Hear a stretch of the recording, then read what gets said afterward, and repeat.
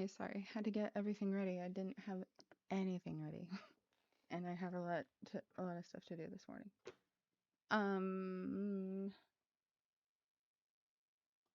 Wildcat, I knew it was you. I knew it was you that suggested it. I knew somebody did. How's my audio? Hey babe. The amazing is here.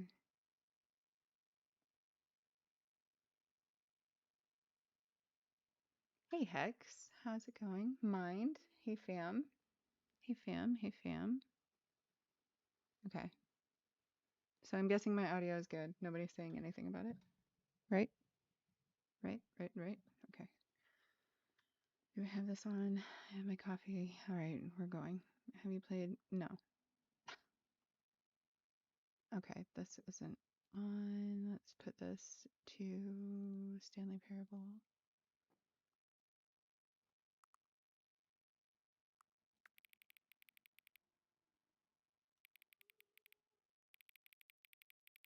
Where it's barely visible, I guess.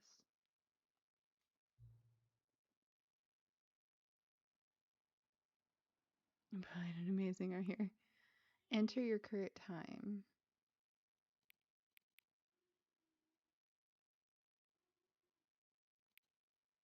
Yeah, did it not do it? And that's what I was doing. That's why I had to save it to my desktop because it wasn't a file. So I saved it to that.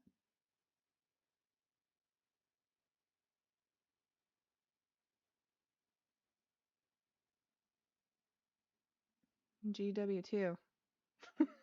What? Okay.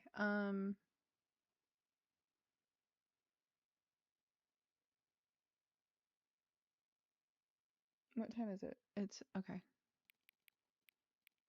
I don't know why I'm looking over there. It's exactly. No, it's not. It's not.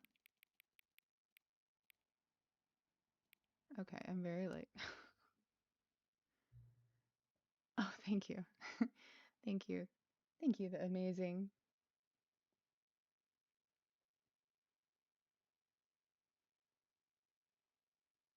Guild Wars. Oh, okay. Hey, security. Pay security. Accessibility. Okay. That's okay. Is it too loud? It's really loud. Okay. I didn't even do the settings. This is the story of Oh a my man named god. Stanley.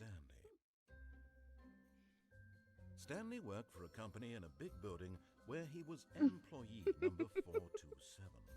Employee number 427's I forgot where I did that. Where I was saying hey security and it came out as pay. Orders came to him through a monitor on his desk, telling Check him the what settings buttons first. to Too push, late. how long to push them, and in what. I don't know if I can. Okay, I can.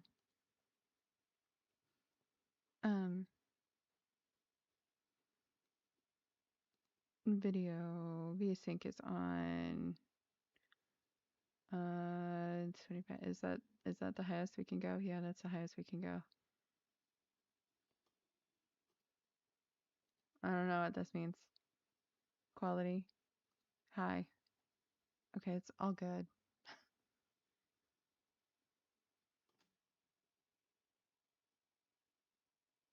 Oh God, babe, wake up. I'm not awake. I stayed up too late. Alright. Thinking. This is what employee 427 did every day of every month of every year. And although others might have considered it soul-rending, Stanley relished every moment that the orders came in, as though he had been made exactly for this job. And Stanley was happy. I wasn't sure if anybody knew, but one day, okay. something very peculiar happened. Something that would forever change Stanley. Something he would never quite forget. Yes, you did. He had been at his desk for nearly an hour when he realized that not one single order had arrived on the monitor for him to follow. No one had showed up to give him instructions, call a meeting, or even say hi. Never in all his years at the company had this happened, this complete isolation. Something was very clearly wrong. Shocked, frozen solid, Stanley found himself unable to move for the longest time. But as he came to his wits and regained his senses, he got up from his desk and stepped out of his office. Did we step out of the office? Okay.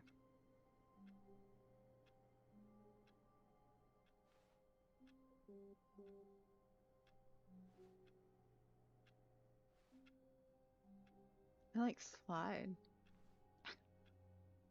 Like I tap the button. I slide. Okay. Anything in there?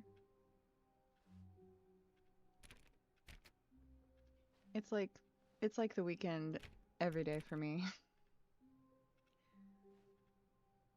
Except for Sunday, because that's when I actually take the time to actually do my schoolwork. Oh. What could it mean? Stanley decided to go to the meeting room. Perhaps he had simply missed a memo. No matter how hard Stanley looked, he couldn't find a trace of his co-workers. Hello?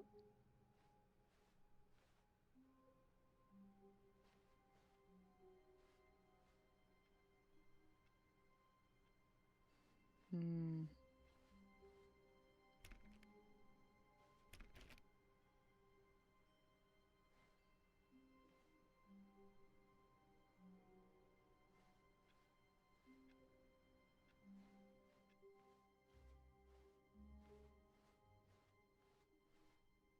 When Stanley came to a set of 2 open doors, he entered the door on his left. Well, okay. Open. Wait, what? To the right? This was not the correct way to the meeting room, and Stanley knew it perfectly well. Perhaps he wanted to stop by the employee lounge first, just to admire it. This?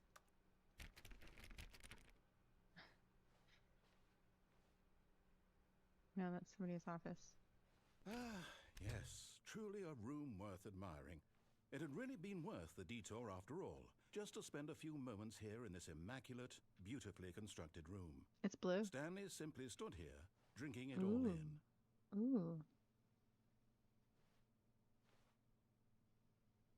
Yeah, that looks nice.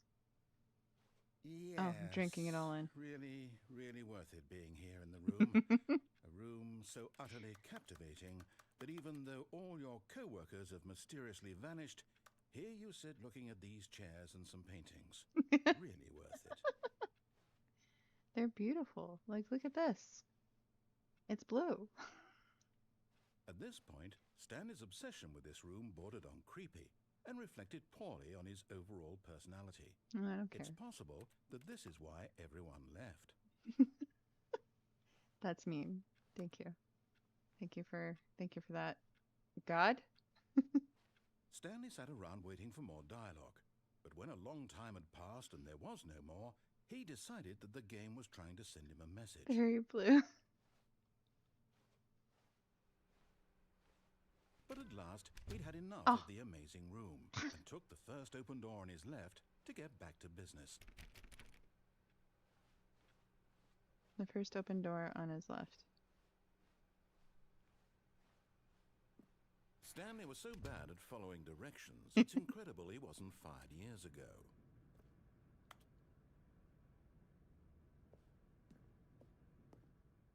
I'm already just doing a bad job at this. Okay.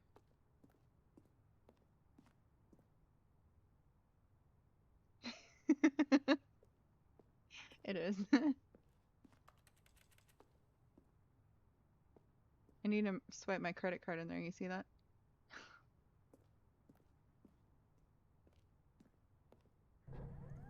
Look, Stanley, I think perhaps we've gotten off on the wrong foot here. I'm not your enemy, really, I'm not. I realize that investing your trust in someone else can be difficult, but the fact is that the story has been about nothing but you all this time. There's someone you've been neglecting, Stanley. Someone Me? you've forgotten about. please, stop trying to make every decision by yourself. Now, I'm not asking for me, I'm asking for her. Who? This is it, Stanley. Who's Your her? chance to redeem yourself, to put your work aside, to let her back into your life. She's been waiting. Who? Her?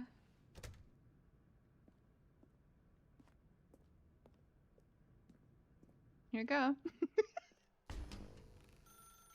That's her, Stanley. You need to be the one to do this, to reach out to her.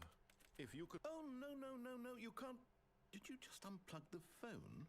No, that wasn't supposed to be a choice. How did you do that? You actually chose incorrectly? I didn't even know that was possible. Let me double check.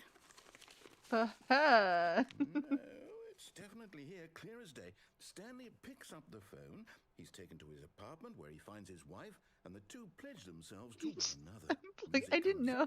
Fade to white, roll credits. Not picking up the phone is actually somehow an incorrect course of action. Oh, hi, How is that Braytech. even possible? None of these decisions were supposed to mean anything. I don't understand. How on earth are you making meaningful choices? What did you... Wait a second. Did I just see... No, that's not possible. I can't believe it. How had I not noticed it sooner? You're not Stanley. You're a real person. I can't believe I was so mistaken. This is why you've been able to make correct and incorrect choices. And to think I've been letting you run around in this game for so long. If you'd made any more wrong choices, you might have negated it entirely. It's as though you completely ignored even the most basic safety protocol for real-world decision-making. Or did you not grasp the severity of the situation? Well, I won't have that kind of risk on my watch. I'm going to stop the game for a moment so we can educate you properly on safe decision-making in the real world. Please observe this helpful instructional video. Sure. Choice. It's the best part of being a real person. But if used incorrectly, can also be the most dangerous. For example, in this scenario, a hypothetical real person named Rupert has a choice. He could invent a machine that eliminates food shortages across the world to make life better for all people. Or he could spend years of hard work forgetting how to read. Which choice would you make? Remember that unlike here, the real world makes sense, and at no time should you make a choice that does not conform to rational logic. If you find Fish. yourself speaking with a person who does not make sense, in all likelihood, that person is not real. Allow the person to finish their thought, then provide Their an thought? excuse why you cannot continue talking. Turn to a partner and practice saying, "My goodness, is it Hey, Navi. 4:30? I'm supposed to be having a back, sack, and crack." Excellent. Making choices on a regular basis is the best part to a healthy decision-making process. Most medical professionals thought. recommend making at least 8 choices per day. Do you make more than 8? Less? And finally, if you begin to wonder if your choices are actually meaningful and whether you'll ever make a significant contribution to the world, just remember that in the vast infiniteness of space, your thoughts and problems are materially insignificant, and the feeling should subside. At this time, your instructor will Good guide you in an morning. exercise Hello, to Shade. test and How are you? reinforce the material covered in this video. Their thought. Welcome back. Okay. You may have noticed that this room has begun to deteriorate as a result of narrative contradiction. But not to worry. Now that you're properly informed on good decision-making, we're going to revisit a choice you made just a few minutes ago and see By what the unplugging. correct thing Yeah. to do would have been. This way, please. Oh. Well, what if I did this? No?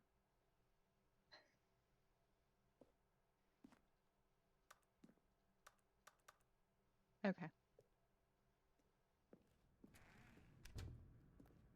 I'm back. Sorry. Did you unplug? I did. I did. I wasn't gonna talk to her. What? I have to go back. Okay.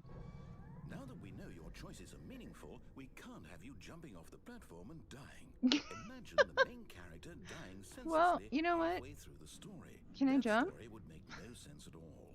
We just need to get you home as soon as possible before the narrative You're contradiction rebelling gets against the worse. system. Shade, how are Unfortunately, you? it seems this place is not well equipped to deal with reality.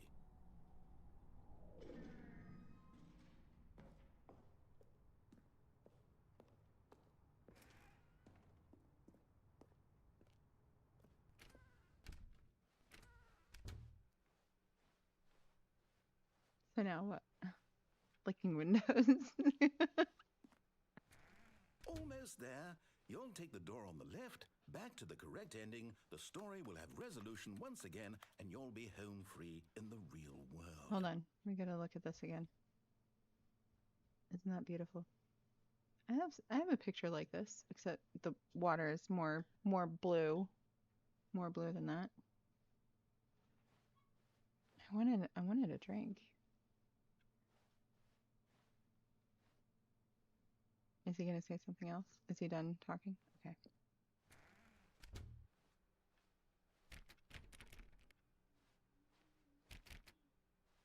Gotta check all the doors.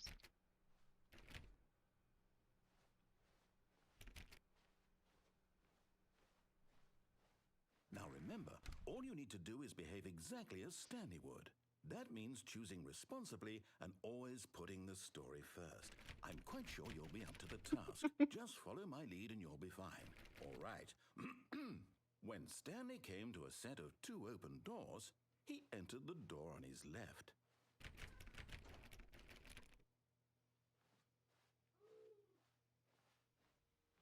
No! Why did you do that? Quickly, hurry back in the other direction. Perhaps we're not too late.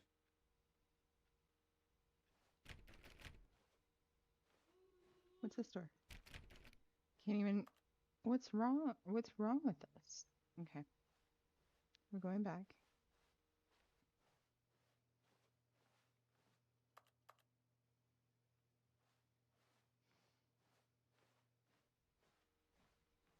No, nothing? Okay.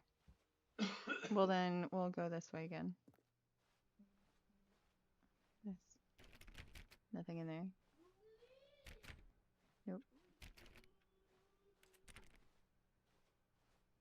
Oh, it's ruined. I can't believe, after everything we talked about, that my story, you've destroyed my work. Why? For what? What did you get out of that? What did you think was so special about seeing the game undone, left here like so much garbage? I want this. I want this chair. It's worthless now. And what am I supposed to do? Even if there were a way to continue, would it be worth it? To know that my story is now incorrect? How can I go back to that? I can't erase that knowledge. I'll have to live with it forever. Reliving its impossibility forever. I couldn't live that way. Is it better to shut the game down entirely? To willingly destroy all of my work? I don't know. What's the answer? What do I do? What do I do? What do I... No, I have to. I have to shut the game down. I have to. I have to. Oh.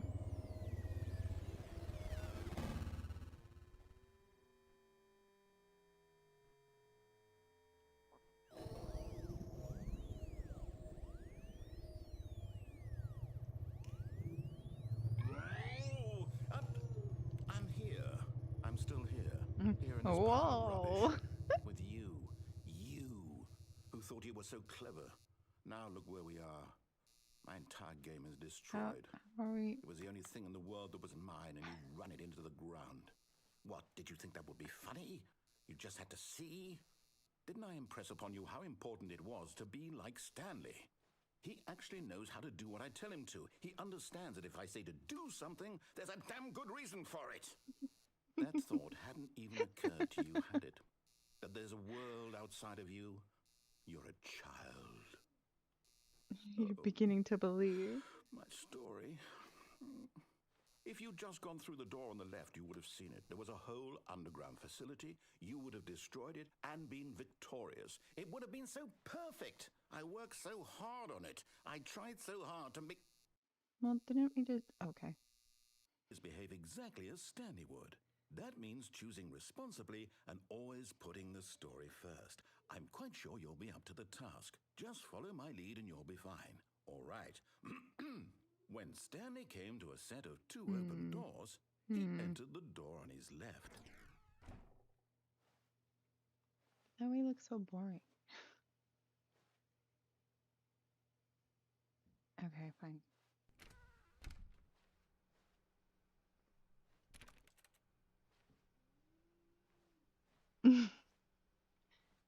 No, ultimates.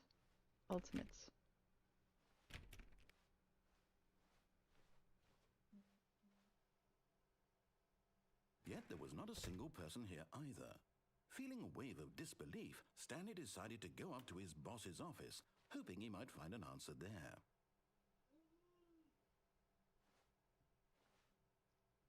I'm a classy troll.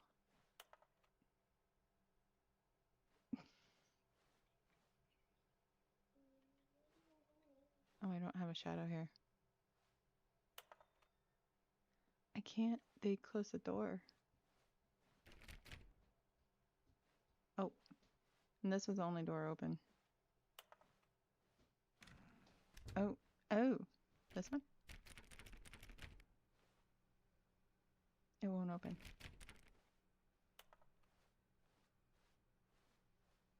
Coming to a staircase, Stanley walked upstairs to his boss's office.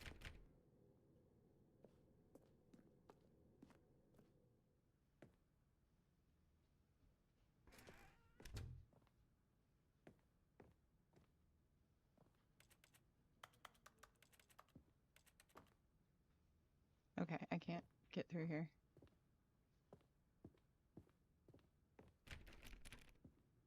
Whatever door that is. This is why would you have somebody wait all the way over here when you're right here? Hey, blood.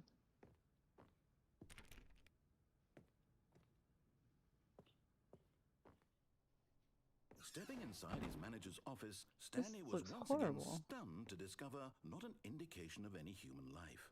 Shocked, unraveled, Stanley wondered in disbelief who orchestrated this until he saw the door with a voice receiver next to it. Surely behind this door lay all the answers to his questions. And beyond all probability, he knew the passcode. He had seen it on his boss's computer just last week. Night Shark 115. Was this the code to open the door? Would it Shock or work? shark? There I was didn't only even read one the. way to find out. Stanley had been trained never to speak up, but now he would draw from within himself the courage to face the unknown. He drew a sharp breath and then spoke the code.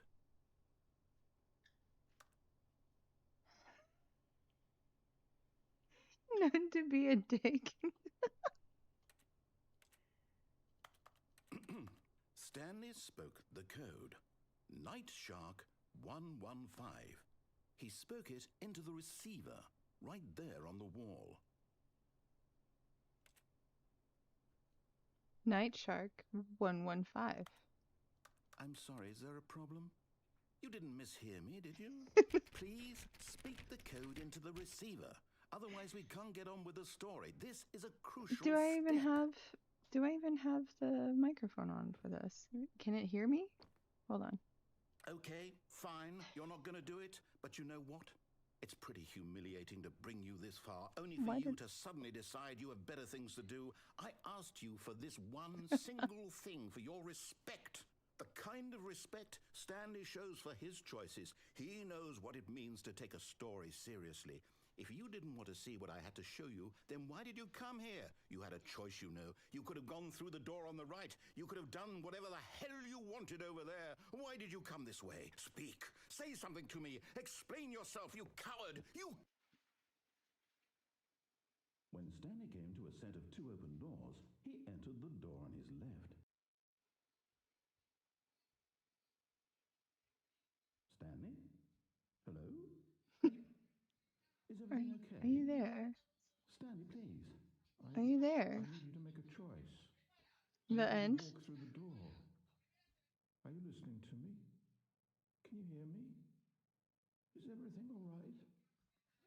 Stanley, this Stanley, is can you hear me? Stanley, The story hello. needs you to make a decision. It cannot exist without you. Do you understand me? Whatever choice you make is just fine. They're both correct. You cannot be wrong here. We can work together. I'll accept whatever you do. I simply need you to take that step forward, please. Choose. Do something. Anything. This is more important than you can ever know. I need this. The story needs it.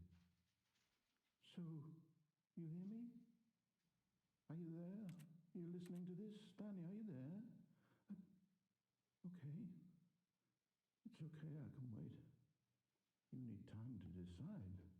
Time to make sure your choice is correct. That is the best choice. That's Oh, all. wow. I'll wait for you to decide what's the right thing to do. Take as much time as you need. Sorry, Leroy.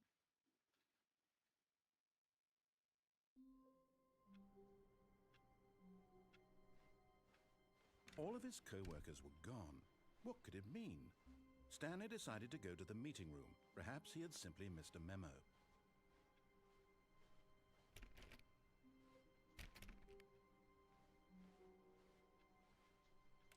Stanley went around touching every little thing in the office, but it didn't make a single difference, nor did it advance the story in any way.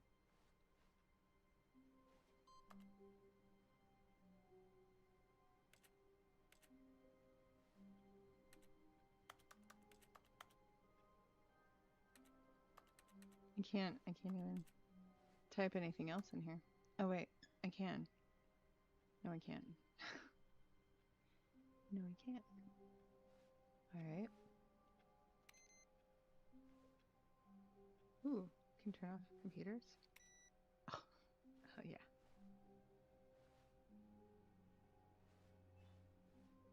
Now, does it have something? Nope. Okay.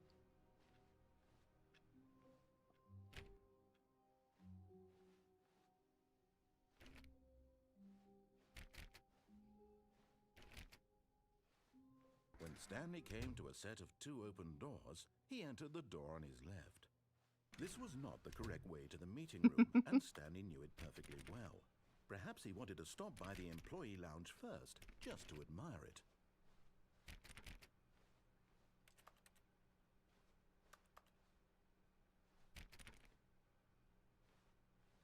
Wow, yes, this room.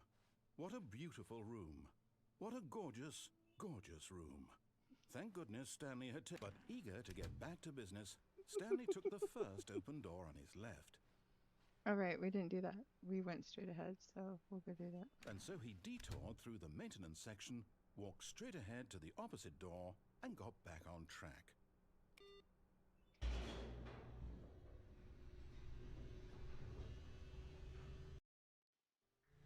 But Stanley didn't want to go back to the office. He wanted to wander about and get even further off track. So now in order to get back, he needed to go,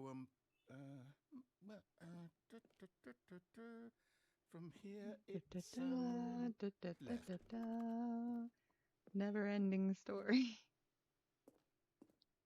Oh, no, Oh. it's to the right, my mistake. Oh, for heaven's sake. No, not the right. Why would I have ever said it was to the right? What was I thinking? It's clearly... Oh dear, would you hold on for a minute, please? Now, let's see. We went down right, left, down, left, right. Yep, okay, yes. I've got it now. This story is absolutely, clapping. definitely this way.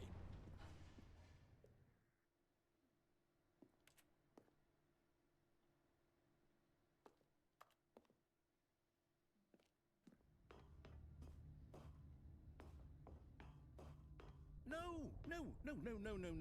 This isn't right at all. You're not supposed to be here yet. This is all a spoiler. Quick, Stanley, close your eyes. Okay.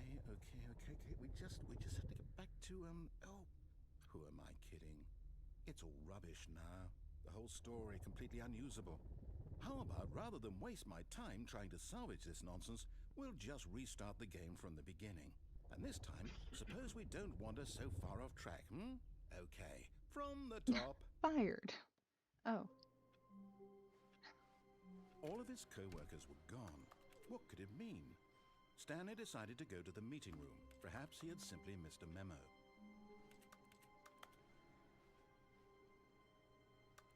I'm gonna touch everything. Hold on. Okay.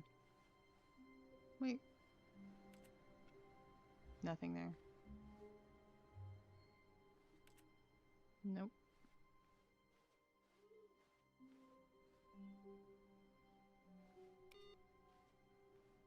Oh, is this one? That can turn off.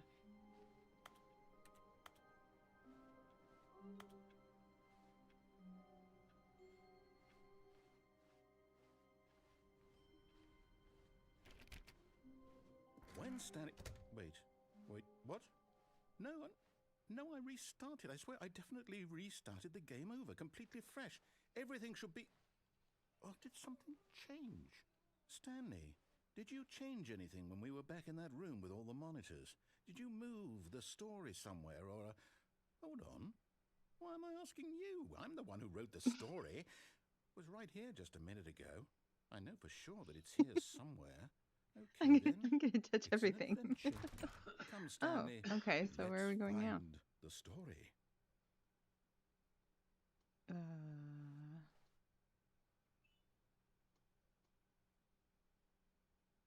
Hello, AMAC.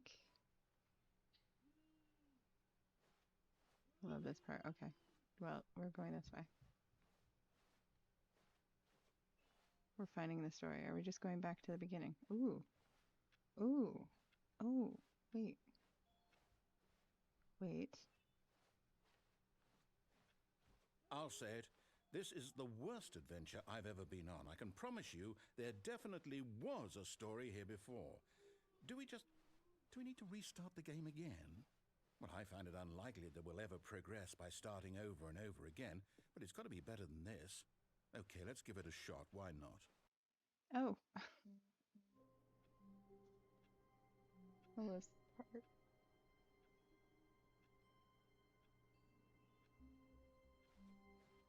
All of his co-workers were gone. What could it Right, mean? yeah. Stanley decided to go to the meeting room. Perhaps he had simply missed a memo.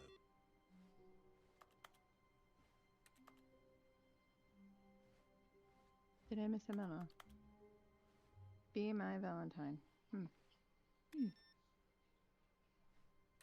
Nobody needs these monitors on. They're not even at their desk. What is this? I hate Mondays.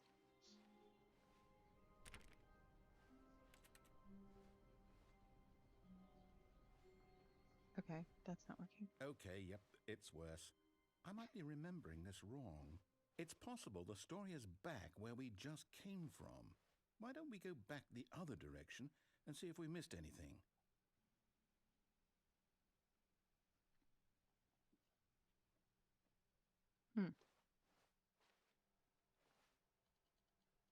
I can't even click that door.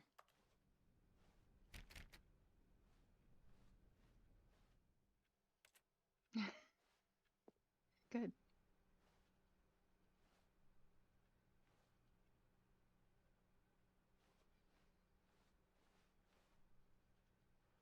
I can't even click on these doors.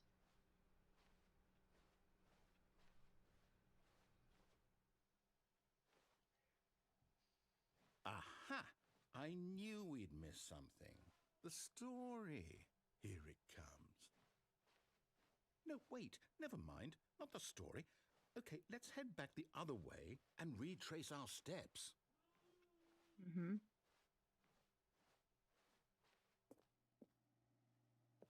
Now this, well, I'll be honest, I don't recognize this place at all.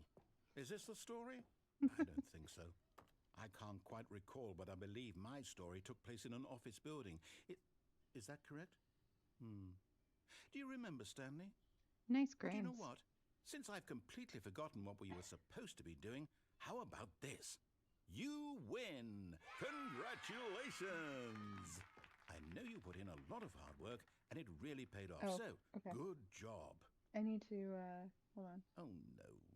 No, I need to don't go in feel there. right about this at all. We both know you didn't put in any actual I'm work for subbing. that win. Some people Subbing win now. fair and square, And then, and this was yeah. not one of those situations. Okay, I'm getting weirded out by whatever this place is. I don't care what might happen this time. I have to restart.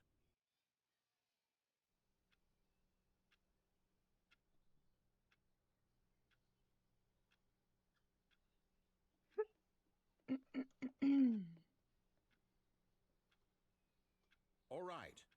a solution. This time, to make sure we don't get lost, I've employed the help of the Stanley Parable Adventure Line. Just follow the line. How simple is that? Oh. Okay. Following the line to a point.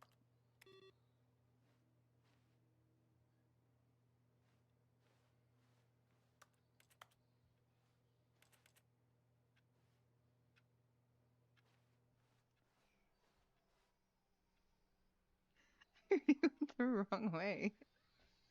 All right, we're going this way. No, I'm down. We're leaving it up to the line from now on.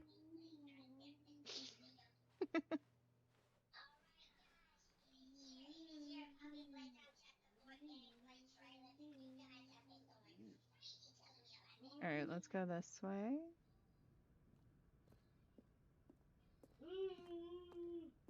You see? The line knows where the story is. It's over in this direction. Onward, Stanley, to destiny. Though, here's a thought. Wouldn't wherever we end up be our destination, even if there's no story there? Or to put it another way, is the story of no destination still a story? Simply by the act of moving forward, are we implying a journey such that a destination is inevitably conjured into being via the very manifestation of the nature of life itself? Okay, Stanley, I need to follow this train of thought for a minute. Just stick with me. Now, we can both agree that the nature of existence is in fact a byproduct of one's subjective experience of that existence, right? Okay. Now, if my experience I don't think drawing a line would help if I played the game. inside of your subjective experience of this office, is this office in fact the skeleton of my own relative experiential mental subjective construct? What are you babbling about? Hang on. That got a bit weird back there. Well, I'd like to can't apologize. hear anything he's saying. Not sure where I was going with all that. You know what? I think what we need right now is a bit of music to lighten the mood. Yes, that's what we need. Oh, look at all these cuts.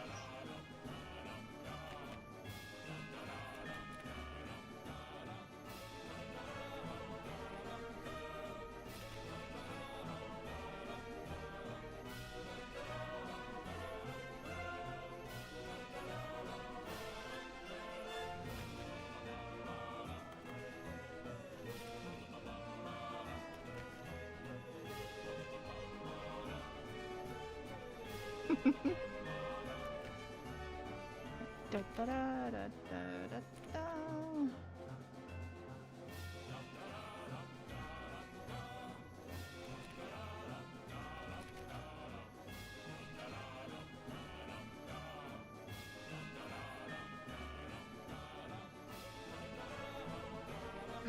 I guess we... Okay, we're going this way.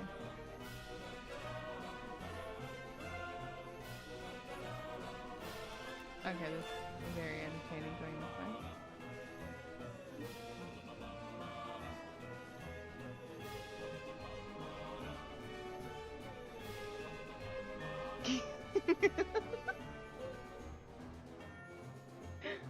Wait, cut the music.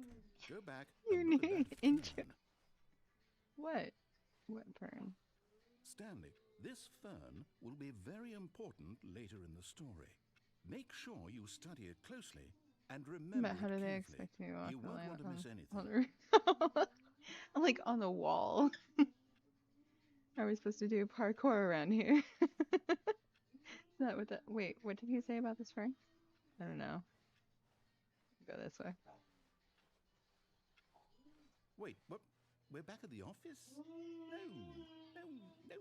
Line, you do know we're looking for the Stanley Parable, right? The story?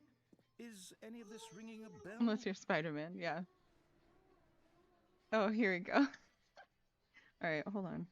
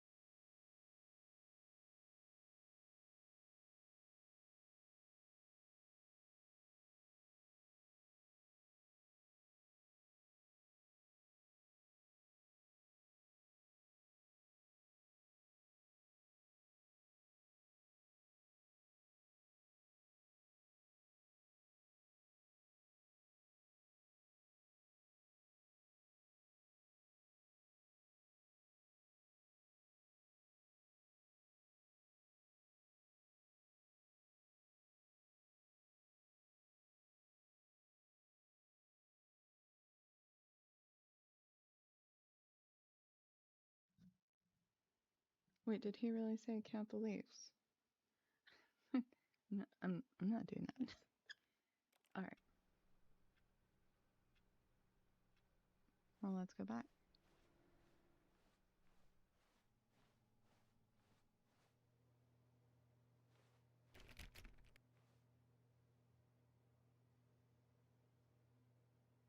The Assassin's Creed in alpha mode.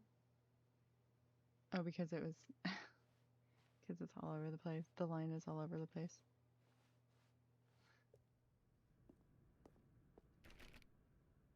Ooh. Oh, no, Yep, not we're again, right. Line. How could you have done this to us? And after we trusted Fired. you, after everything we've been through, Fired. you... Well, I can't take this anymore. To hell with it. Restart.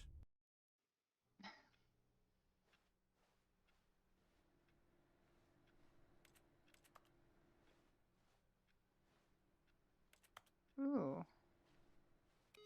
Really? You know what, Stanley?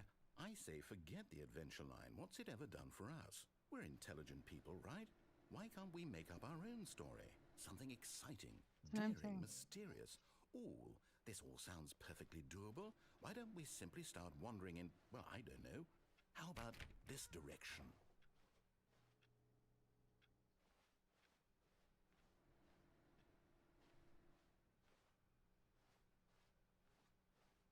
Now, yes, this is exciting. Just me and Stanley forging a new path, a new story. Well, it could be anything. What do you want our story to be? Go wild. Use your imagination. Whatever it might be, Stanley, I'm ready for it.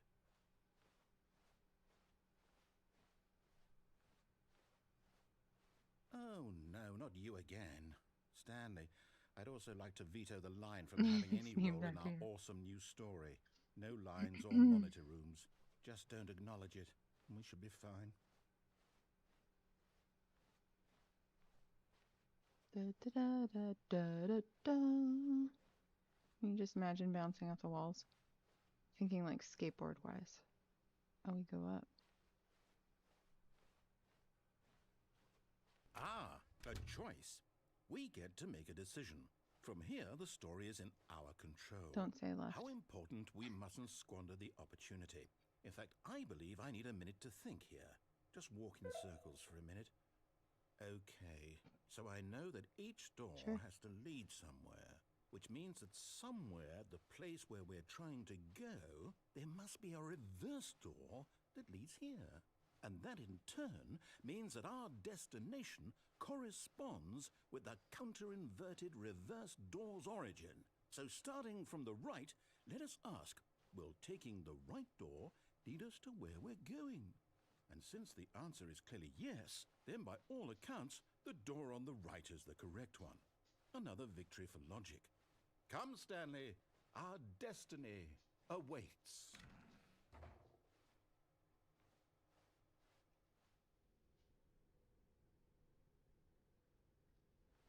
Oh, hold up, what's this? The confusion ending. The confusion ending.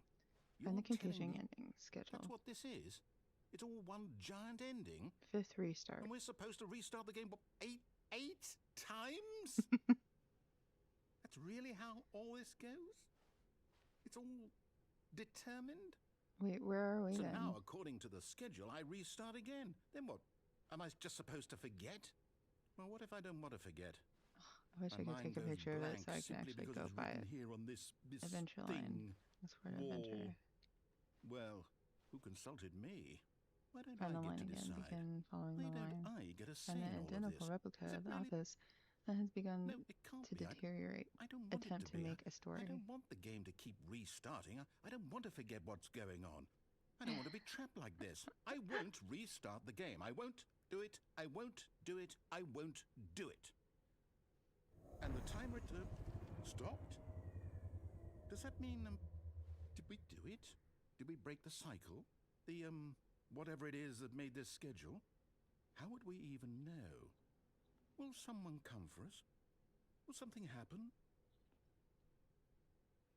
So, okay. No, I actually. guess now we just wait.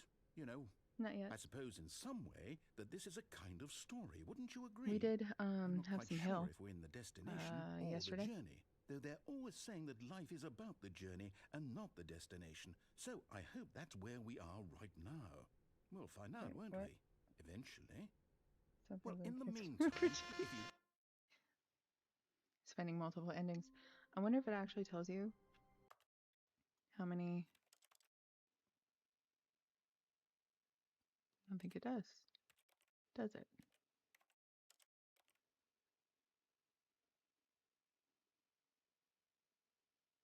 No. I was gonna say how many oh how many endings are there? I believe the narrator in this game has vocal cords made of steel. How all of many his lines? co-workers were gone. What could it mean? Yeah. Stanley decided to go to the meeting room. Perhaps he had simply missed a memo.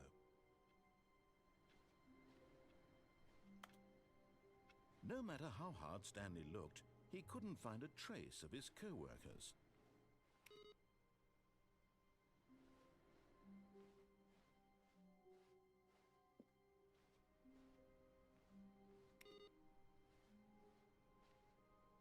$45.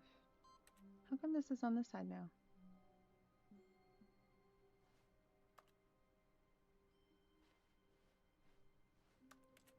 Am I supposed to do something with the input?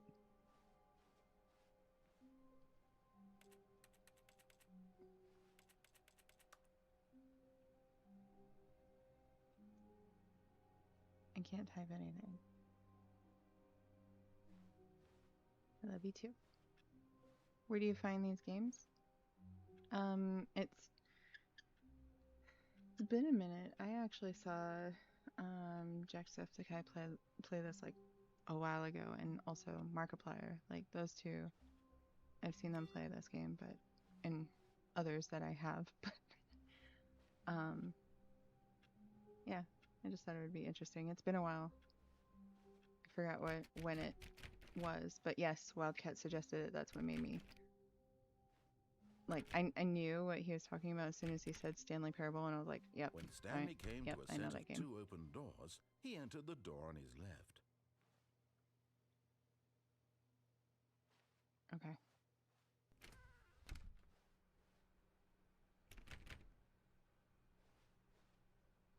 Did they really? They're really good. Very entertaining. Yet there was not a single person here either.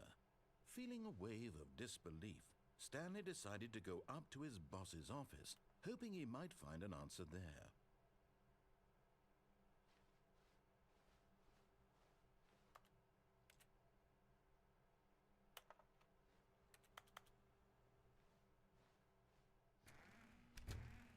Ooh.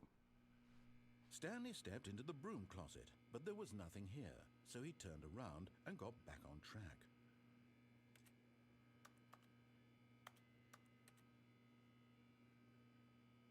There was nothing here. No choice to make, no path to follow, just an empty broom closet. No reason to still be here.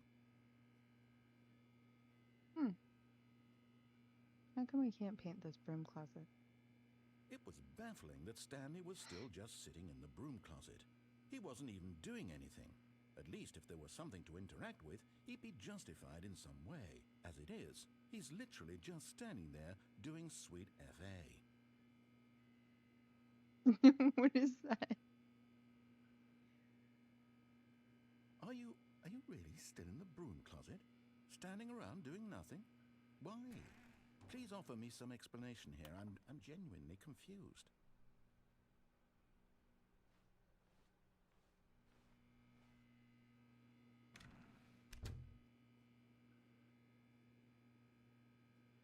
You do realize there's no choice or anything in here, right? If I'd said Stanley walked past the broom closet, at least you would have had a reason for exploring it to find out. But it didn't even occur to me because literally this closet is of absolutely no significance to the story whatsoever. I never would have thought to mention it.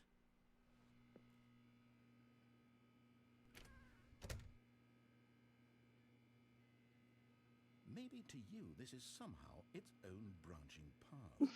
Maybe when you go talk about this sex with your friend, you'll say, "Oh, did you get the broom closet ending? The You should. broom closet ending was my favorite." I hope your friends find this concerning.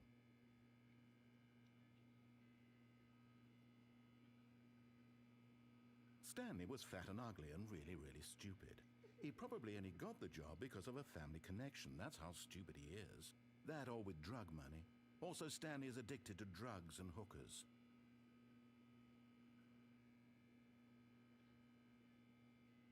Well, I've come to a very definite conclusion about what's going on right now. You're dead. You got to this broom closet, explored it a bit, and were just about to leave because there's nothing here, when a physical malady of some sort shut down your central nervous system and you collapsed on the keyboard. Well, in a situation like this, the responsible thing is to alert someone nearby so as to ensure that your body is taken care of before it begins to decompose. Hello? Anyone who happens to be nearby? The person at this computer is dead. They have fallen prey to any number of your countless human physiological vulnerabilities. It's indicative of the long-term sustainability of your species. Please remove their corpse from the area and instruct another human to take their place, making sure they understand basic first-person video game mechanics and filling them in on the history of narrative tropes in video gaming, so that the irony and insightful commentary of this game is not lost on them. All right, when you've done that, just step out into the hallway.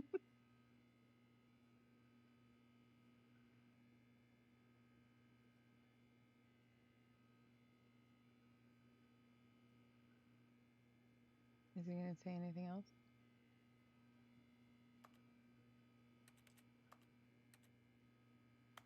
I think how it still sounds like I'm tapping on the keyboard.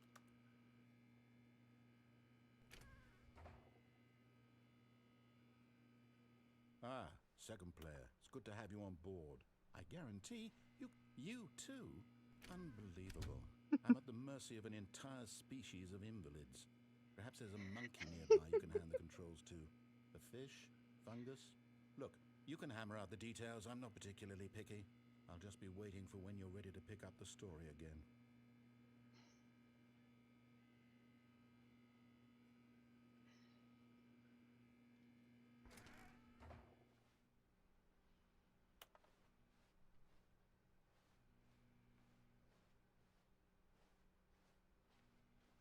But he was going to say something else.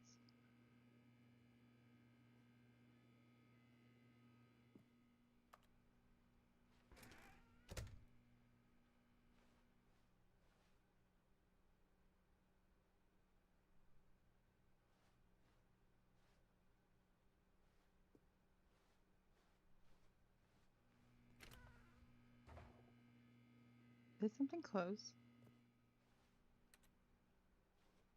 No. Okay. Coming to a staircase, Stanley walked upstairs to his boss's office.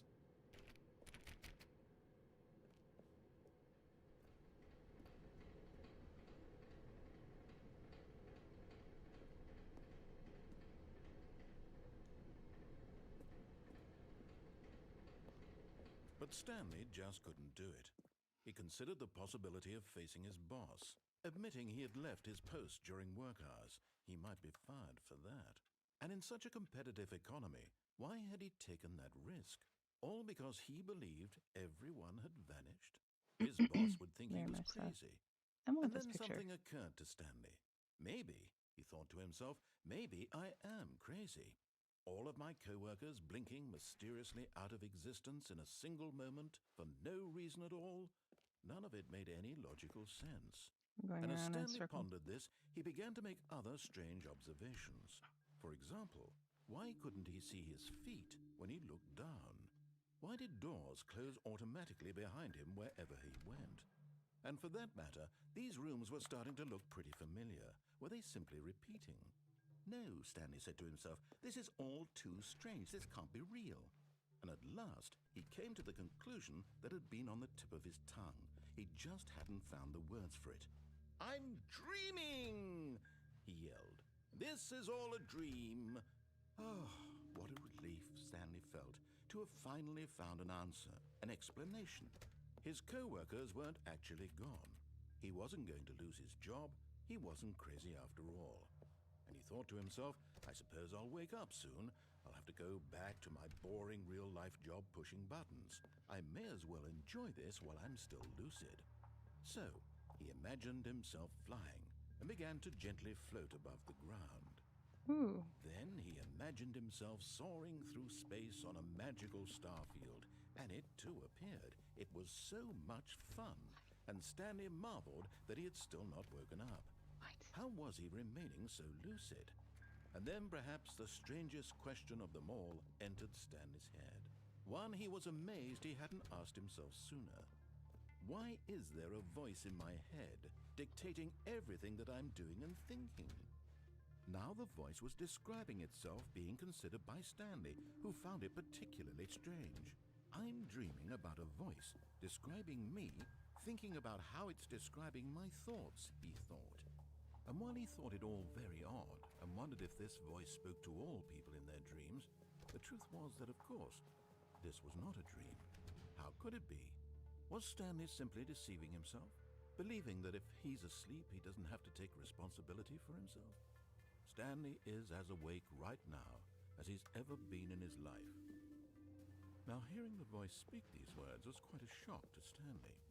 After all, he knew for certain, beyond a doubt, that this was in fact a dream.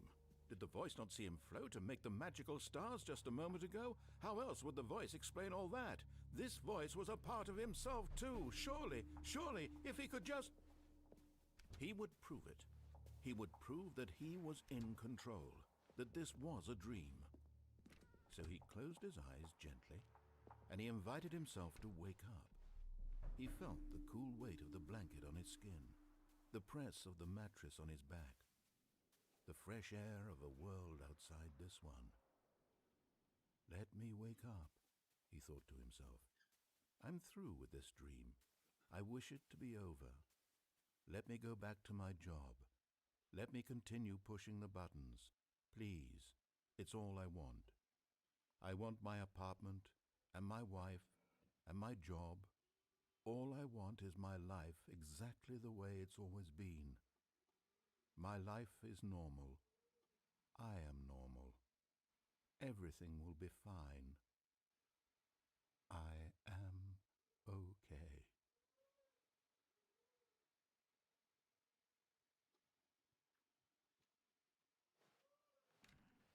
Stanley began screaming. Please, someone, wake me up. My name is Stanley. I have a boss. I have an office. I am real. Please, just someone tell me I am real. I must be real. I must be. Can anyone hear my voice? Who am I? Who am I? And everything went black.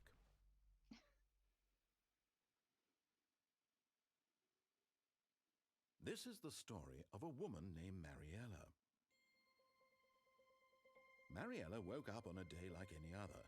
She arose, got dressed, gathered her belongings, and walked to her place of work. But on this particular day, her walk was interrupted by the body of a man who had stumbled through town talking and screaming to himself, and then collapsed dead on the sidewalk. And although she would soon turn to go call for an ambulance, for just a few brief moments she considered the strange man. He was obviously crazy, this much she knew. Everyone knows what crazy people look like. And in that moment, she thought to herself how lucky she was to be normal. I am sane. I am in control I am of normal. my mind. I know what is real and what isn't. It was comforting to think this, and in a certain way, seeing this man made her feel better. But then she remembered the meeting she had scheduled for that day, the very important people whose impressions of her would affect her career, and by extension, the rest of her life. She had no time for this, so it was only a moment that she stood there, staring down at the body. And then she turned and ran.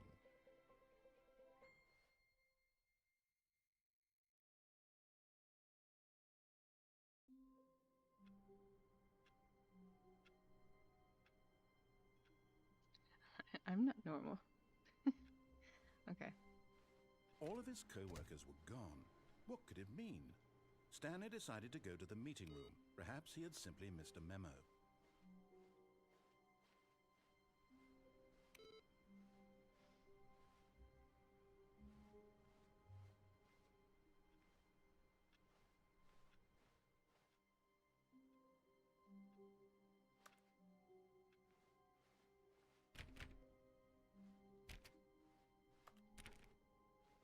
When Stanley came to a set of 2 open doors, he entered the door on his left.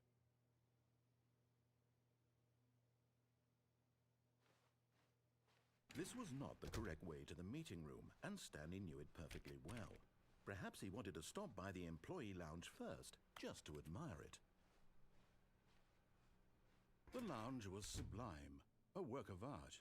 What was it about this room that called so deeply and so personally to Stanley?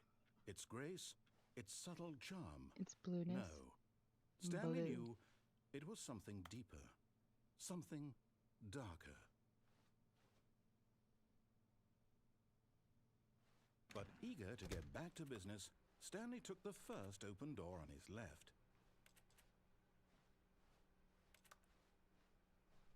Stanley was so bad at following directions, it's incredible he wasn't fired years ago. Look, Stanley, I think perhaps we've gotten off on... But in his eagerness to prove that he is in control of the story and no one gets to tell him what to do, Stanley leapt from the platform and plunged to his death. Good job, Stanley. Everyone thinks you are very powerful.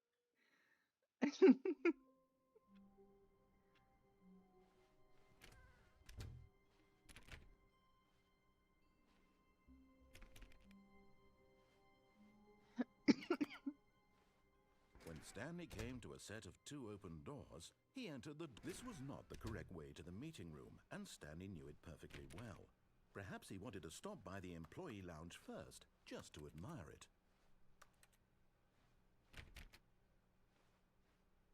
Standing now in this incredible room, Stanley for the first time, but eager to get back to business, Stanley took the first open door on his left. There Stanley must was be so more bad at endings following on this side. directions, it's incredible he wasn't fired years ago. Look, Stanley, I think perhaps we've gotten off on the wrong foot here. I'm not your enemy, really, I'm not. I realize that investing your trust in someone else can be difficult, but the fact is that the story has been about nothing but you all this time. There's someone you've been neglecting, Stanley. Someone you've forgotten about. Twice, Please, actually. stop trying to make every decision by yourself. Now, I'm not asking for me, I'm asking for her. For her. This is it, Stanley. Your chance to redeem yourself, to put your work aside, to let her back into your life. She's been waiting.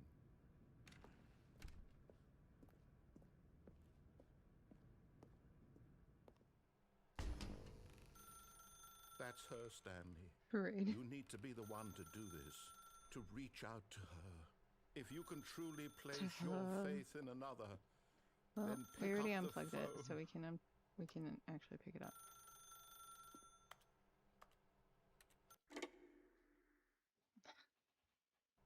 Go into the light. 427. My office. Oh, Stanley, is that you? Hold on, sweetie. Sorry to keep you waiting. I'm just pulling the bread out of the oven. All right. Okay, there we go. All right, now, I want you to come in and tell me all about your day. Gotcha. Oh, come on. Did you actually think you had a loving wife who'd want to commit their life to you? I'm trying to make a point here, Stanley. I'm trying to get you to see something. Come inside. Let me show you what's really going on here. Sorry, but you're in my story now. I can't even break that down.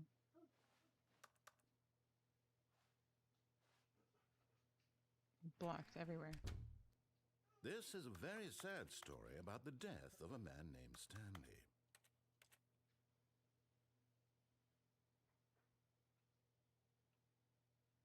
Stanley is quite a boring fellow. He has a job that demands nothing of him, and every button that he pushes is a reminder of the inconsequential nature of his existence.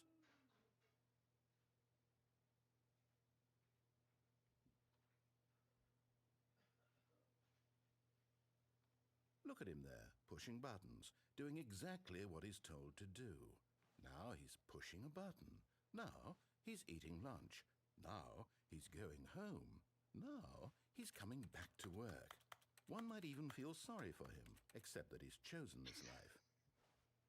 You felt sorry for him. But in his mind, he can go on fantastic adventures. From behind his desk, Stanley dreamed of wild expeditions into the unknown, fantastic discoveries of new lands. It was wonderful. And each day that he returned to work was a reminder that none of it would ever happen to him. And so he began to fantasize about his own job.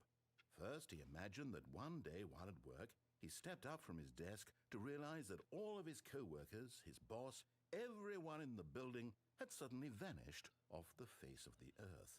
The thought excited him terribly. So he went further. He imagined that he came to two open doors and that he could go through either. At last, choice. It Okay. barely even mattered what lay behind each door. Sounds good. The mere thought that his decisions would mean something was almost too wonderful to behold. As he wandered through this fantasy world, he began to fill it with many possible paths and destinations. Down one path lay an enormous round room with monitors and mind controls. And down another was a yellow line that weaved in many directions. And down another was a game with a baby. And he called it the Stanley Parable. It was such a wonderful fantasy, and so in his head he relived it again, and then again, and again, over and over, wishing beyond hope that it would never end, that he might always feel this free. Surely there's an answer down some new path, mustn't there be? Perhaps if he played just one more time. But there is no answer. How could there possibly be? In reality, all he's doing is pushing the same buttons he always has. Nothing has changed. The longer he spends here, the more invested he gets, the more he forgets which life is the real one. And I'm trying to tell him this, that in this world he can never be anything but an observer, that as long as he remains here, he's slowly killing himself. But he won't listen to me. He won't stop. Here, watch this. Stanley, the next time the screen asks you to push a button, do not do it. You see? Can he just not hear me? How can I tell him in a way that he'll understand that every second he remains here, he's electing to kill himself? How can I get him to see what I see? How can I make him look at himself? I suppose I can't, not in the way I want him to. But I don't make the rules. I simply play to my intended purpose, the same as Stanley. We're not so different, I suppose. I'll try once more to convey all this to him. I'm compelled to. I must. Perhaps, well, maybe this time he'll see. Maybe this time. And I tried again, and Stanley pushed a button. And I tried again, and Stanley pushed a button. And I tried.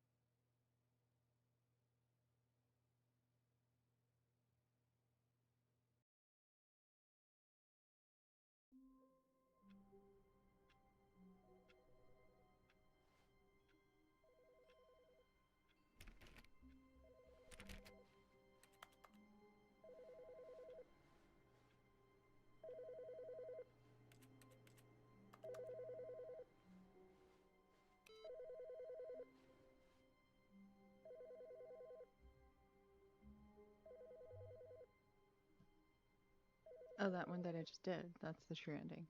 Hmm. I didn't even follow the... Okay, what phone is that?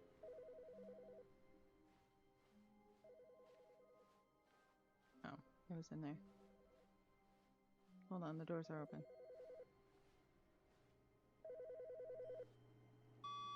Hello.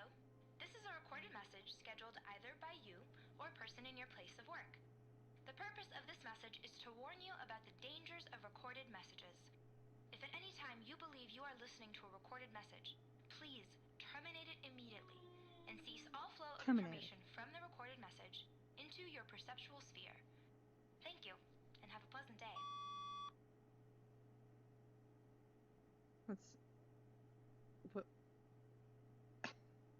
What was the point of that message?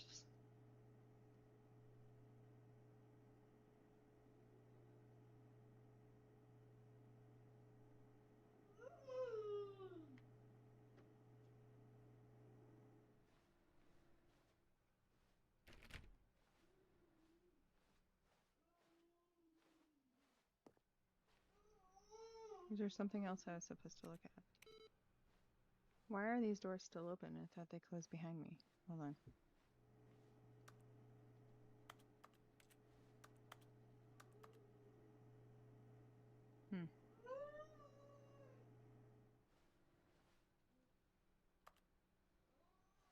Okay.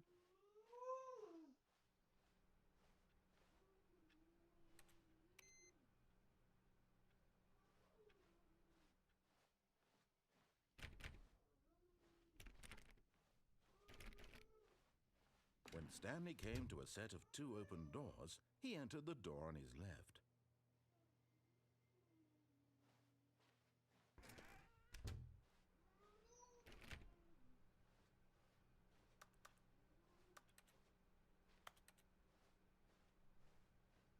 Yet there was not a single person here either. Feeling a wave of disbelief, Stanley decided to go up to his boss's office, hoping he might find an answer there.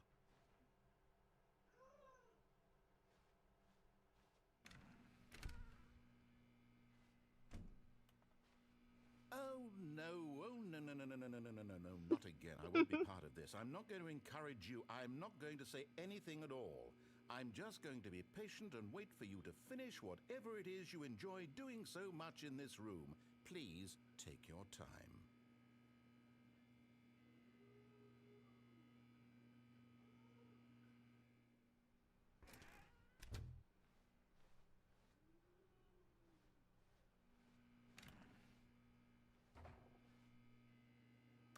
Is there anything I can grab in here?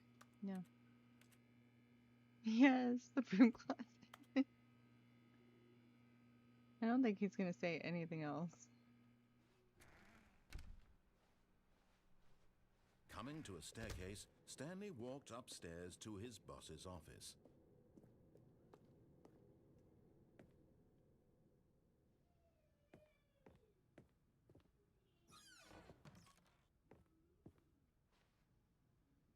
Money in the morning, money in the evening, money for breakfast. Money crisp. Money.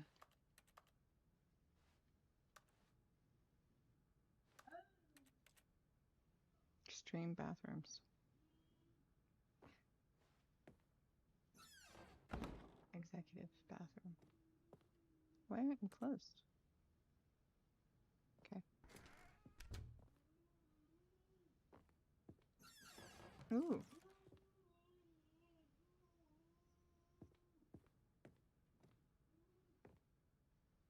Huh.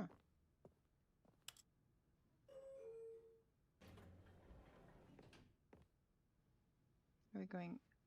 Let's go up.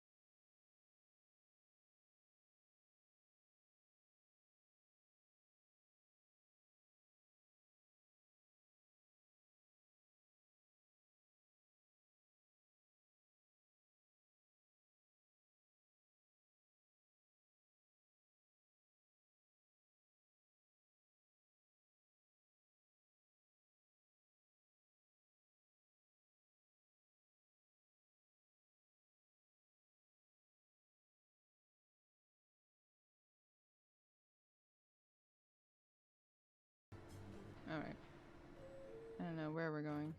I guess it doesn't go anywhere. It just shudders in place.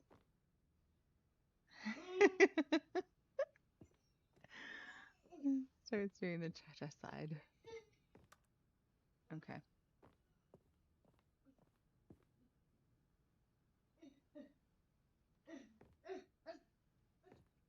Ah, ah, ah, ah. Stepping into his manager's office, Stanley was once again stunned to discover not an indication of any human life. No. Shocked, unraveled, Stanley wondered in disbelief who orchestrated this, what dark secret was being held from him. What he could not have known was that the keypad behind the boss's desk guarded the terrible truth that his boss had been keeping from him. And so the boss had assigned it an extra secret PIN number, 2845. But of course, Stanley couldn't possibly have known this.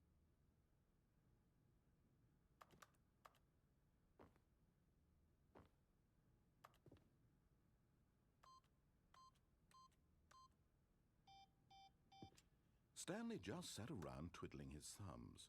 Trying to input anything on the device was useless, since he could never possibly know that the combination was 2845.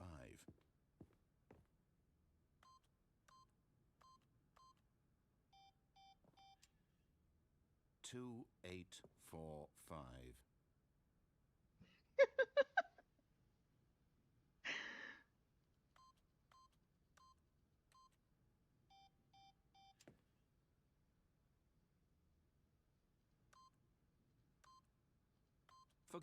But it turns out that the panel's emergency override Forgot. kicked in, and the door just opened all by itself, and Stanley got the hell along with the story. Well, whoop-de-doo. You got the hell along with the story. Where are you? Okay, here we go. Dear God. Well, I don't know the code. How should I know the code? Oh, we're going down. That's what I wanted to do in the elevator. I guess the elevator's broken. Descending deeper into the building, The elevator is Stanley broken. realized he felt a bit peculiar. It was a stirring of emotion in his chest, as though he felt more free to think for himself, to question the nature of his job. Why did he feel this now, when for years it had never occurred to him? This question would not go unanswered for long.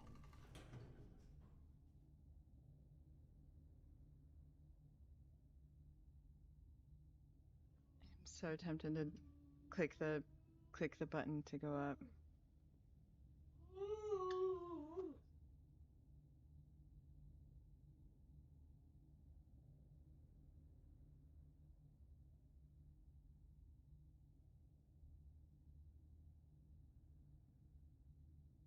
Hold on 1 second. Give me an answer. Should I click the button to go up or go out the door? But give me a second.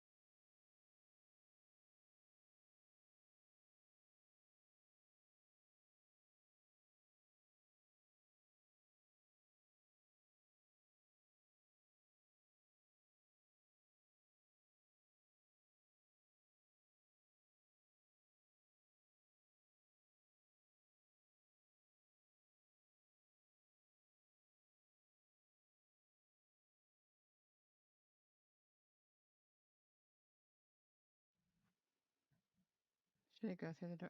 I think I should continue. I think I should click the up. See what he says. Whoops. Nope. Never mind. Stanley actually got back into the elevator and went back up. Silly me. Why did Stanley do that when he knew that it would just lead back to his boss's office? Well, that's a great question. I just can't wait to find out.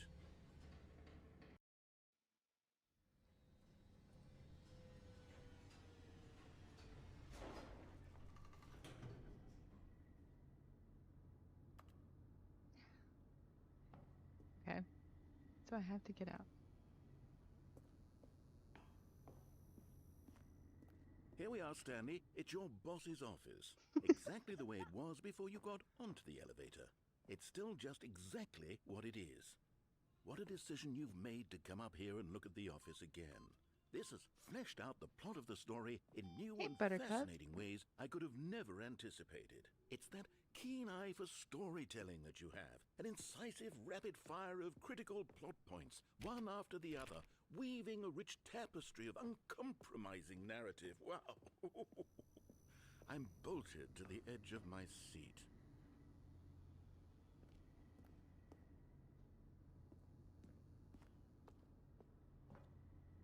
Incredible.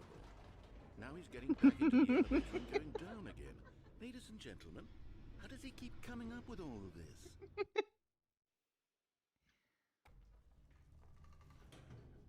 Surely this time Stanley will walk forward into the spooky corridor, won't he?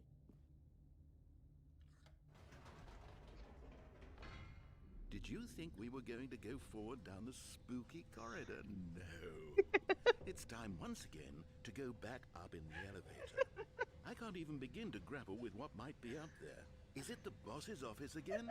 Or what if it's the boss's office this time? The suspense is killing me. Oh my gosh, why didn't I play this earlier? Hold on, I gotta make sure the boss's office is speaking the way we left it. Oh my god. It's the boss's office. This absolutely changes everything for me. Give me a time out here for a minute while I process this.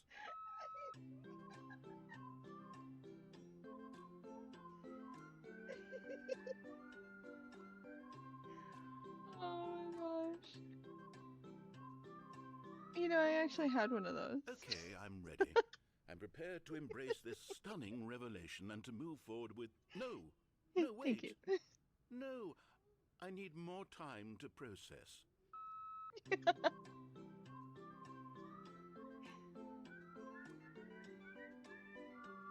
Here we go.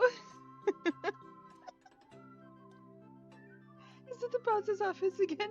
No, wait. It must be the boss's office. Hey, Kristen. All right, I have fully come to terms with it. I have made space in my worldview for this astonishing new reality. As before, I turn to your expert eye for gripping narrative, Master Stanley. Of course, going back down in the elevator. How did I not anticipate it? I mean, sure, now it's obvious, but you have to understand that 30 seconds ago, this kind of thing had never been attempted before. I had no frame of reference to even anticipate it. That's just how revelatory Stanley's decision-making is. A breath of fresh air in a landscape of storytelling that has grown stale and repetitive. Don't give me the option. I will do it.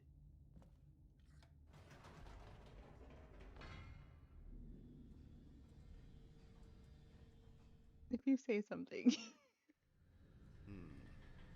You know what? I've just thought of something.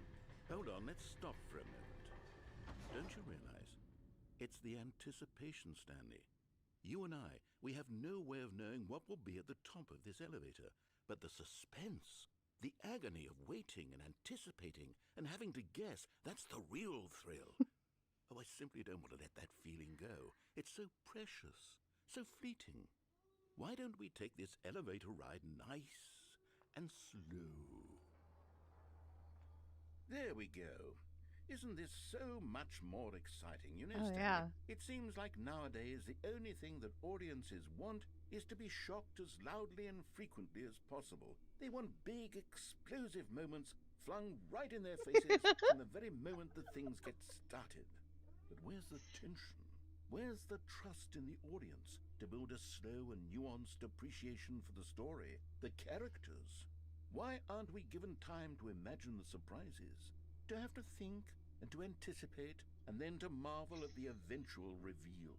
This is storytelling, Stanley. What you and I are doing right now. This is the most exciting narrative to be developed in years. Oh, And it's really all because of you. You're the one who took that this that's bold not the step boss's of office. What is revisiting that? the exact same locations over and over. Truly, I mean it. This is unique and different. It's not like anything else out there. You see, I want stories that surprise me, Stanley. I want to have to think. That I want to be engaged and not pandered to. We're being fed such unimaginative drivel all the time, and we all know it, which is why we're so starved for content that makes us feel sharp and vital and alive. That's why people like you so much, Stanley. Because Where you're are we not going? afraid to spit in the face of tradition. You're a role model, you know? People look up to you. Which is why, oh, I didn't know when to spring this on you, but, well, I've gathered a little press conference for you, so that you can talk about your work and your storytelling and your life. Yes, I know you're not much for the public eye, but I thought it would especially mean a lot to the people who have been following you from the beginning. They really look up to you, Stanley. I don't know if you realize the impact you have on them. This is the kind of gesture that might leave a tremendous impact on them for the better. Oh, good, Ooh. we're here. Oh, this looks familiar. This looks like Okay, another the room game. where we're holding the press conference should be just around the corner here somewhere.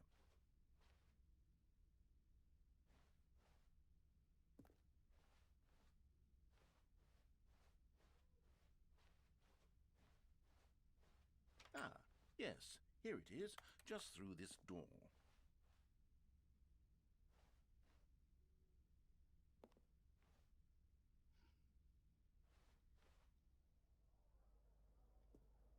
All right, are you ready? I've told them you're going to speak a little bit about the nature of surprise in storytelling and what it means to craft a truly unpredictable narrative.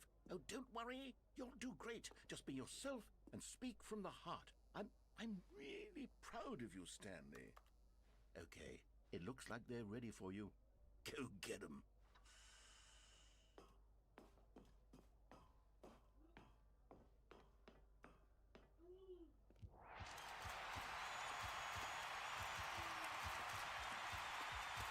What does that mean?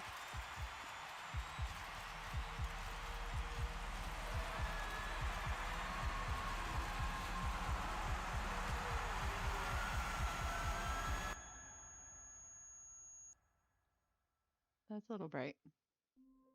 Oh, All of his co-workers were gone. What could it mean? Stanley decided to go to the meeting room. Perhaps he had simply missed a memo. No What matter could how it hard Stanley looked, he couldn't find a trace of his co-workers.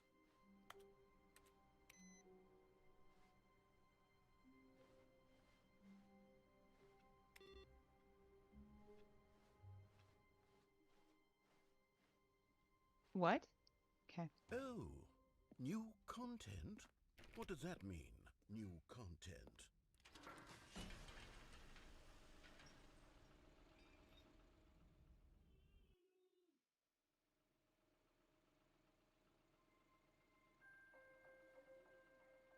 It's like a little mini roller coaster. Hello, and thank Oh. you for playing the Stanley Parable Ultra Deluxe.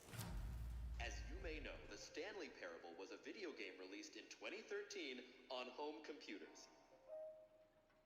After receiving critical and commercial success, it was expanded upon in 2022 with the Stanley Parable Ultra Deluxe, a reimagining of the game for consoles and home computers. The Stanley Parable Ultra Deluxe features exciting new content that broadens and expands the world of the Stanley Parable, delighting audiences the world over. Please, step inside and see what thrilling new adventures await in the Stanley Parable Ultra Deluxe. Oh, well, this sounds delightful. I'm very excited to see the thrilling new Ultra Love that cup. Deluxe content. Very Very patriotic. Gosh, it's so bright. Hello, Mars. Let's try to fix something on here.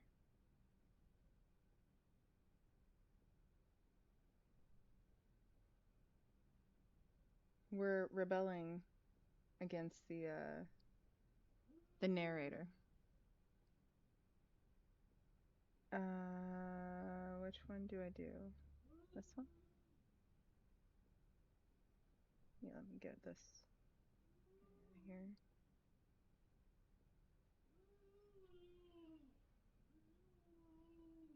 I think that's saved. Okay.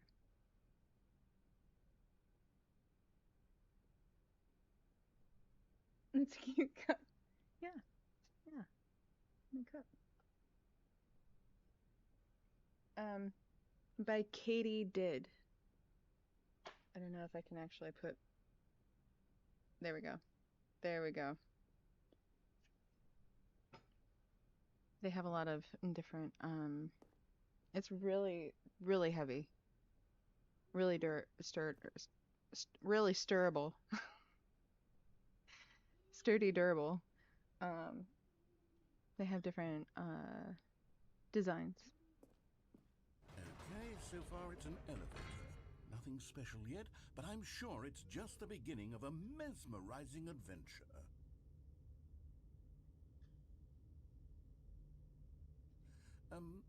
Is it broken?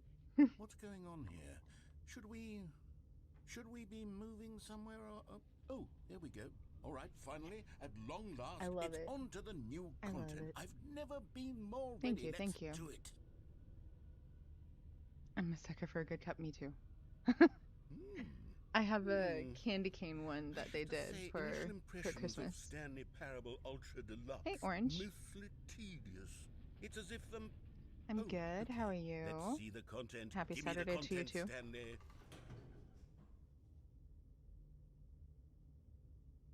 Are we? Oh, have you ever done that? Go in an elevator one way and then it opens behind you. All right. Let's see. It's the jump circle.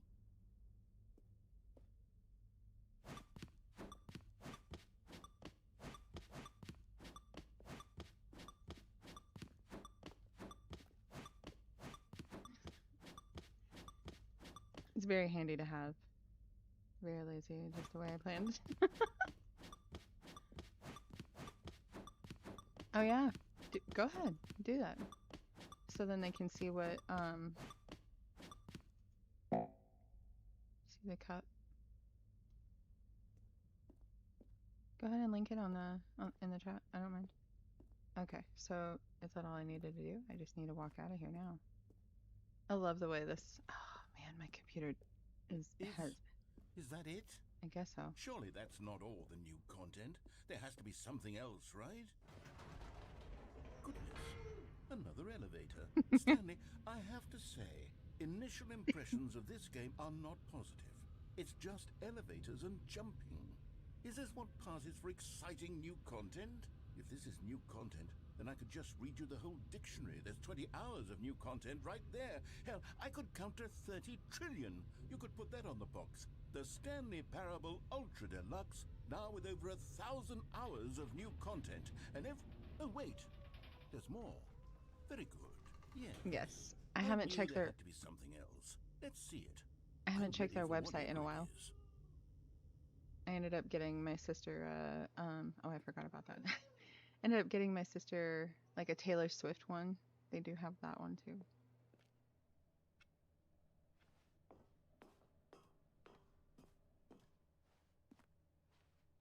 That's it? Oh, you've got to be kidding me. You see, Stanley?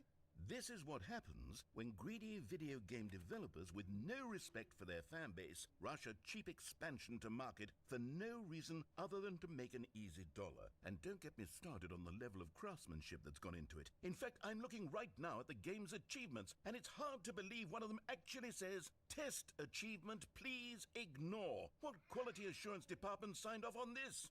I'm infuriated and I'm offended, and I intend to find these people on Twitter and hold them personally On accountable. Twitter. It's my fault, Stanley. I built up too much anticipation around the We new gotta content, find I'm afraid. her. It could never have lived up to such expectations. If you're still with me, why don't we just reset the game, and we'll try to get back to what the Stanley Parable is really about. No frills, no gimmicks. Just you and me Hey, Louie. having a great time together like always. What do you say, friend?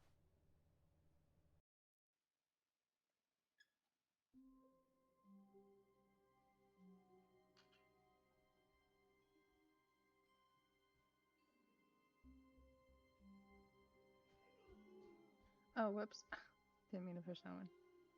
I meant to push. Wait a minute.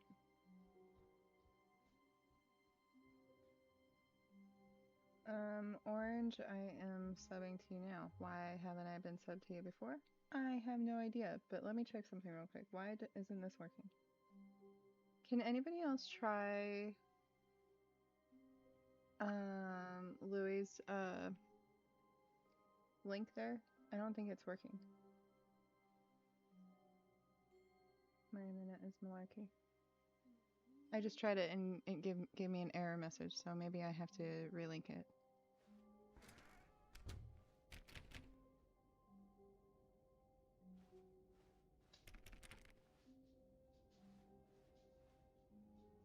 Ooh.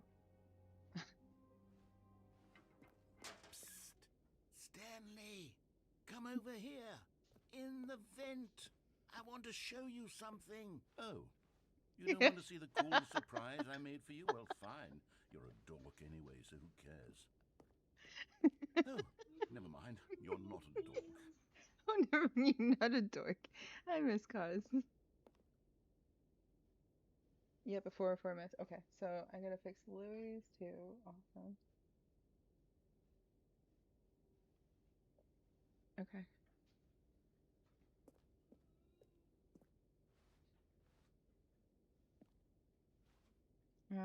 I guess I'll go in the vent. Fine. Fine.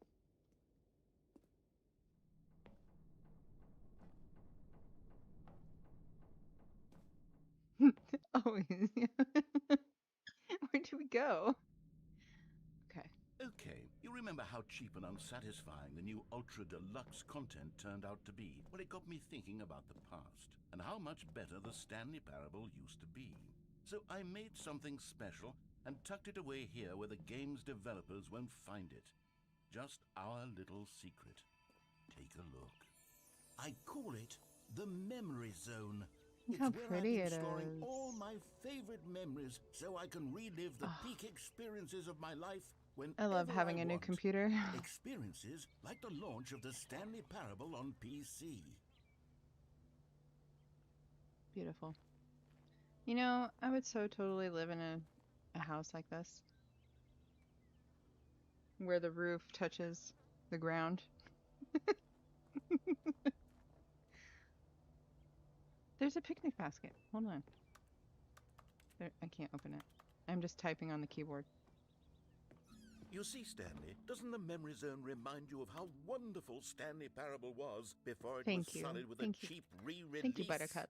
Remember back in October of 2013, when the game originally launched? Back then, video games had integrity. Back then, it all meant something. Oh, Me the too. It's waste. cute. Yeah, it is. I would so totally live in like a secluded area with that kind of house. Just all wood everywhere. That would smell really good. Why is he missing an eye? Good times. Oh, is this all we did? Oh, thank you. Yeah, that's me up there. Look at the top there. Okay. Thanks for the memories.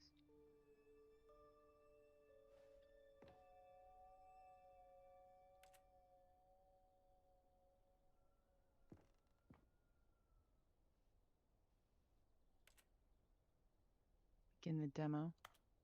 Remember that. Go outside. Don't play for 5 lives. Oh, these are the achievements that I okay. That's cool.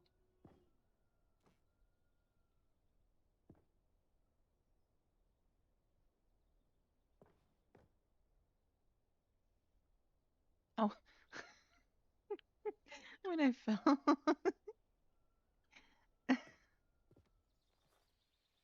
Oh, little Stanley. Wait. Je suis dans la mémoriso, seul sur l'abri des loups, et je n'attends plus que toi, mon amour. Oh, thank C'est you. là, dans la mémoriso, You're a lucky man. où je me remémore les jours où je t'ai rencontré, mon amour. And over here is where I keep reviews of the Stanley Parable. Like this stunning triumph of games journalism, 10 out of 10 from Destructoid.com. James Stephanie Sterling writes, and I quote, "Where so many games that aspire to be more than games end up less than any form of art, Stanley Parable strives and then succeeds to be every game ever created." Did you hear that, Stanley? Every game ever created. That's how grand and all-encompassing the original Stanley hear that? Parable was. Just It was read literally it. every game ever created. It was Skyrim, it was I Persona like 3, it. it was all of them. And It's so now cute. it's nothing. It's no games at all. It isn't even the Stanley Parable anymore. It's just a husk now. A lifeless husk with an hour of new elevator content.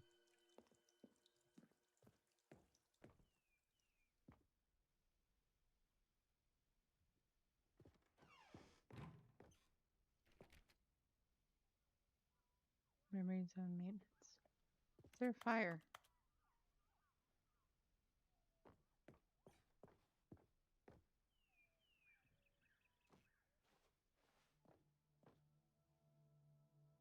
Wow. Here's another moving passage, this time from GameSpot.com. The Stanley Parable is both a richly stimulating commentary on the nature of choice in games and one that offers some of the most enjoyable, surprising, and rewarding choices I've ever been confronted with in a game. 9 out of 10. Don't you get it, Stanley? The game was perfect. It didn't need anything else. It didn't need new content. It just needed to be left alone, to spend the rest of time collecting dust You make in me the feel hallowed complete. hall of beloved video game memories. That is so beautiful. I love these windows up here. It actually reminds me of a cabin that I used to stay at or in Tennessee. So pretty.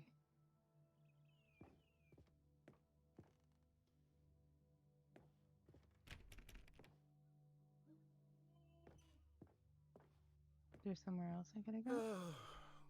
These were simpler times, Stanley. But I wouldn't give to go back to have it all over again.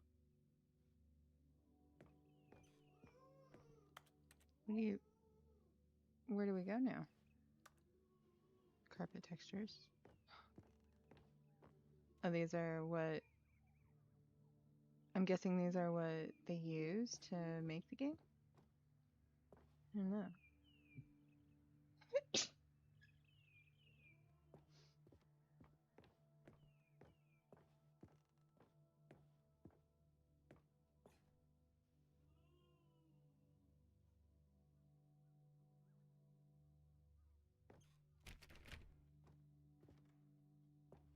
Okay.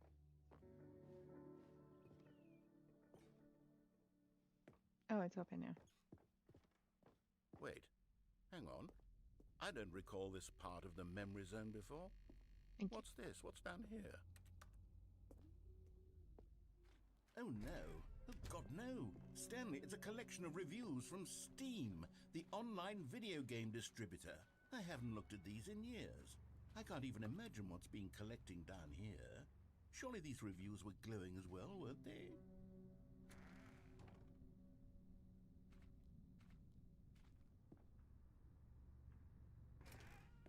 On a Honestly, I could not be bothered to play this game to full completion. The narrator is obnoxious and unfunny, with his humor and dialogue proving to be more irritating than entertaining. Unfunny! I'm not trying to be funny. I'm trying to make a serious work of art. I suppose I could write up a handful of gags to insert into the Stanley Parable, but the game is already such a densely layered web of profound philosophical insights that I can't even imagine where I'd have the room to stick them. Unfunny.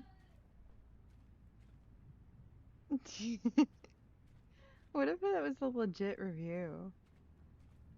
And how they made Stanley the narrator read all that.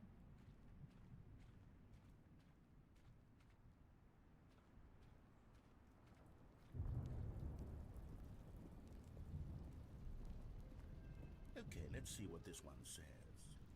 While the idea for the game is good, for someone who prefers non-linear games, this preachiness gets annoying fast. Preachy? Stanley? I'm not preachy, am I?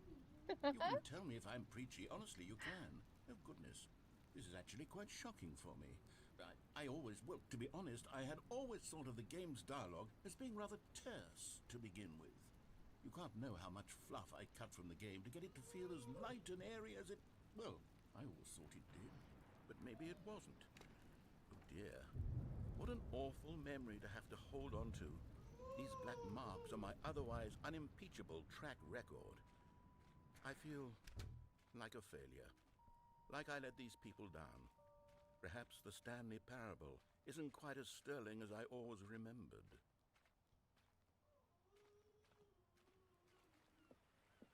What's this one got to say?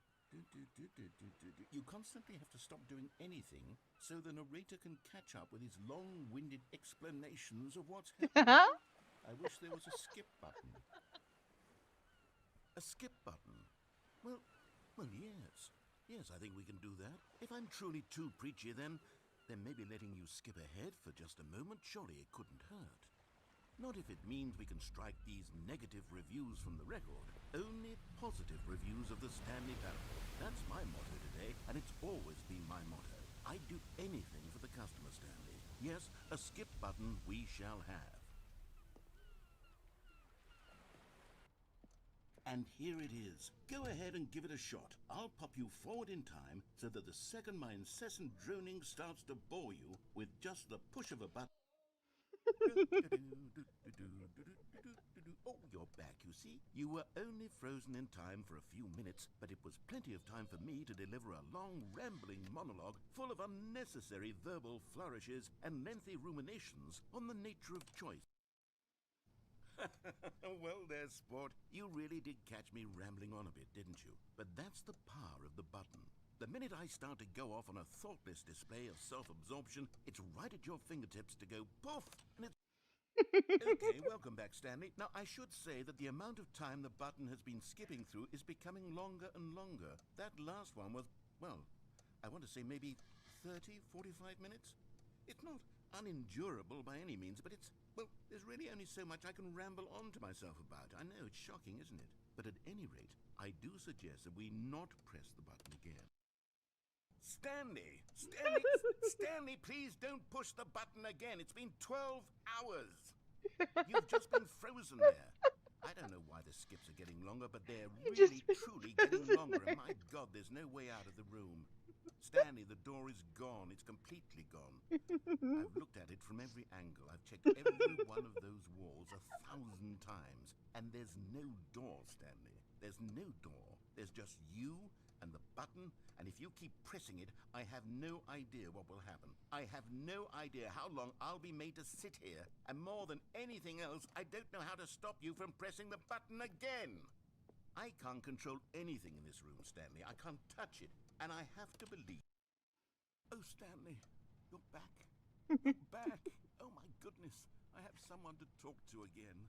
Stanley, I think it's been a week. Or 2 weeks.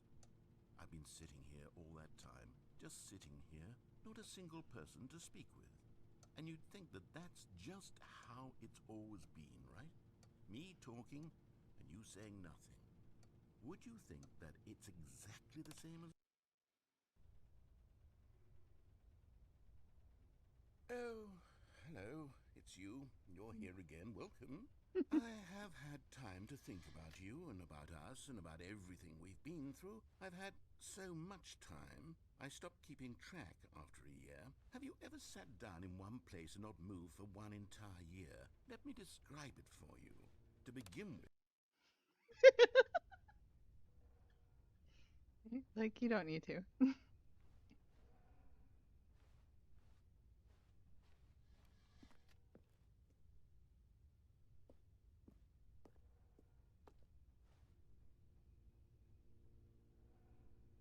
You hear him in the background? Is he saying Stanley?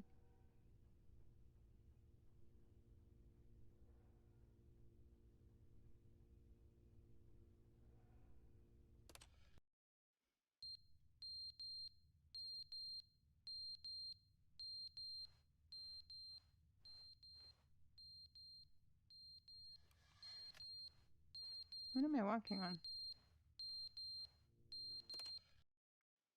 but they didn't understand the game was never meant to be funny. It was meant to have a point. It was meant to speak to the human condition. But where are the jokes? Where are the jokes? They bemoaned, they screamed, they gnashed their teeth.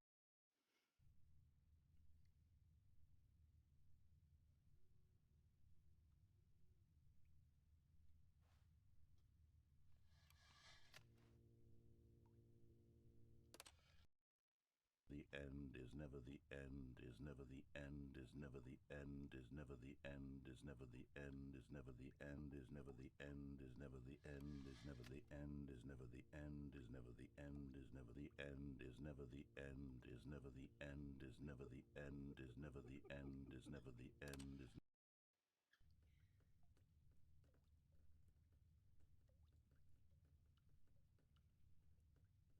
They keep resetting this button. I'm gonna keep pushing it.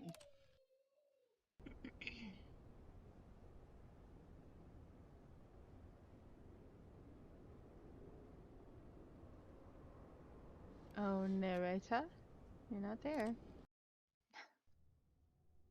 Ooh.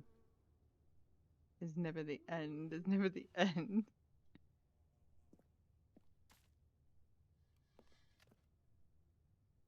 Oh, I can push it again. Hold on. We got a meteor that flew through the window. Ooh. Ooh. Ooh, that's nice. Oh, man. Look at the detail on this. Let's just get close. Just smell it. You can just smell it. What the heck are those on there, though? Are those... Hmm. Hmm.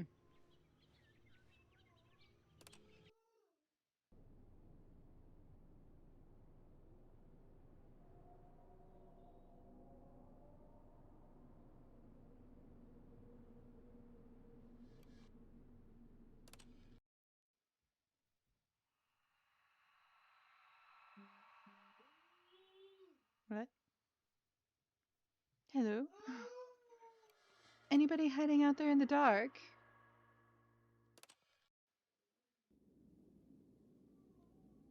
Oh. Oh.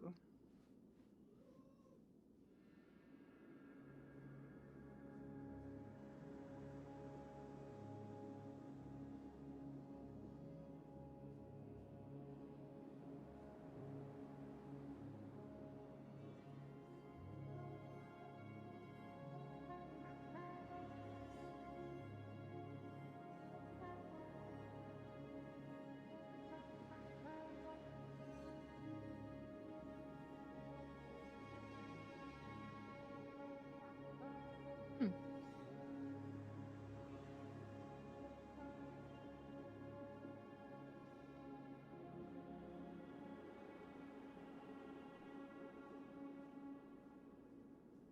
Well then.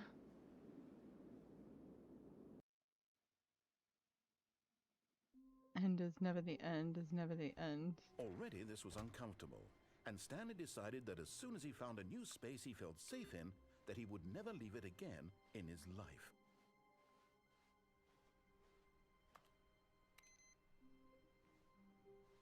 I don't know why. I just feel like I need to turn off all the monitors. Nobody's here. Why are they on? New content. Oh, good. You notice my sign. Yes, I have something very exciting to show you. Okay. Ready. I don't have my mangoes.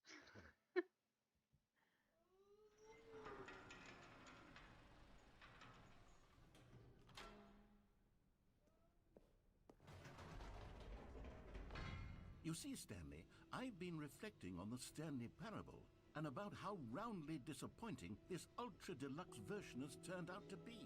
The original Stanley Parable was a landmark, and any new content for it should live up to that legacy. So forget this ultra deluxe nonsense. I say we take it one step even further. Which is why I'm very proud to announce for the first time ever, the Stanley Parable 2.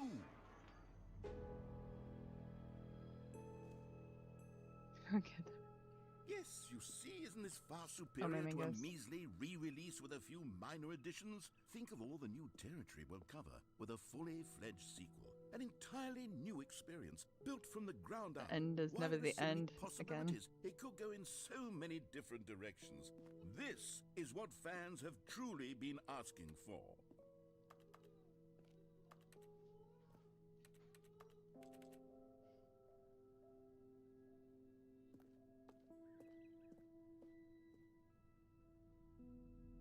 Calling it the Stanley Parable 2 is just so much catchier than Ultra Deluxe, don't you think? Ultra Deluxe? What does it even mean?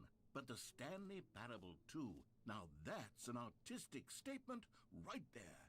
It's future-oriented. It screams progress and innovation and long-term franchising potential.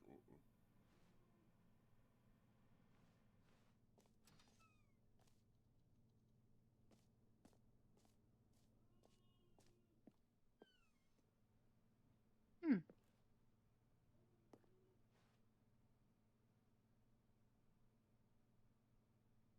They're back. 2 toys.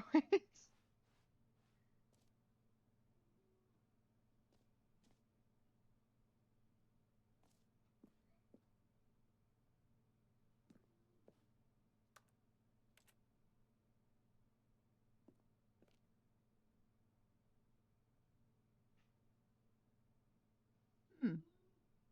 I actually like the 4th one.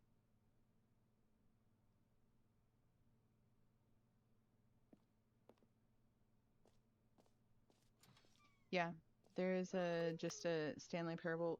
That's what I was that's what I was looking at last night. I saw that there was a actual just Stanley Parable, and then this is Now, the to be clear, Ultra I haven't Deluxe. quite nailed down what exactly the Stanley Parable 2 is going to be, but let's take a look at some of the features I've been developing for it. I figure that if I can loosely organize a handful of interesting concepts, that surely the game will sort of naturally spring up around them. It'll all work itself out. Game development is much more of a fuzzy magic than anything scientific or logical, really. Hmm.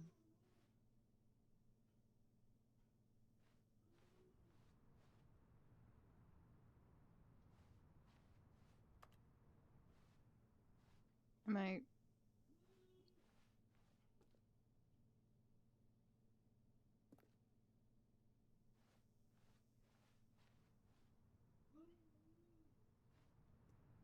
Oh, I see. I gotta go.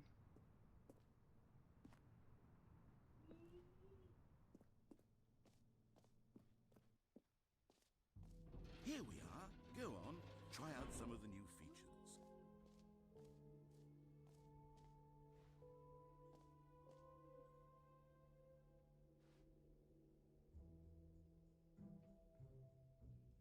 What name? What name are you gonna use? My name. Oh, what is that? Just don't look at me. Is that supposed to be Stanley?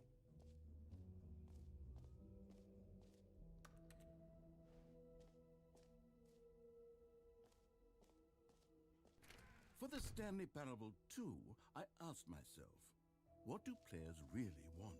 And of course, the first and most obvious answer is that they want to be individually recognized and validated as people. So with that in mind, my first addition to the game is this button which speaks the name of the person playing the game. Isn't that wonderful?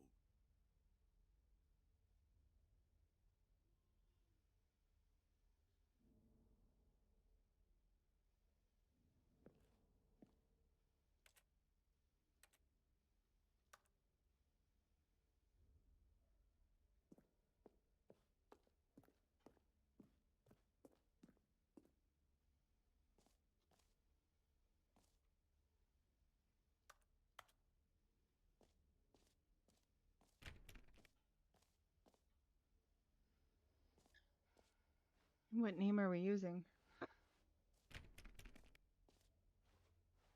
Well, I guess. Sorry, I should have clarified. Right now, the button only says the name Jim. But of course, in the final game, this button will say your name, whatever name that is. Here, let's have you role-play as Jim to really simulate the full experience of this feature. Just play along. I promise you'll love it. Okay, here we go. Let's take a deep breath, clear your mind, forget I'm whoever Jim. you are, and simply become a person named Jim. I want you to imagine yourself living as Jim, sleeping and waking as Jim, falling Okay. in love and Happy being lurking. heartbroken as Jim, seizing all... Jim! Whoa, hold on. I wasn't finished setting up the backstory. If you don't properly roleplay as Jim, then you'll never understand the impact of this button. Otherwise, it's just a stupid button that says somebody else's name. Okay, we're doing it again, and this time let me finish first. Now, allow yourself to become Jim. Imagine yourself driving to work as Jim. All right, fine, whatever. It's just a meaningless button that says Jim. Are you happy now? Get out of here. I'm done with this button. Why don't you go humiliate me in front of a different feature that I worked very hard on? Jim. See, if you'd only played along, that would have been your name the button says, but no. Instead, I can't even think about it. I'm taking the Jim button away. Jim.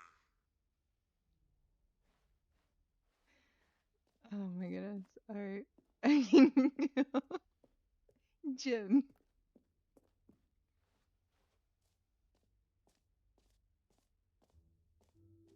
Maybe I'll only let people named Jim play the Stanley Parable too. They would appreciate what I've created here.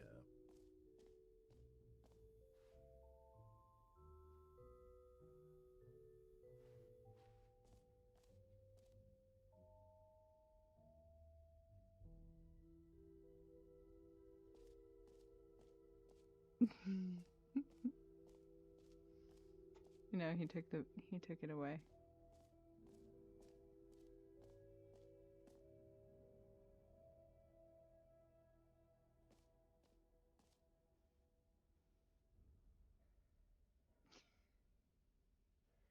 Oh. You know what? Let's bring the jump circle back for Stanley Parable 2 as well. It's a... Oh, wait. You already spent all your jumps the first time we saw the jump circle. Oh well. I suppose it can just be a nice decorative piece then.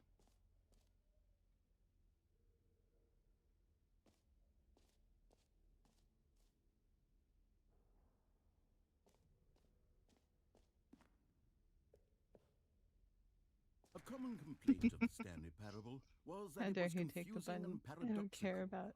that it engendered a chaotic sense of reckless despair in those who played it.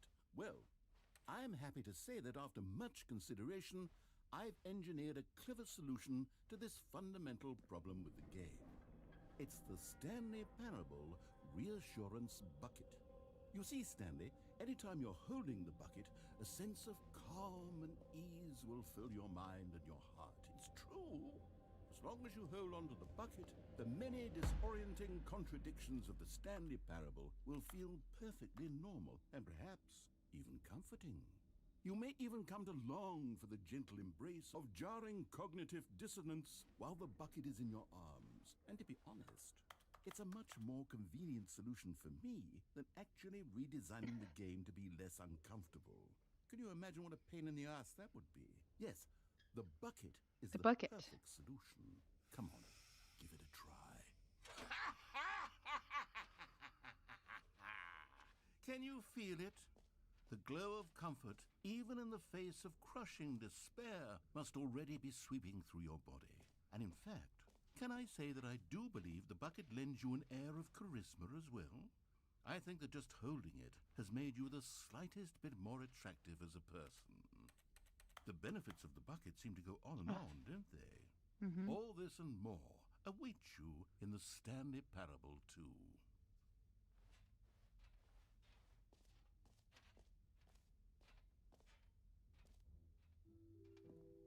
Does anyone give out awards for most enjoyable bucket in a video game? That really should be an award if it isn't already. Okay, I'll be honest, I haven't yet decided on this one. I think that in the new version, the office could use a bit of decoration, like balloons. But I'm undecided on Get Well Someday and Happy 12th Birthday. Which would you go with?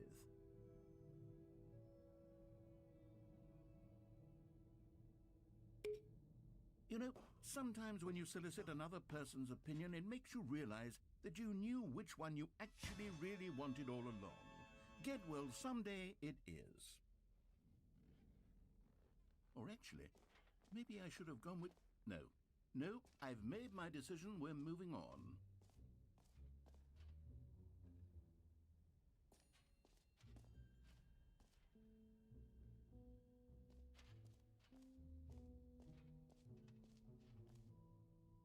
All right, let me get my mangoes. Hold on 1 second. Just watch the bucket.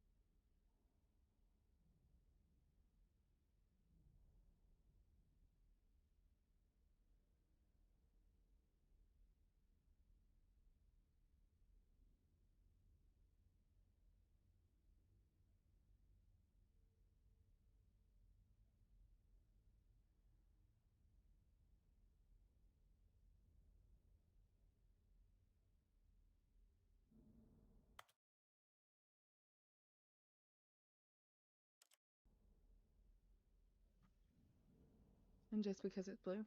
What? The Are you talking about the sign?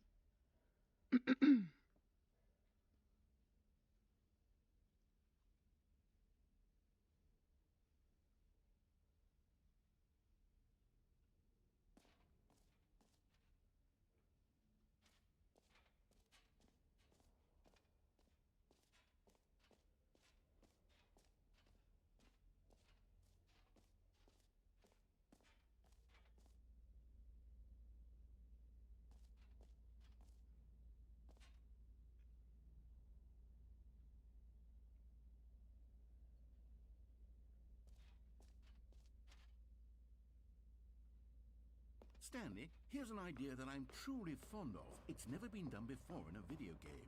This is, in fact, a hole that you can fall down forever. That's right. Infinite falling. You can fall until the end of time, if you like. A stunning leap forward for video games as a medium. You see, isn't it wonderful? One of my more ingenious concoctions, if I do say so. Now then, since you've gotten to see the infinite hole, you can press the teleport button to pop back up to the top, and we can continue onward. Now, I don't mean to be a bummer, but I do recommend you use the teleport button to go back to the top. Maybe do it on the sooner rather than later spectrum of things.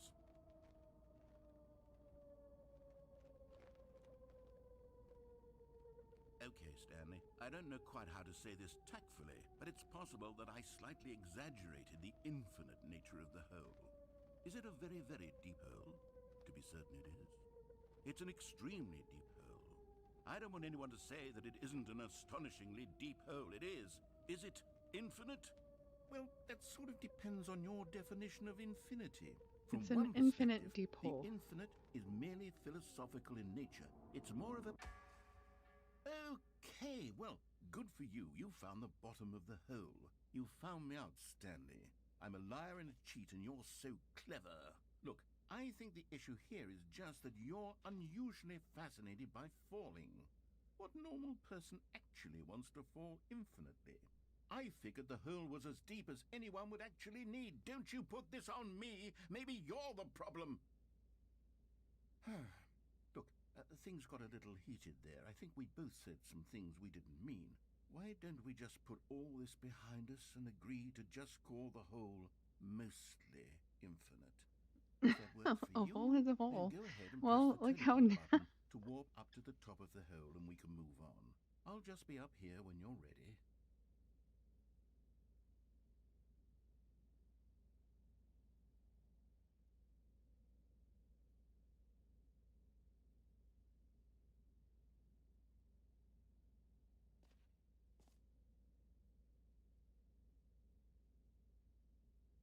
Great. Now, I'm very excited to show you... Oh, for heaven... You see, I was right. The problem is you. The problem is that you like holes too much. Not normal.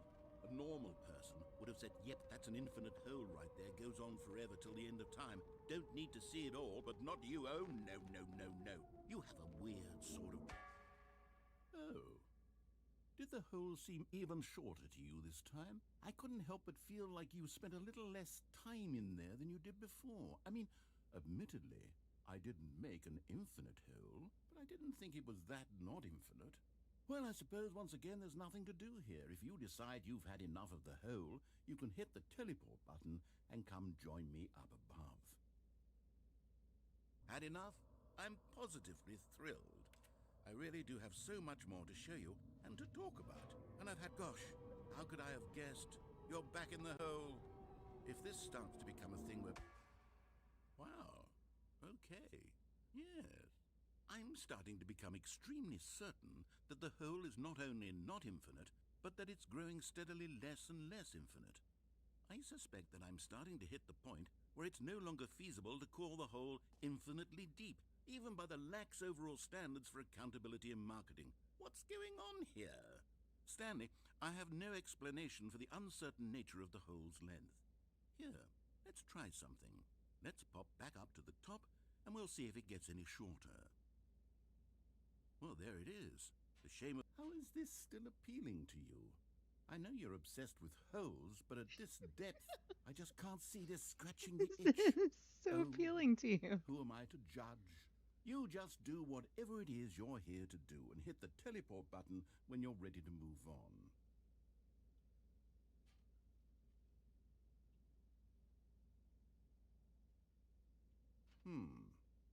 Is the, teleport button not working?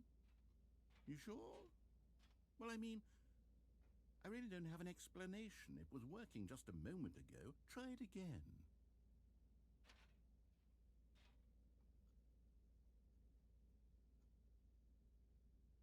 Still nothing? Well, I suppose there is one thing I can do to fix this. I'm out. Goodbye, Stanley. You couldn't bear to be away from the hole, and now you'll get more time with it than you could ever have asked for. It's a win for everyone. Yep. You get to be with the hole, I get to do literally anything else. Take care, Stanley.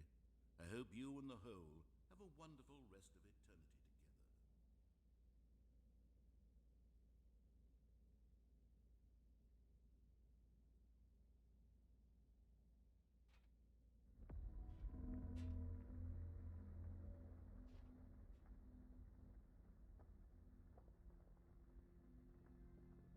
Stuck in the hole, you can't leave. God. Well, you know, everybody's dream. I don't have any legs. Oh, we're going down. Okay. Okay, bye.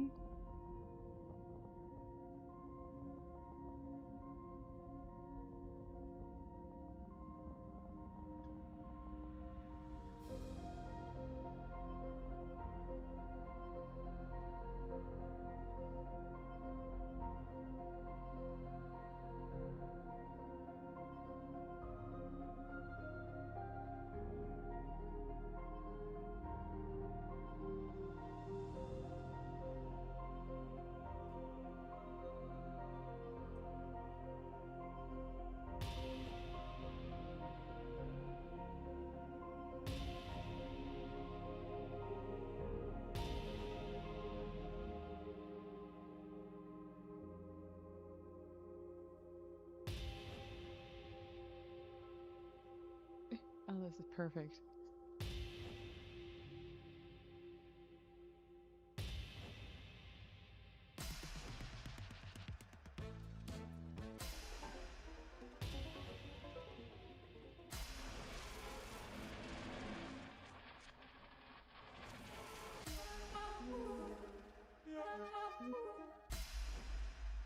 My head's stronger.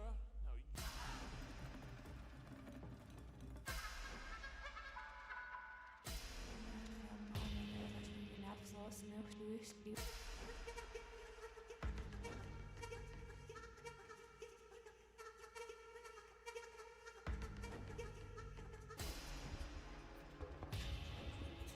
Ooh.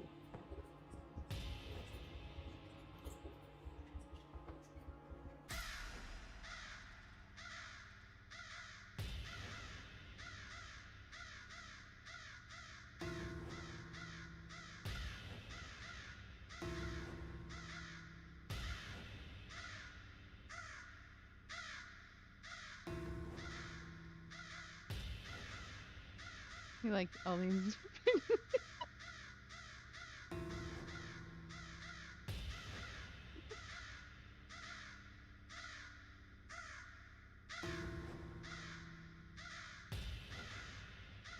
Oh, that looks cool. Are the crows Stanley? annoying yet? Stanley! Stanley! What? Oh, good, you're awake. I was It having seems you fun. had sort of dozed off there, drifting away into dreamland. But we can't have that, Stanley, because this hole is just so darn fascinating that I want you to be wide awake for every second of it. You don't want to miss a single moment. So how about if I just pop in from time to time and wake you up to keep you really, truly focused on the hole? From the looks Sounds of good. things, you and I will have many, many years here in this hole, and I'm looking forward to all of them. Stay alert, Stanley. I'll be back. I was Toodle pip. toodle pip. I was having fun changing my perspective. Are we going down again? Oh.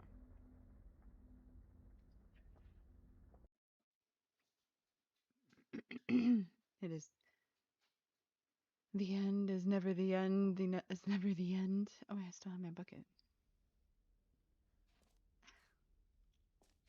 Can't go down there anymore. Here we are. Go on. Try out some of the new features.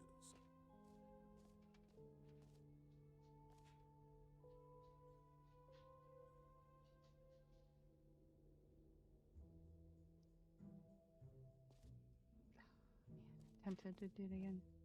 Let's see.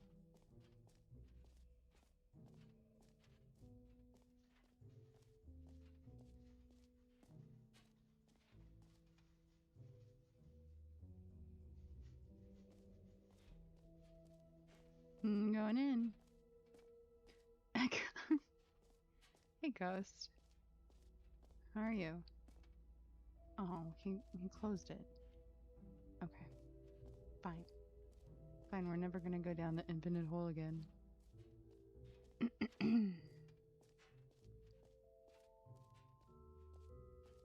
Let's see, what else did we do? We did the jump circle.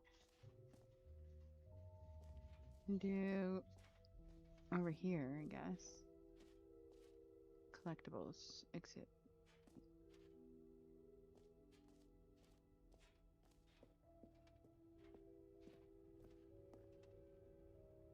Ooh. Ah, collectibles. Now it's a real video game. In the Stanley good, Parable thank 2, you. you'll run around gathering up these miniature Stanley figurines. And what's truly innovative is that there will be no reward for collecting all of them. I don't want to stifle the intrinsic joy of watching a number go up. You simply collect all of them, and then you move the hell on with your unremarkable life.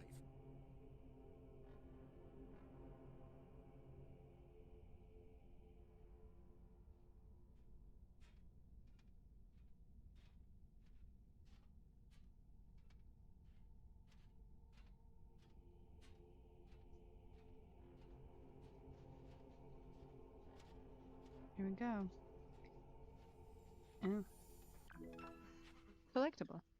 Okay.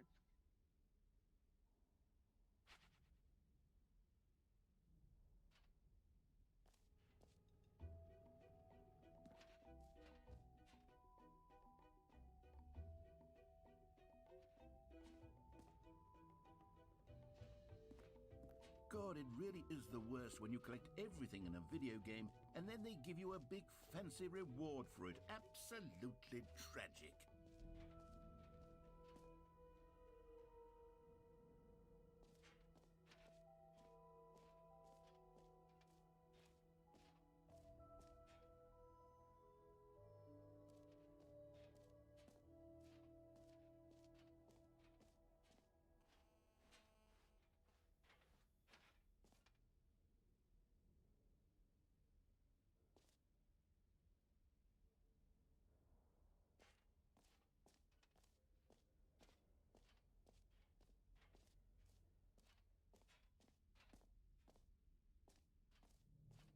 Come now, you've already made your choice. It's true that you chose badly, but we all have to move on from our mistakes.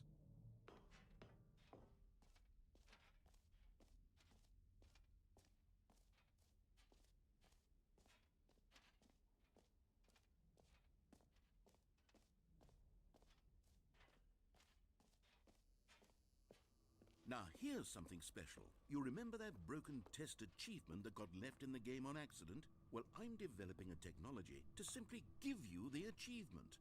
Yes, you see, you'll come to this lever, and when you pull it, the achievement will be given to you. It's as simple as that.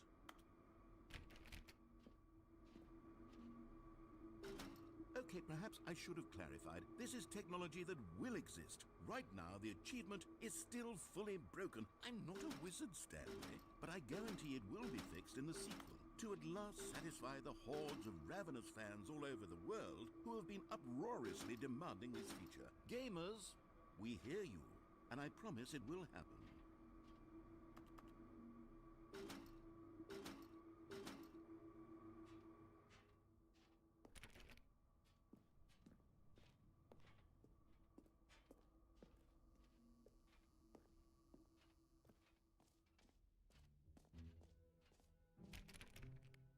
What else? What other exhibits haven't we seen yet?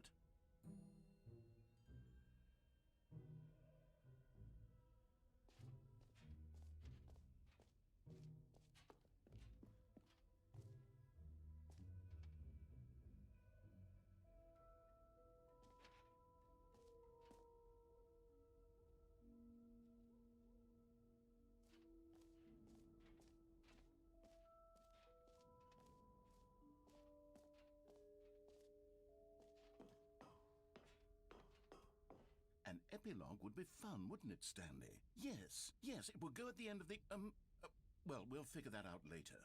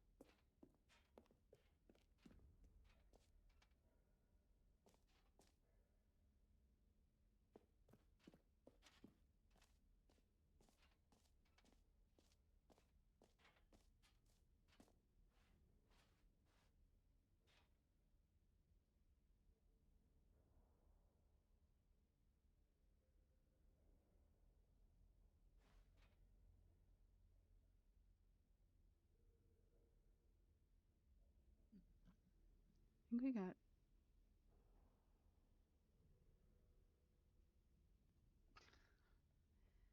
I think we got everything.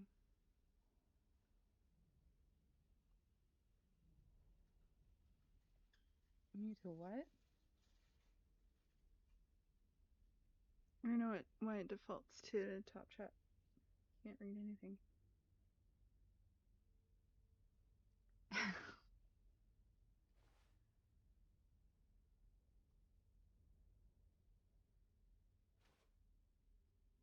I'm here.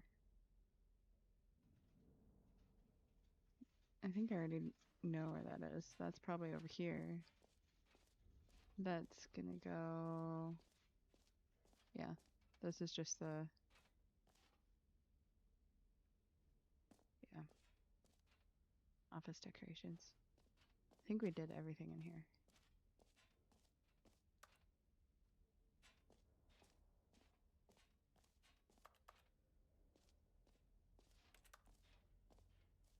Yep, just enjoy it.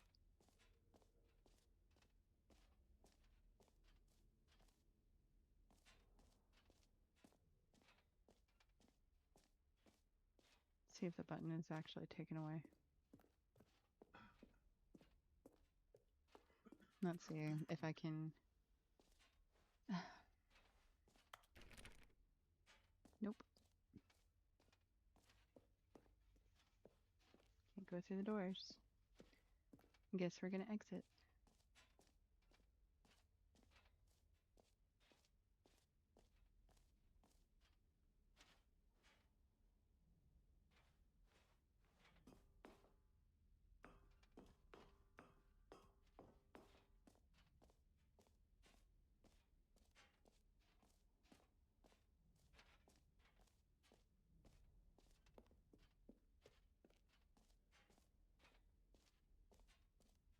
Taking my bucket with me. Who?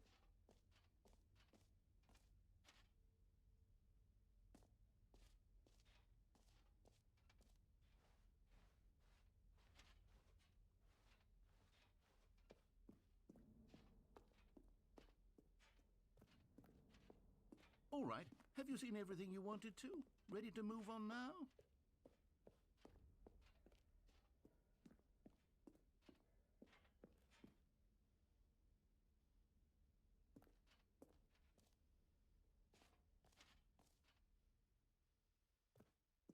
So, Stanley, what do you think? Do you like all of the new features? Yes, I know it's not exactly clear yet how exactly these features will come together as one single coherent video game, but I can feel it in my soul. It's going to work.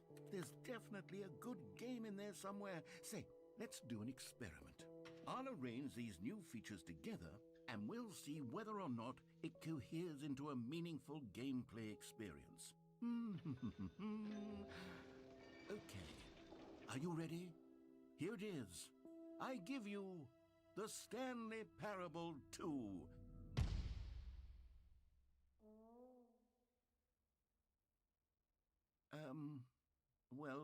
I mean, there's potential here, right? It's sort of... Okay, never mind. Hold on. Let me do a different arrangement. Okay, yes, this is much better. I feel good about this. Here we go. Version 2. Who am I kidding, Stanley? This isn't a coherent video game at all. It's a lot of gags. And I do very much enjoy creating gags, but they don't add up to anything. I wanted more than anything to create a sequel that would capture all the magic of the first game. I wanted fans to love it. No matter how good these Yes, gags you are, they are. would stand on their own. They would need the structure and the gameplay of the original. Wait, maybe that's it. I can take the original Stanley Parable and simply, well, insert a few of my new features into it. Tastefully, of course. With respect. With care for the vision and integrity of the original game. Would it possibly work? I suppose it could. But it would need a really, really tremendous title screen. A title screen that says with bold and uncompromising conviction, "This is the Stanley Parable 2. Let me see if I can whip something up. All right, perfect. Go ahead. Take a look.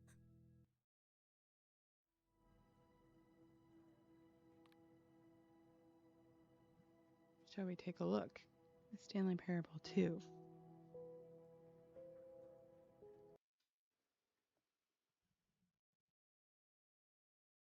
This is the story of a man named Stanley. Stanley worked for a company in a big building where he was employee number 427. Employee number 427's job was simple. He sat at his desk in room 427 and he pushed buttons on a keyboard. Orders came to him through a monitor on his desk, telling him what buttons to push, how long to push them, and in what order. This is what employee 427 did every day of every month of every year. And although others might have considered it soul-rending, Stanley relished every moment that the orders came in, as though he had been made exactly for this job. And Stanley was happy. And then one day, something very peculiar happened. Something that would forever change Stanley. Something he would never quite forget. He had been at his desk for nearly an hour when he realized that not one single order had arrived on the monitor for him to follow. No one had showed up to give him instructions, call a meeting, or even say hi. Never in all his years at the company had this happened, this complete isolation. Something was very clearly wrong. Shocked, frozen solid, Stanley found himself unable to move for the longest time. But as he came to his wits and regained his senses, he got up from his desk and stepped out of his office.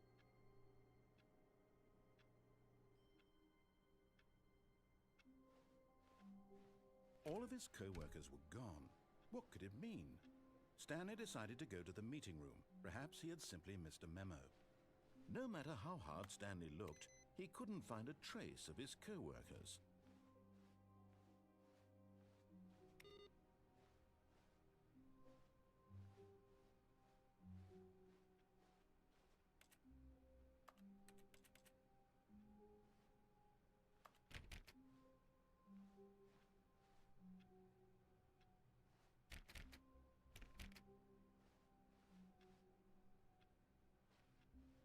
Stanley picked up the bucket. He's looking at me. Where did we even get that from? Oh, that was on Grand Theft Auto.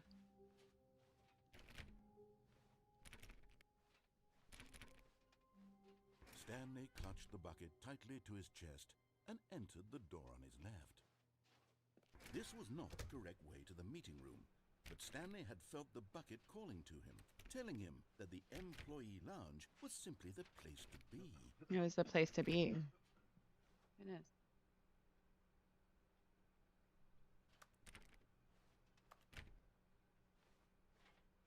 And here it was. Had the bucket turned out to be correct? Was this better than the meeting room? Yes, Stanley thought to himself. Yes, perhaps it truly was. How insightful the bucket turned out to be.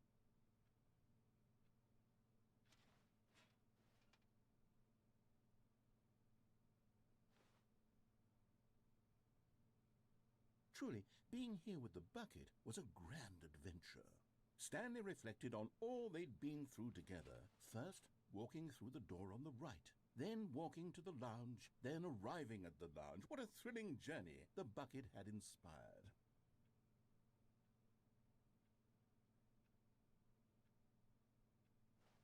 Perhaps this was where the bucket felt most truly at home, here in the employee lounge.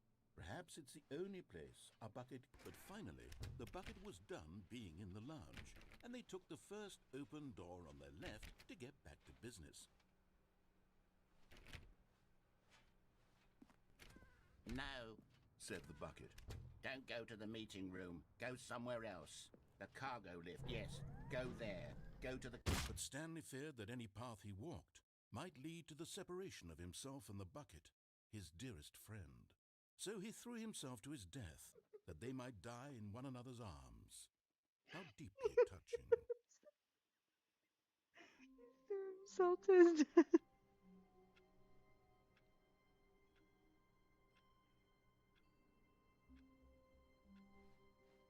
Someone was following Stanley. He was sure of it. If he checked over his shoulder now, he would surely catch them. It was only a matter of time.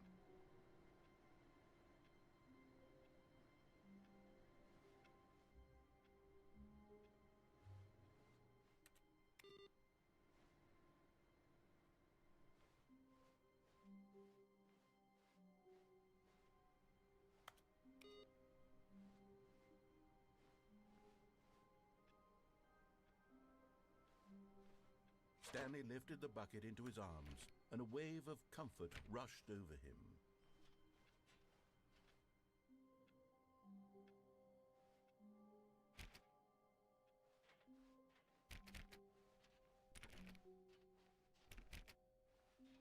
Stanley clutched the bucket tightly to his chest and entered the door on it. This was not the correct way to the meeting room, but Stanley had felt the bucket calling to him, telling him that the employee lounge was simply the place to be. And here it was. Had the bucket turned out to be correct? Never mind. The bucket was wrong. Stanley took the door on his left to go back to the meeting room.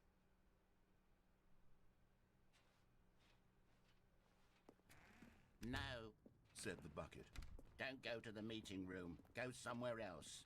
The cargo lift, yes. Good, Said the bucket. now ride the lift all the way to the top. There's something up there I need you to do. Stanley did not question why or how this bucket was speaking to him. It should have alarmed him, of course, because buckets can't talk.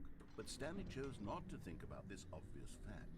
He was firmly convinced that the bucket had spoken to him, and he unthinkingly did whatever the bucket asked.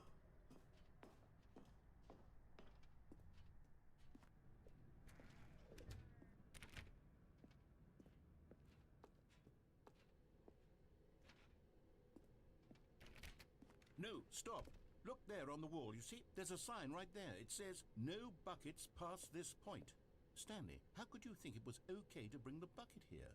Unless, what if the problem is that you actually don't know what is a bucket and what isn't a bucket?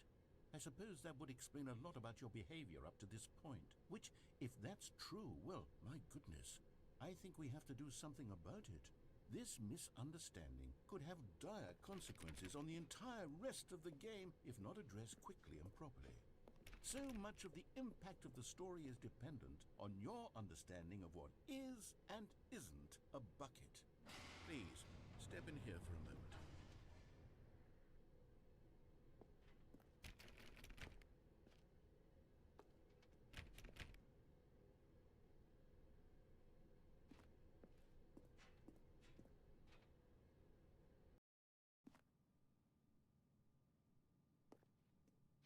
Now then, I'm going to run you through some test scenarios, and you'll tell me whether or not the thing I'm showing you is No, a what bucket. is a bucket? Simple enough, right? This should tell us everything we'll ever need to know about what is or is not a bucket. Okay, let's begin. Item 1. Is this a bucket?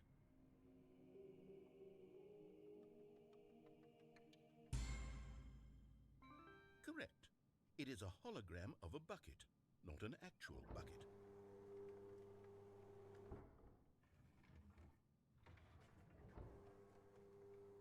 Item 2. Is this a bucket? Correct. It is a 3D printed recreation of a bucket, not an actual bucket.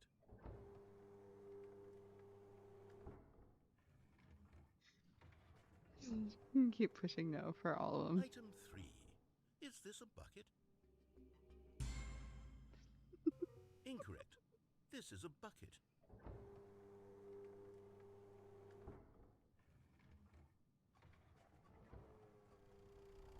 Item 4. Is this a bucket? That is a bucket. Are you hallucinating? This is a tractor. It's an enormous machine that tills the earth. I thought this was a gimmick. How on earth did you manage to screw it up? Absolutely incredible. Let's just move on to the next one.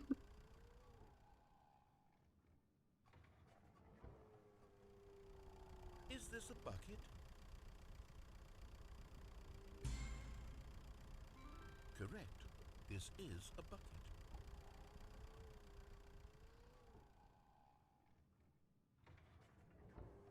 The next one? Okay. Item 6. Is this a bucket? Trick question. Both. Gotcha.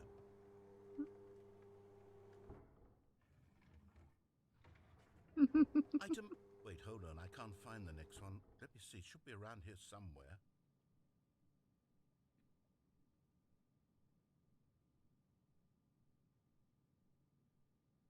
Me too. Wait. Did we pause?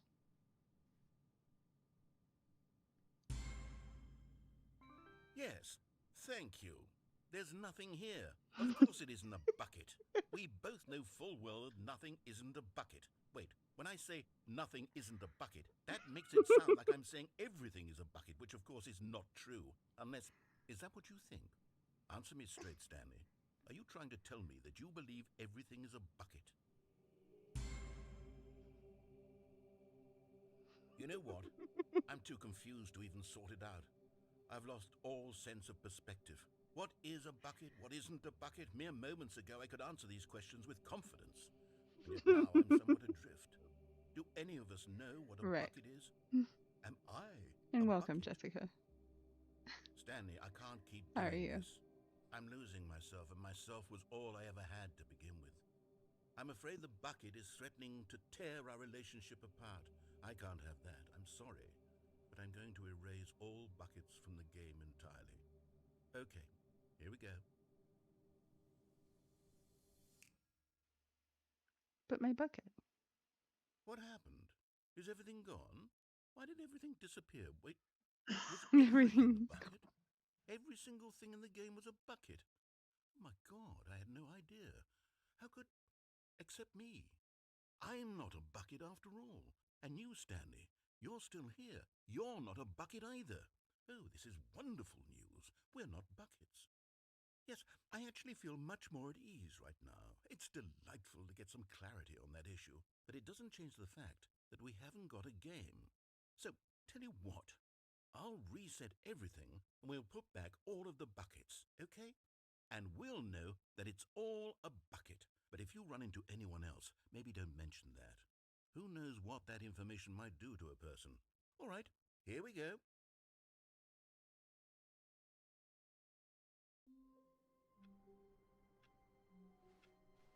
Stanley decided to go to the meeting room to check on his co-workers. He never functioned well by himself and constantly needed support and guidance from others, so the thought of total solitude was terrifying to him.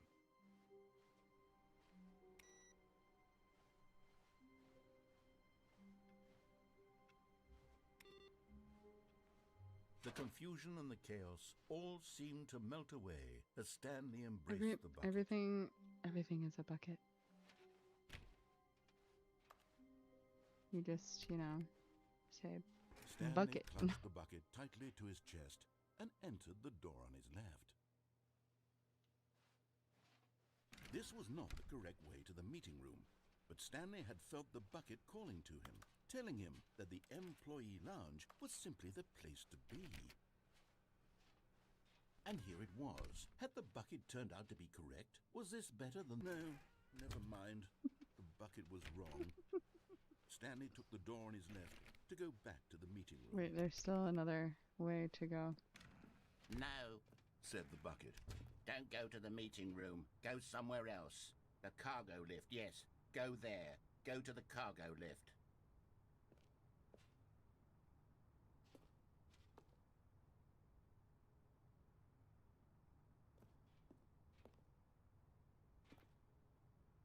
Wait.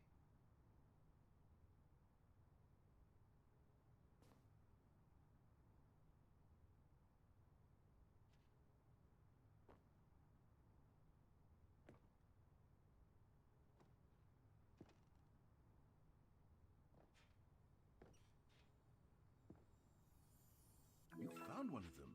One of the miniature Stanley figurines. Remember, no reward for collecting all of these, only the intrinsic pleasure of a The job very well huge done. blue You bucket. can't buy that sort of happiness, Stanley. God knows I've tried. So, I implore you to savor each and every moment you come across one of these beautiful figurines.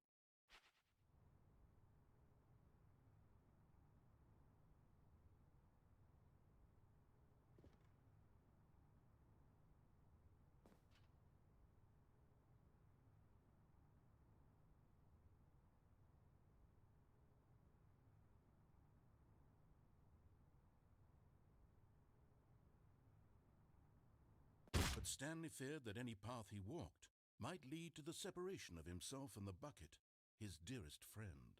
So he threw himself to his death, that they might die in one another's arms. How deeply touching.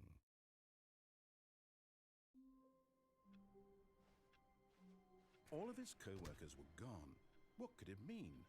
Stanley decided to go to the meeting room. Perhaps he had simply missed a memo.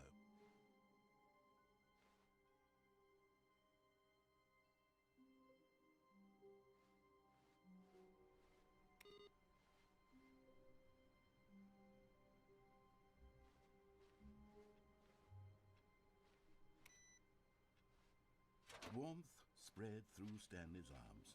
With the bucket in his arms again, he was home.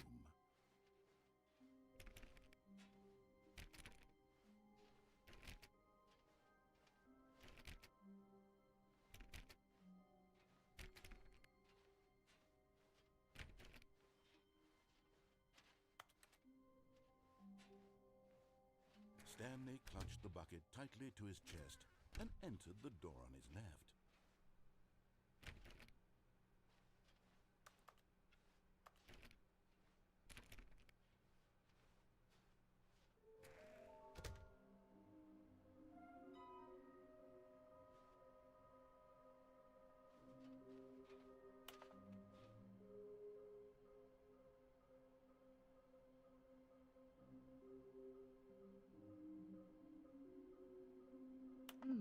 Are these figurines going to be everywhere?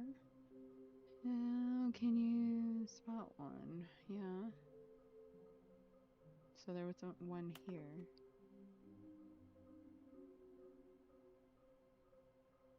$4.16. Red room.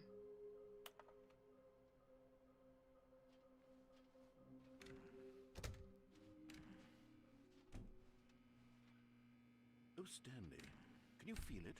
The broom closet. It wants the bucket. You can feel that, can't you? The aura of jealousy? It's as clear as day. This broom closet believes it deserves the bucket. I can really feel it now. It's a bucket. It belongs in a broom closet. That's what the broom closet is trying to say here. It's supposed to go with the other cleaning supplies. Good for you, Stanley. Don't give in. Don't hand over the bucket. I know how hard it must be, given the pressure that the broom closet is putting on your shoulders right now, but you have to be strong. This is your bucket. This is your companion and lifelong friend. You can't hand it over. I don't know who...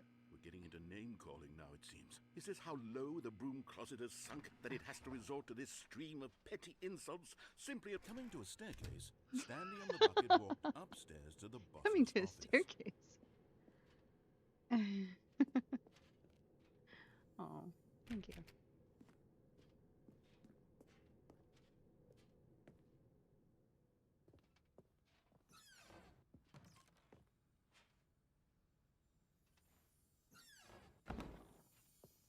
Another miniature Stanley figurine. This, there really must be a snappier name for these things. What about mini-stands? Stanley figs? What about Stanlerines? Yes, I think I like that. Another Stanlerine under your belt. Stanlerine. Okay, we have a cup of water, or 2 cups of water in here. 2 cups of, just 2 cups. Okay.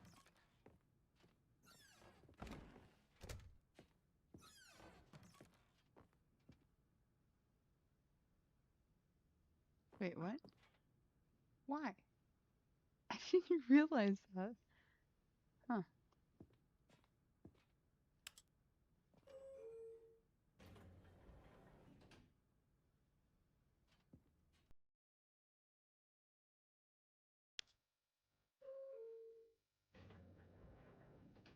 Oh.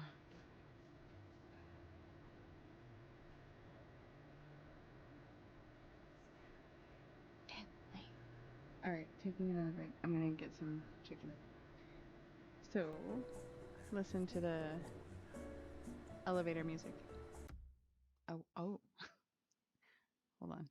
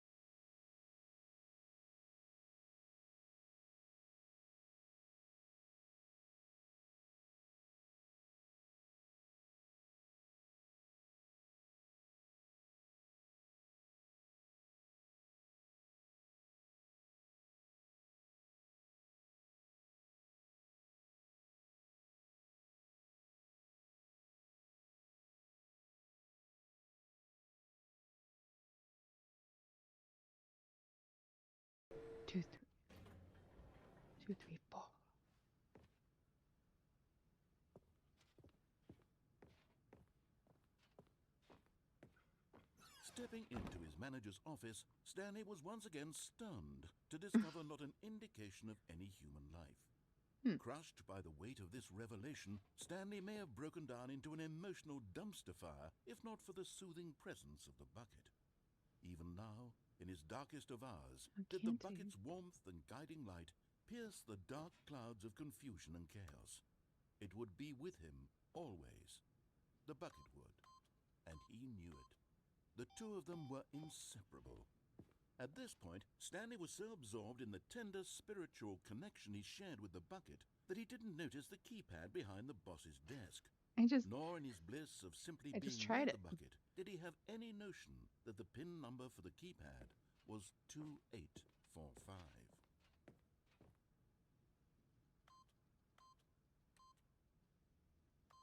Oh, thank you. Stanley just sat around twiddling his thumbs. Trying to input anything on the device was useless, since he could never possibly know that the combination was 2845.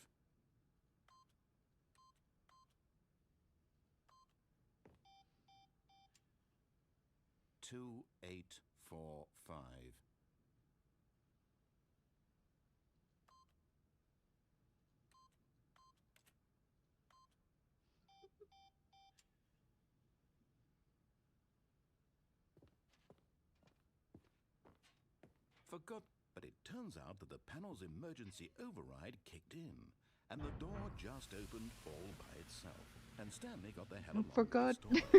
Well, That's fine.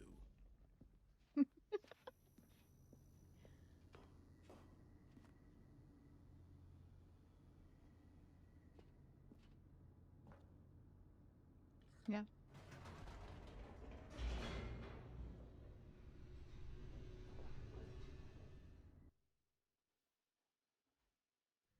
The elevator raced downward, plummeting towards an unknown fate.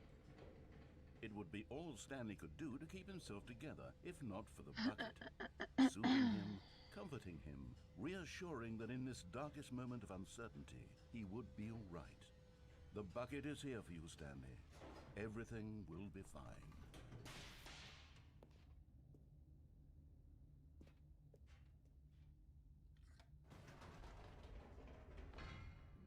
Wait, Stanley said to the bucket. Can we go back up? When I was pressing those keypad buttons, there was something very intriguing about the number 3. I want to go back so I can try pressing the number 3 again. The bucket said nothing. No, the bucket was talking to me. 3 it is. We are pushing the number 3.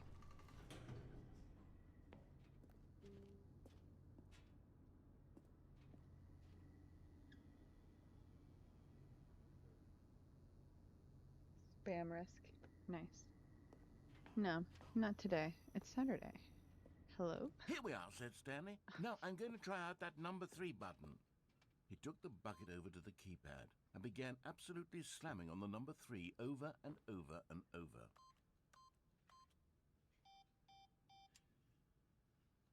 Well, he said, the number 3 is such a special button. I'm having the time of my life.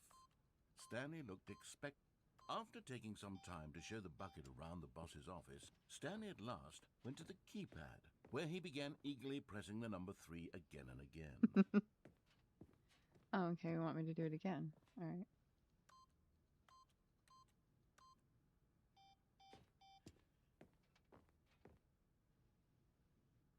Nothing's happening. Okay.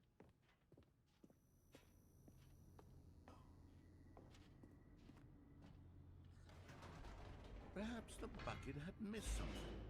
Perhaps it had not seen how much joy Stanley got from slamming the number 3 repeatedly.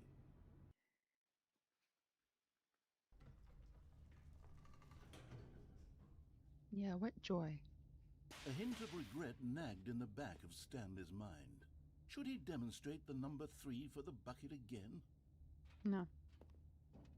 Stanley and the bucket walked straight ahead through the large door that read, Mind Control Facility.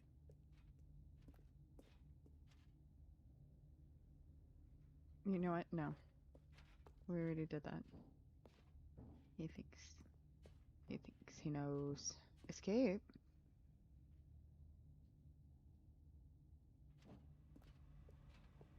Although this passageway had the word escape written on it, the truth was that at the end of this hall, Stanley and the bucket would both meet a violent death.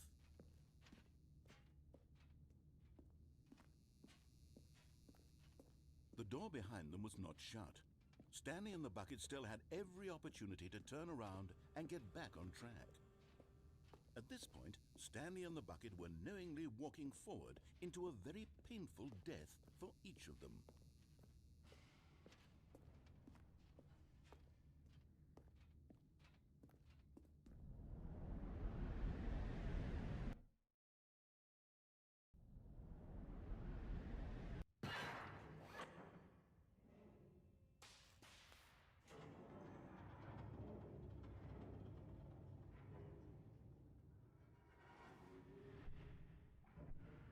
As the machine whirred into motion and Stanley and the bucket inched closer to their demise, Stanley reflected on how meaningless the bucket's warmth and comfort had turned out to be. To be sure, it puts the mind and the soul at ease to embrace the bucket, but what use is a sense of ease when you're about to be crushed to death? This is what Stanley thought to himself, and he sort of kicked himself for wasting so much time carrying a bucket everywhere. Farewell, Stanley.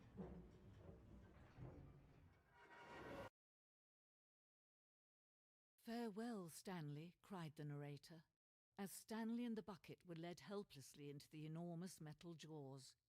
In a single visceral instant, the bucket's life came to an end, as it was crushed violently to death.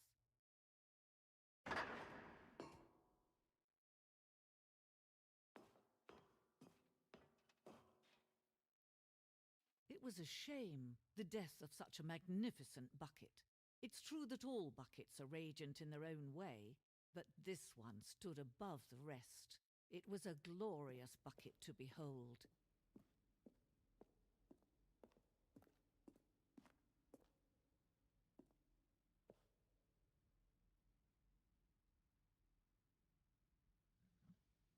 Let's see. Welcome. The bucket welcomes you to the grand exhibit. You are standing at the precipice of knowledge. City likes. Ooh, nice. Much like a bucket itself, the human mind is frequently empty within. Our cavernous void.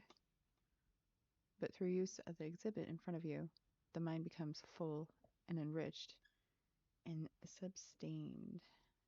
substantiated. Sorry.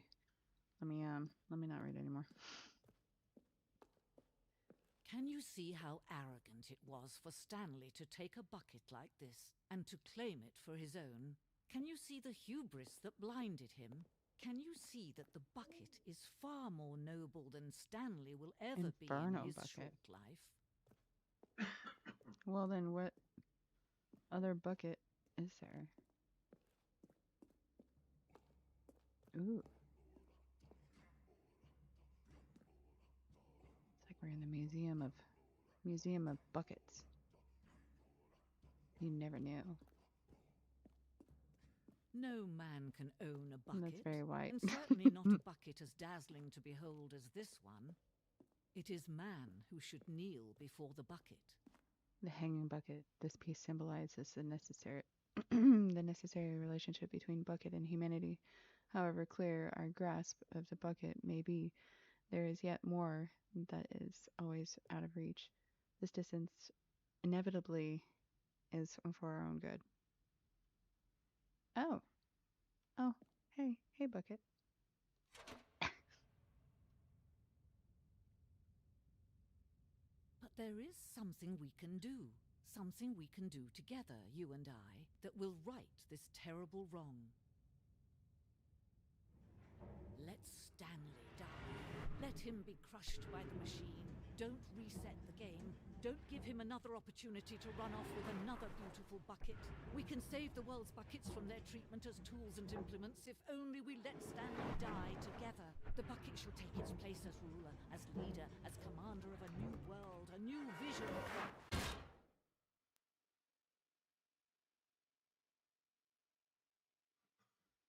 Hmm.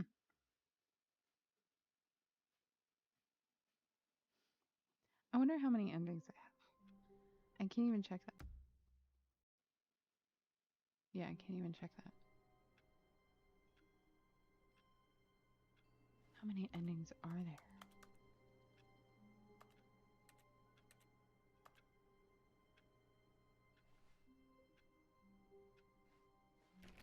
A soft wind blew outside and perhaps rain started, and if it did, it stopped shortly after. Stanley hoped that he would one day see weather.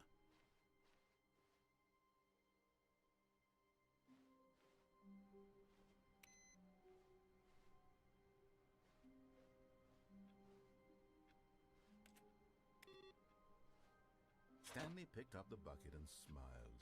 He'd never be alone again, not truly alone, not with the bucket around. Stanley clutched the bucket tightly to his chest and entered the door on his left.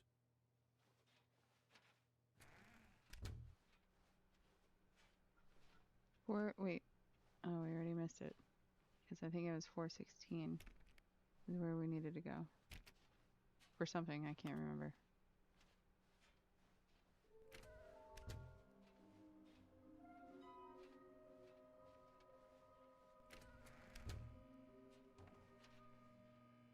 Oh, Stanley, can you feel it? The broom closet. It wants the bucket. You can feel that? Coming to a staircase, Stanley and the bucket walked upstairs to the boss's office.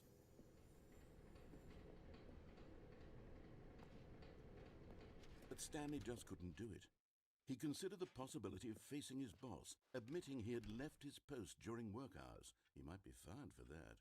And in such a competitive economy, why had he taken that risk? All because he believed everyone had vanished? His boss would think he was crazy. And then, something occurred to Stanley. Maybe, he thought to himself, maybe I am crazy. He looked down at the bucket in his arms. Am I crazy? He asked the bucket. The bucket returned his gaze, but said nothing at all. That's strange, Stanley thought. Usually the bucket is a source of guidance and wisdom for me in difficult times such as these. He held the bucket close, yet felt none of its familiar reassurance and comfort.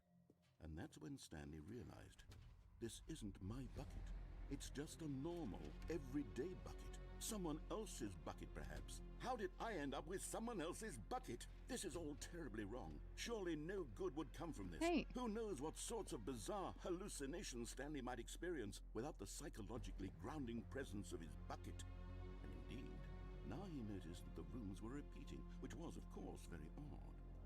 And now he felt himself floating off the ground. Oh, gracious, he exclaimed. Oh, Without gracious. my bucket, I've gone truly mad. Where is it? I must find it. Far off in the distance now, he heard it, calling to him. Stanley! Stanley, it's me! The bucket! Could it truly be? He rushed forward from room to room, passing by one bucket after the next. None of them were his. None of them were his special bucket. Come to me, Stanley! Find me! He had to find the bucket. He had to return to his old friend. It was the only way to truly restore his sanity. And then suddenly, he froze dead in his tracks. He knew where the voice of the bucket had been coming from. The real bucket was inside of him all along. It was incredibly painful. Stanley doubled over in agony and blacked out. Well then. This is the story of a woman named Mariella. Is my bucket next to me? Mariella woke up on a day like any other. She arose, got dressed, picked up her bucket of comfort and security, and walked to her place of work. But on this particular day, her walk was interrupted by the body of a man I don't who had even have a stumbled bucket. through town, Is that my talking and bucket? screaming to himself, and then collapsed dead on the sidewalk. Right away, she knew what the problem was. This man had no bucket. Of course he'd gone mad, ranting and raving about a narrator describing all of his actions and how everything is predetermined and free will is an illusion and it's all just a video game. It could all have been prevented if only he'd taken his bucket with him. Perhaps he didn't even realize he'd forgotten his bucket at home in the first place. How cruel the world can be, Mariella thought, and she hugged her own bucket even tighter. But of course, she had no time for this. There were a myriad of confusing problems she would soon have to confront at work, for which her bucket would provide absolute guidance and total clarity on everything. Heck yes, she thought to herself, my life kicks ass. And she backflipped all the way to work.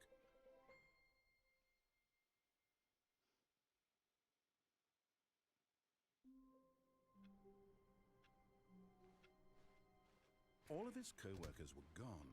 What could it mean? Stanley decided to go to the meeting room. Perhaps he had simply missed a memo.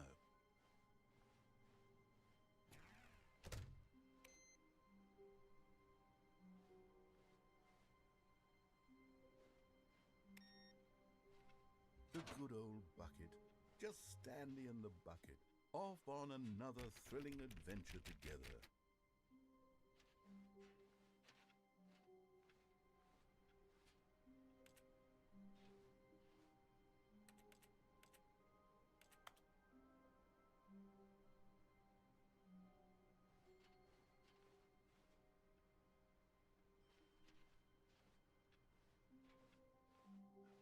I thought I remembered something with 416. Stanley clutched the bucket tightly to his chest and entered the door on his left. But do I? Do I want to? Actually, there is a room that we haven't gone in.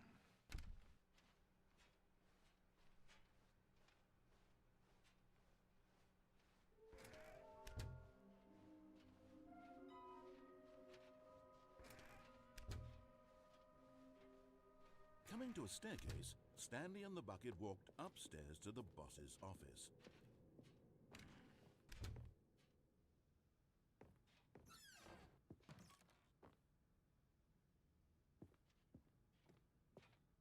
Stepping into his manager's office, Stanley was once again stunned to discover not an indication of any human life. Crushed by the weight of this revelation, Stanley may have broken down, but Stanley guessed the correct code by sheer luck. Was it that the bucket knew all along? Was the bucket guiding him? Where did I go? Yes. Did I go This is to? certainly the most logical explanation. Hold on. There is one area. I'll go to the right. But remember, there's that other area besides where I went to.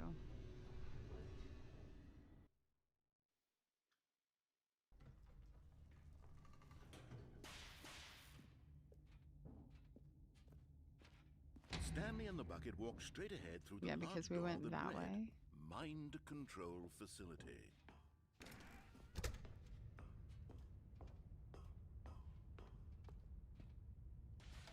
The lights rose on an enormous room packed with television screens.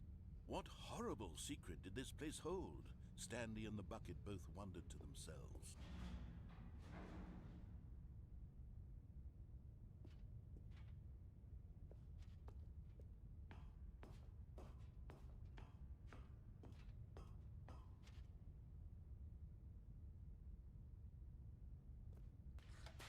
The monitors jumped to life, and Stanley nearly dropped the bucket in shock. Tired. Everyone in the office was being videotaped, monitored like guinea pigs. The bucket had never seen anything like this, and it very nearly burst into tears The as bucket. Stanley cradled it gently, reassuring it that Where are everything we? would be fine. We're 427.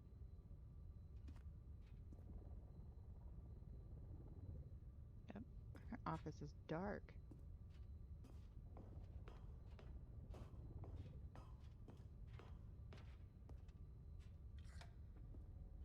Was the bucket under the mind control facility's influence as well? Had the bucket been told to do things it didn't wish to do? What kinds of things does a bucket want to do or not want to do in the first place? These questions raced furiously in Stanley's feeble mind. No! He screamed into the bucket. He couldn't accept it. His own life in someone else's control. Never! He squeezed the bucket tighter. His one friend in the entire world. At this point, he could trust no one except for the bucket. No one. Buckets have life.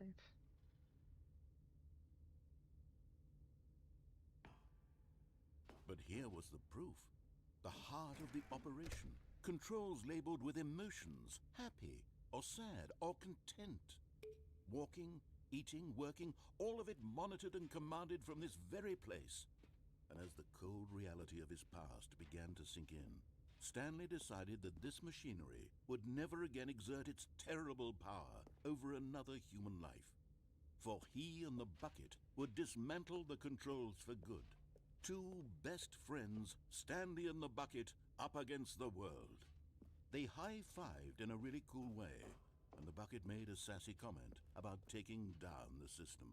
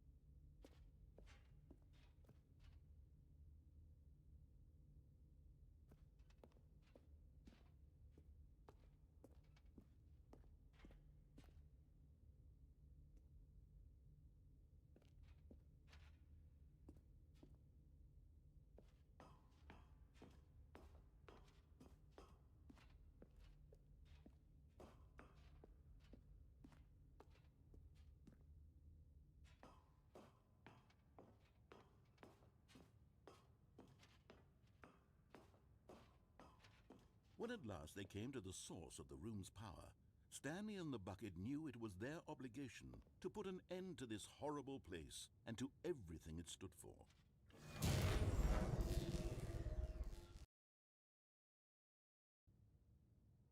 Stanley and the bucket waited in blackness. Was it over? Yes, they had done it. Stanley and the bucket had defeated their greatest and darkest enemy, freed themselves from the tyrannical grip of the evil mind control machine. Freedom was now mere moments away. Excitedly, the two of them began to discuss the kind of life they wanted to live once they stepped through this massive door. The bucket wanted to learn to roller skate. Stanley wanted to sneeze in every country on Earth. Both of them wanted to begin watching a movie, any movie, but then stop it halfway through and begin watching it in reverse from the end. True, it was a simple life they envisioned, but it was one they'd lived together, with one another to lean on, to trust, to support, and... What? Wait. What was happening? Why had the door stopped? Was Stanley and the bucket not about It's to a be blue free? waffle. An unbearable silence filled the room, lingering in uncertainty.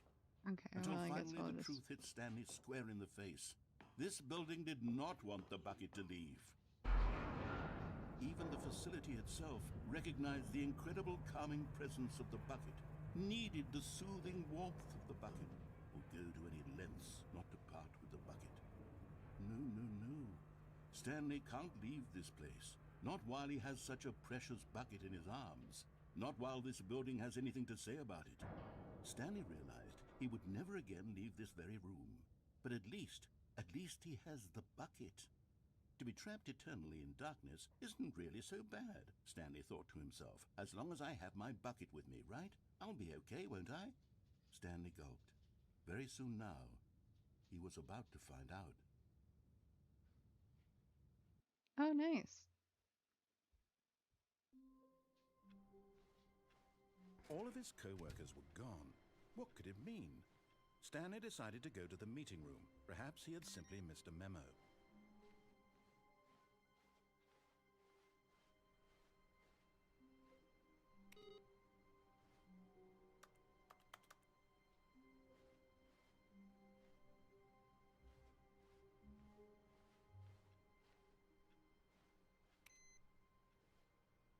Where are we going today? The bucket asked. Stanley just smiled. Anywhere they went together would be perfectly fine with him.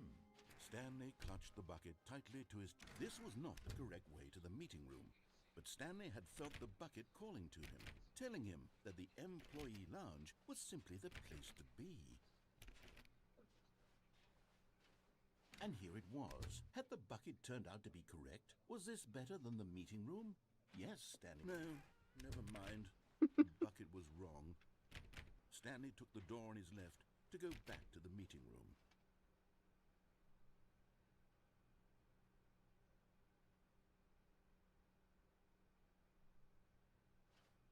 And so the two of them detoured through the maintenance section and walked straight ahead to the opposite door.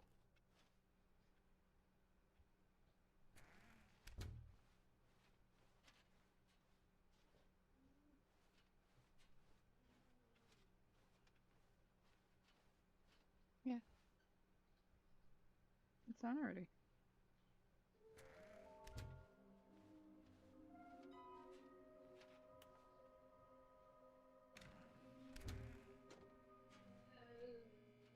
Oh, Stanley, can you feel it? The broom closet. It wants the bucket. You can feel that coming to a staircase. Stanley and the bucket walked upstairs to the boss's office.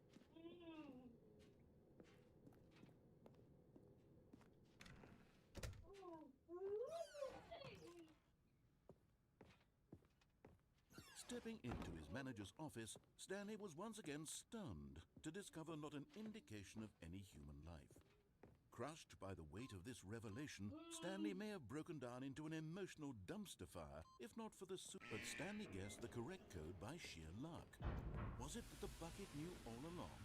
Was the bucket guiding him? Yes, this is certainly the most logical explanation.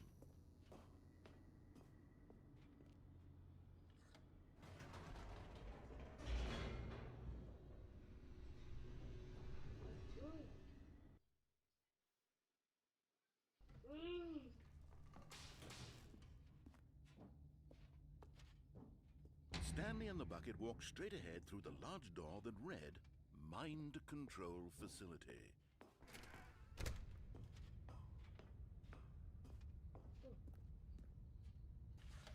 The lights rose on an enormous room packed with television screens. What horrible secret did this place hold? Stanley and the bucket both wondered to themselves.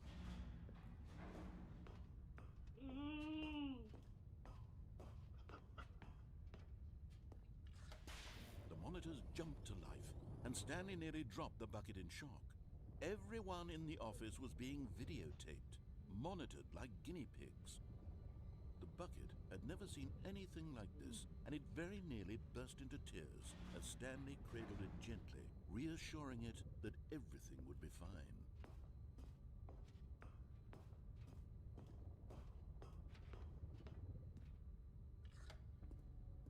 Was the bucket under the mind control facility's influence as well? Had the bucket been told to do things it didn't wish to do? What kinds of things does a bucket want to do or not want to do in the first place? These questions raced furiously in Stanley's feeble mind. No! He screamed into the bucket. He couldn't accept it. His own life in someone else's control, never! He squeezed the bucket tighter, his one friend in the entire world. At this point, he could trust no one except for the bucket.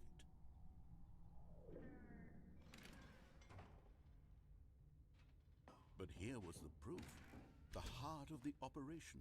Controls labeled with emotions, happy or sad or content. Walking, eating, working, all of it monitored and commanded from this very place.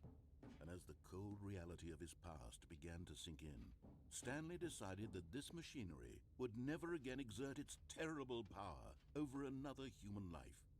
For he and the bucket would dismantle the controls for good. Two best friends, Stanley and the bucket, up against the world. They high-fived in a really cool way, and the bucket made a sassy comment about taking down the system.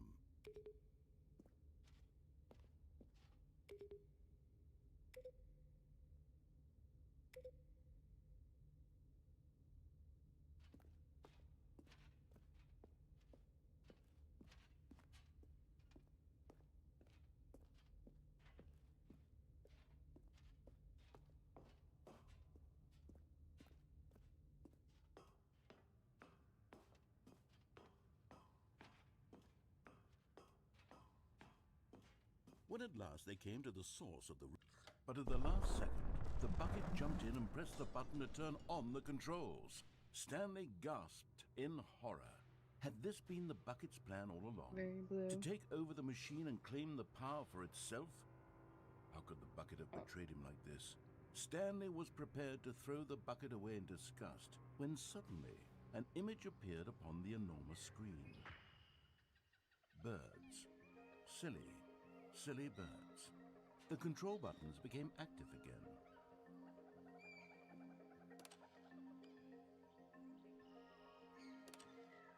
Stanley flipped through one video of silly birds after another, and then it dawned on him. This wasn't a mind control facility at all. It was a facility for monitoring and surveilling silly birds all over the world. The mind controls were only a facade to disguise its true intentions. Had the bucket known this all along? Stanley marveled at the metal genius in his hands, the one who had pointed him towards this incredible discovery. Stanley and the bucket never found freedom because they spent the rest of their lives here in this place, flipping through live streams of the silliest birds imaginable. Of all the possible paths his life could have taken, this one was surely the best. And Stanley was happy.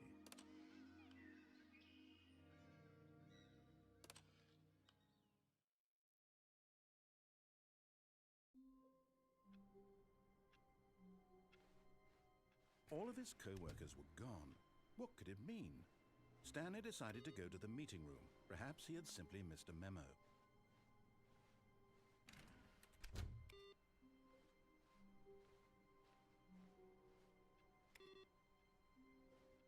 A good bucket, a strong bucket, a humble bucket, a committed bucket, a bucket of culture and distinction.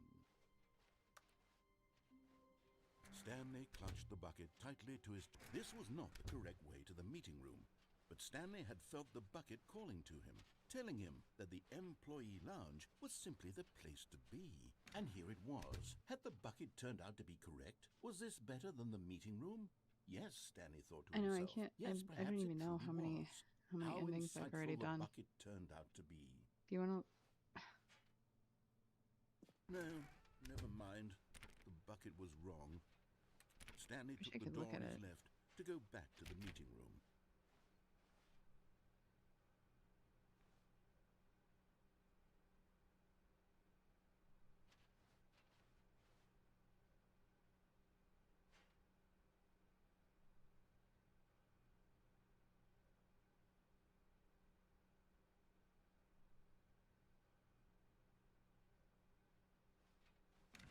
No, Said the bucket.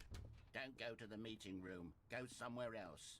The cargo lift, yes. Go good. Said the bucket. Oh, Now good. ride the lift all the way to the top. There's something up there I need you to do. Stanley did not question why or how this bucket was speaking to him. It should have alarmed him, of course, because buckets can't talk. But Stanley chose not to think about this obvious fact.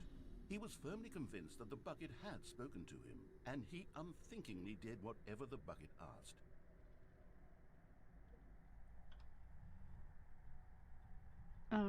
Yeah.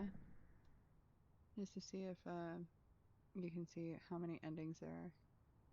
I can't In see here. if there's. Said the bucket. Go into this dark room over here.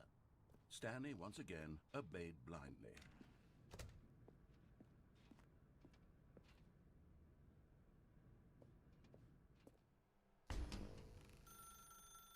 Now pick up the phone. Said the bucket. Pick up the phone and it will take us back home, where we can go about life together. Whoa, hold on. Why did you unplug the phone? Were you trying to resist the bucket's orders? Stanley, I was joking. Obviously, the bucket isn't talking to you and telling you to do things. Buckets can't talk. It was a joke. Don't you get the joke? It's funny, Stanley. A talking bucket. Can't you see? Oh, goodness. I must have really bungled up the delivery if you actually took me seriously. Where did I mess up the joke? Should I have paused for longer or spoken quicker? Oh, comedic timing is so difficult. I wish I were better at it, but there isn't exactly an instructional video on comedy that one can watch to fully... Oh, wait, yes, there is. It's sitting right here. Let's take a look. What is comedic timing? What is comedic timing? How does it work? How long should it last? How can it be used to effectively silence your political enemies? And more importantly, can it be taught in its entirety within 90 seconds? Thankfully, the answer to all of these questions is yes. Let's dive deeper. If you've ever told a joke or made someone laugh, in all likelihood, you did it while standing 50 to 80 centimeters from them in a room of no more than 76 degrees Fahrenheit, with one of your arms raised straight upward at a 15-degree angle from your body. These are the optimal conditions for good comedic timing.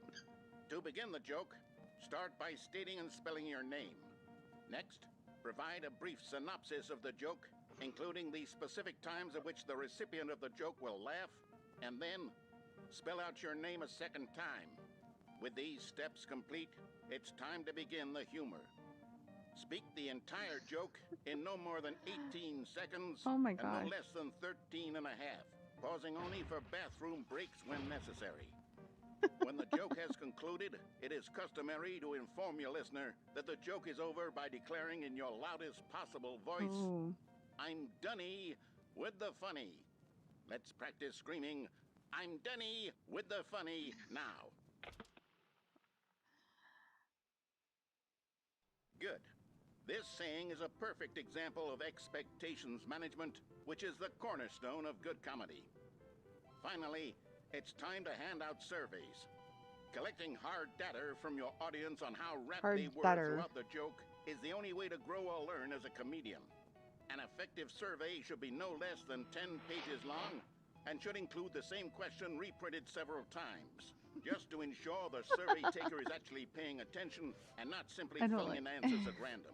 Yeah. And that's all there is. With these strategies at your disposal, you'll have audiences doubled over in laughter and even tripled over in laughter in no time at all. Just remember to let them stop laughing at some point, you gut-busting little scamp. After all, we're each of us needed on the front lines of the war to fight the 12-legged invader who threaten our very existence and who very likely die in a hailstorm of bullets and mandibles. All of us must be prepared to give our lives to this noble cause, just as our children must do after us, and their children after them. Godspeed, and may Earth reign supreme. Hey, goodness, this video is a little outdated, isn't it? Well, no matter. I think the fundamentals of proper comedic timing are still as relevant today as they were back then. So with that in Thank you mind, for looking I that up. believe the only way forward is for us to return to the 2 doors and walk through all of this again, so I can try telling my story with more appropriate comedic delivery. Come along, let's head back.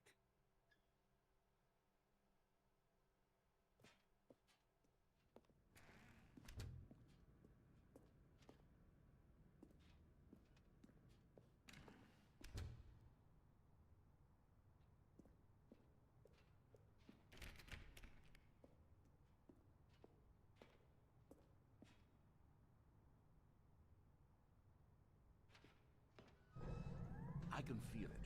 This time, I'm really going to nail the delivery. You'll be in stitches. A talking bucket, you'll say? How ridiculous. How absurd. What a hilarious concept. The king of comedy. I already went That's down what here. you'll call me. Thank goodness we have the instructional video. Otherwise, who knows where we'd be right now? Well, I wouldn't be the king of comedy, that's for sure. The bucket spoke to Stanley. The bucket spoke. The bucket spoke. Oh, I'll figure it out on the fly. No need to overthink things.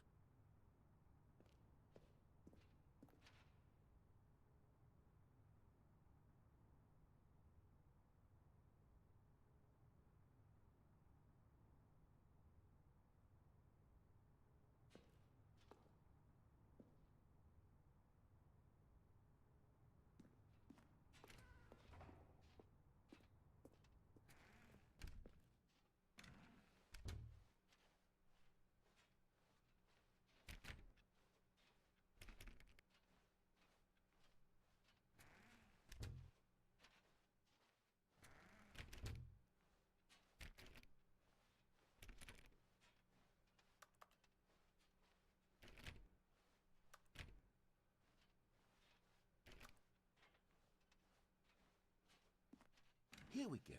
You ready?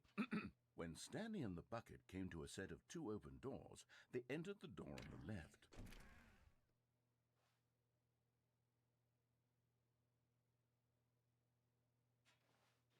No. You were supposed to go through the door on the right, leading back to the phone. Did you not even look at the instructional video? I think this is all covered very clearly. There's no way I can make the comedic timing work now. It's done. The joke is completely done and over. It's all your fault, Stanley. I'm going to be ridiculed in the community of other joke writers. I'm going to be shamed at every one of our meetings from now on. All because you couldn't watch a simple video and take a hint. Are you proud of yourself for bringing me down, Stanley? Are you proud? Here we go. You ready? When Stanley and the bucket came to a set of 2 open doors, they entered the door on the left. No. You were supposed to go through the door on the right, leading back. Here we go. You ready? When Stanley and the bucket came to a set of 2 open doors, they entered the door on the left.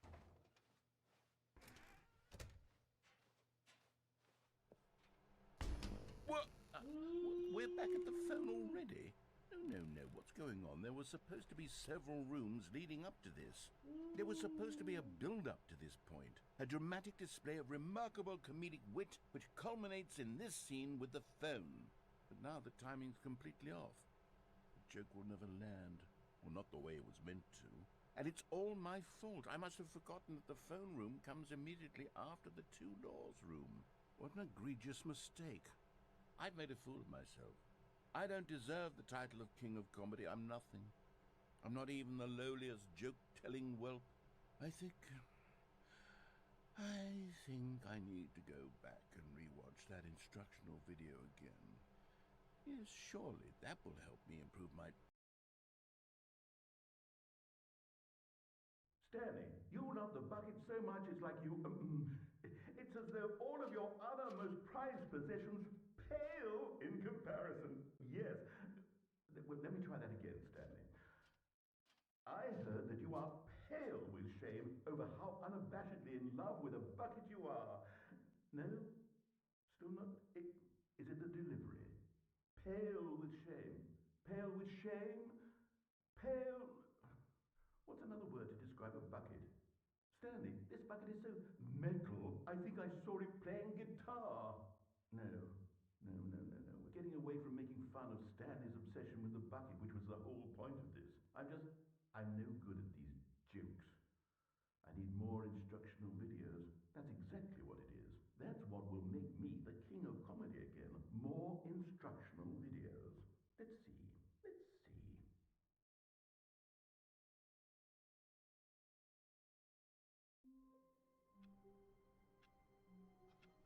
Shall we see if there's any more? I don't know. Can't even... And we're in the sequel is now. We're in the sequel. That's the controllers.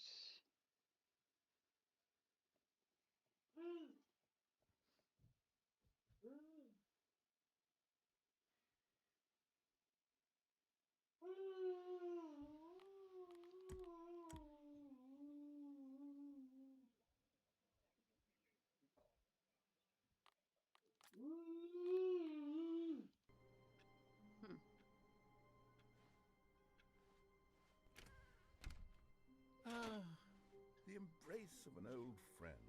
Stanley clutched the bucket tightly to his chest and entered the door on his left.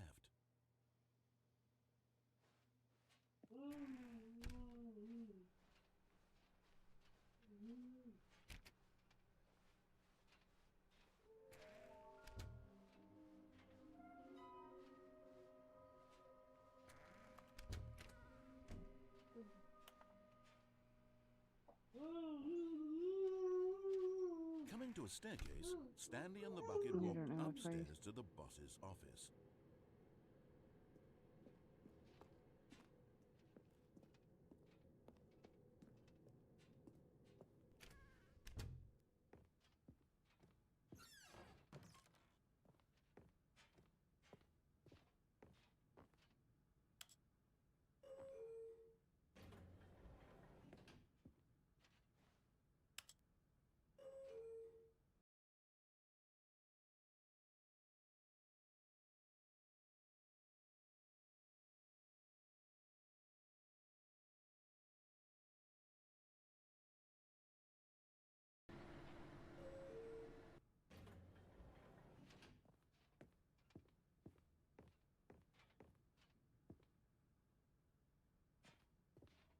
Stepping into his manager's office, Stanley was once again stunned to discover not an indication of any human life.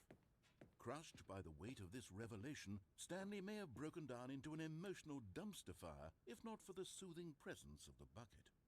Even now, in his darkest of hours, did the bucket's warmth and guiding light pierce the dark clouds of confusion and chaos. It would be with him always, but Stanley guessed the correct code by sheer luck. Was it that the bucket knew all along? Was the bucket guiding him? Yes, this is certainly the most logical explanation. Yes, please. Let's do that.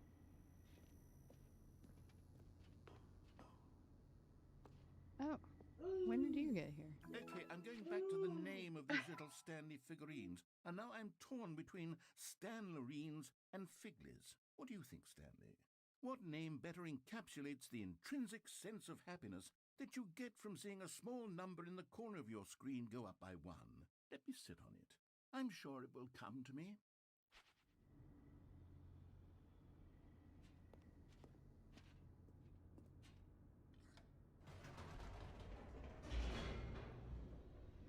Figley's sound like a good name.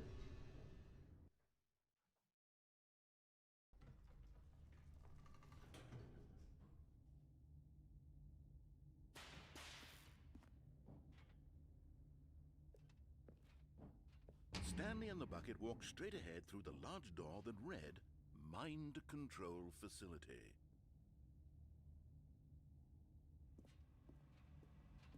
Although this passageway had the word escape written on it, the truth was that at the end of this hall, Stanley and the bucket would both meet a violent death. But of course, Stanley and the bucket thought better of it and realized they simply had too much to live for.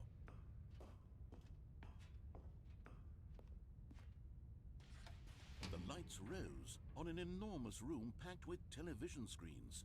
What horrible secret did this place hold? What other Stanley and the ending we bucket can both actually get. wondered to themselves. Actually looking at the Steam account.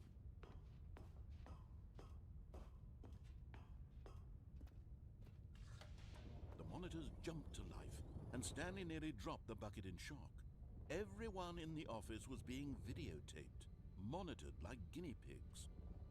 The bucket had never seen anything like this, and it very nearly burst into tears as Stanley cradled it gently, reassuring it that everything would be fine.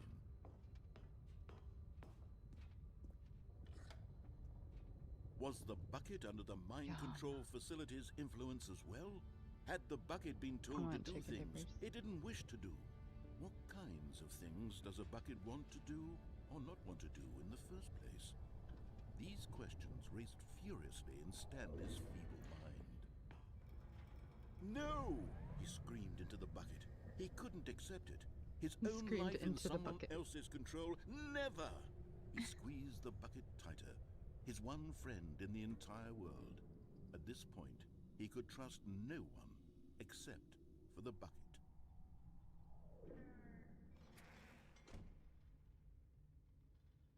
But here was the proof. The heart of the operation. Controls labeled with emotions, happy or sad or content. Walking, eating, working, all of it monitored and commanded from this very place. And as the cold reality of his past began to sink in, Stanley decided that this machinery would never again exert its terrible power over another human life. For he and the bucket would dismantle the controls for good. Two best friends, Stanley and the bucket, up against the world. They high-fived in a really cool way, and the bucket made a sassy comment about taking down the system.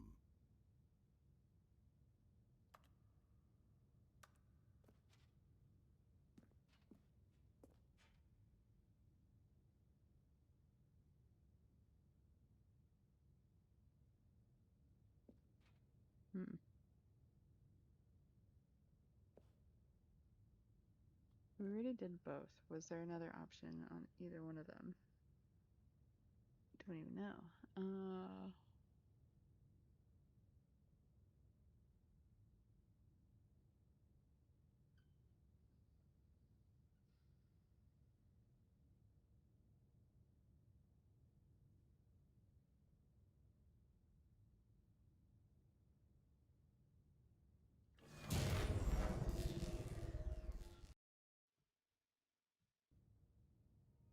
Stanley and the bucket waited in blackness. Was it over? Yes, they had done it. Stanley and the bucket had defeated their greatest and darkest enemy, freed themselves from the tyrannical grip of the evil mind control machine. Freedom was now mere moments away. Excitedly, the two of them began to discuss the kind of life they wanted to live once they stepped through this massive door. The bucket wanted to learn to roller skate. Stanley wanted to sneeze in every country on Earth. Both of them wanted to begin watching a movie, any movie, but then stop it halfway through and begin watching it in reverse from the end. True, it was a simple life they envisioned, but it was one they'd lived together, with one another to lean on, to trust, to support. What? Wait. What was happening? Why had the door stopped? Was Stanley and the bucket not about to be freed? Yeah, I already did the setting. An unbearable silence filled the room, lingering in uncertainty, until finally the truth hit Stanley square in the face. This building did not want the bucket to leave. Even the facility itself recognized the incredible calming presence of the bucket, needed the soothing warmth of the bucket, would go to any lengths not to part with the bucket. No, no, no. Stanley can't leave this place. Not while he has such a precious bucket in his arms. Not while this building has anything to say about it. Stanley realized he would never again leave this very room. But at least he has the bucket. To be trapped eternally in darkness isn't really so bad, Stanley thought to himself. As long as I have my bucket with me, right? I'll be okay, won't I? Stanley gulped. Very soon now, he was about to find out.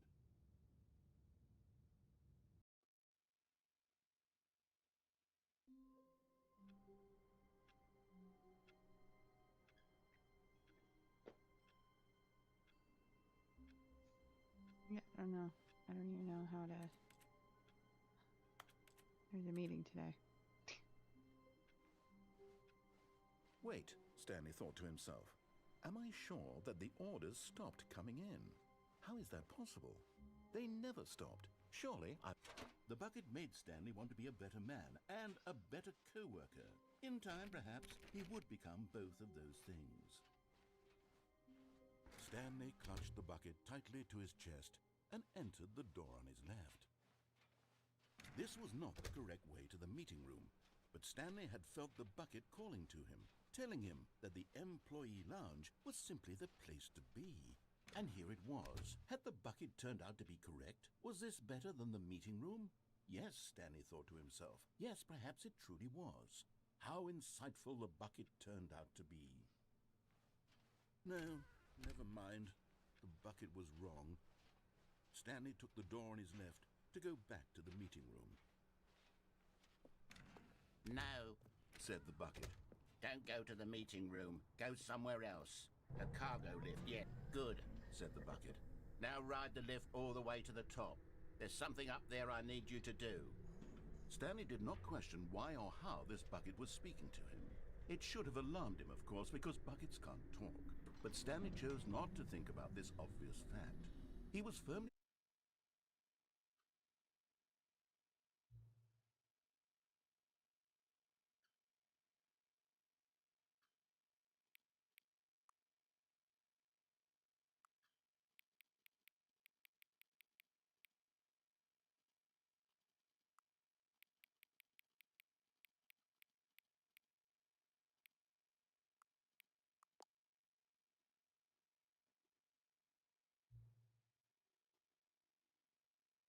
And there we go, we're back.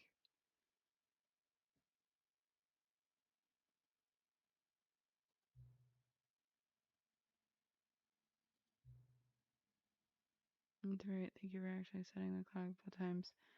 You booted up the game. A lot of people don't take that step seriously. They just leave the clock set at 12. Call it a day. But you're actually taking the time to set the clock, and I appreciate that. That's how I know that you care about the experience you're paying attention. I don't even have any way of knowing if the times you're setting are correct. Tell you what, I'll make you a deal. And since you've been so cooperative, Next time you boot up the game and see the screen, set the clock to your favorite time. Go ahead. Pick whatever time you want. And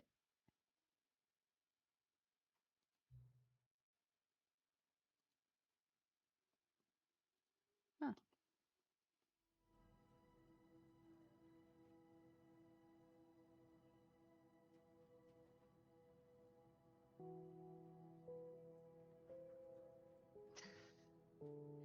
Kind of want to see now, but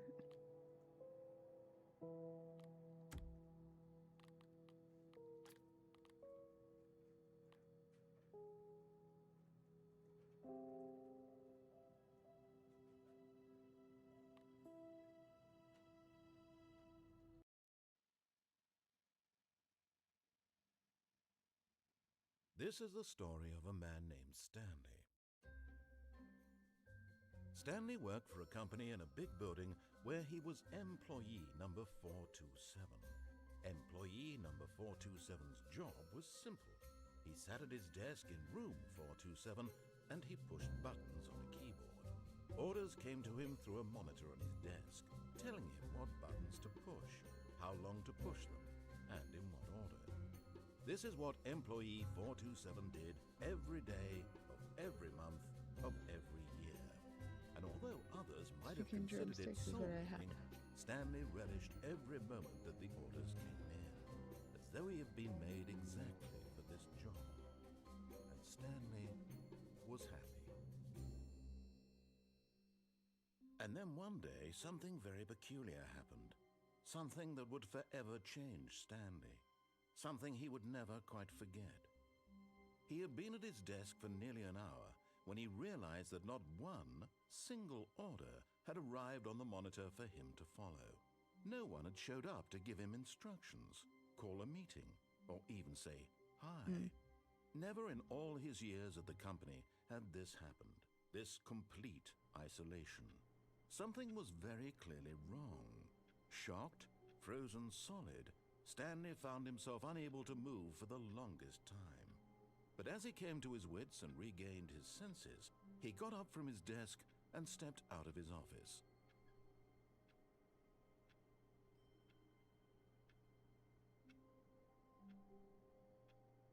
What did it say? Quit the game.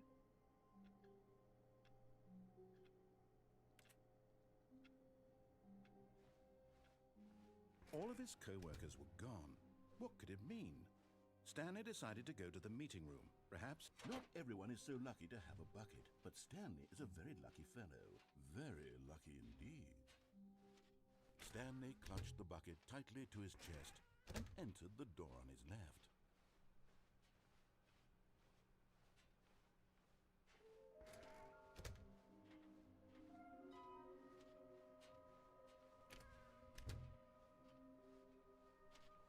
Coming to a staircase, Stanley and the bucket walked upstairs to the boss's office.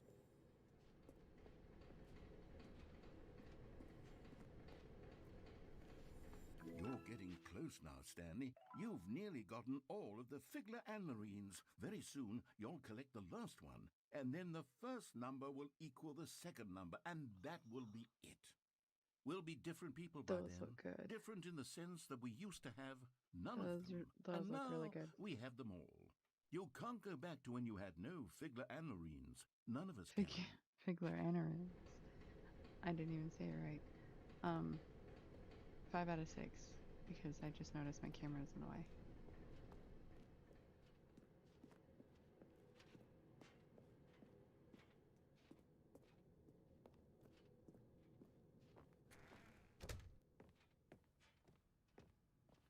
Stepping into his manager's office, Stanley was once again stunned to discover not an indication of any human life. Crushed by the weight of this revelation, Stanley may have broken down, but Stanley guessed the correct code by sheer luck. Was it that the bucket knew all along?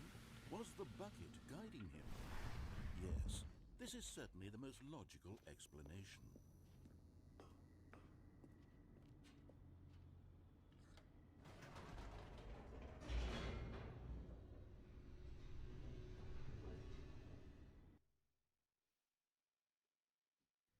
The elevator raced downward, plummeting towards an unknown fate. It would be all Stanley could do to keep himself together, if not for the bucket. Soothing him, comforting him, reassuring that in this darkest moment of uncertainty, he would be all right. The bucket is here for you, Stanley. Everything will be fine.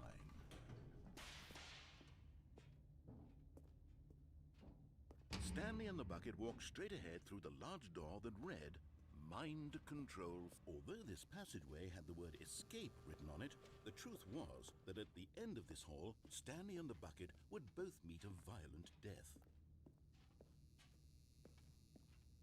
The door behind them was not shut. Stanley and the bucket still had every opportunity to turn around and get back on track.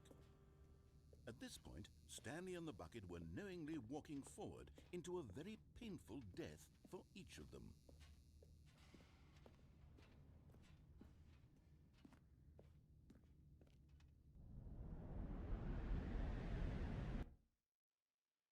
I think this one only has one ending.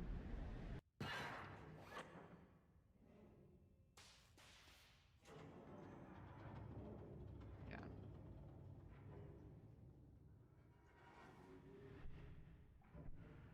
As the machine whirred into motion and Stanley and the bucket inched closer to their demise... Is there a way that... No.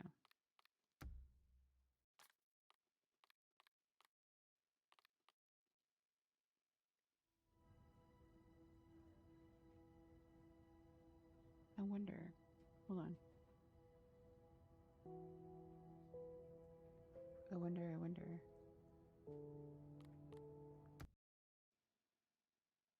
I didn't know what it would show if I did that. Hold on.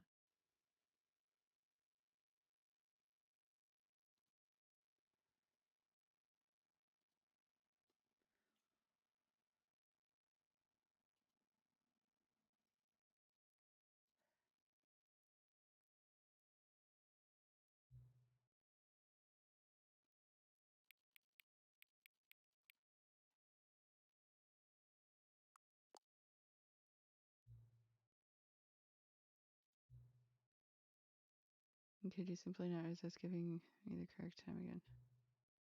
After all, I know how much you're enjoying the time correctly.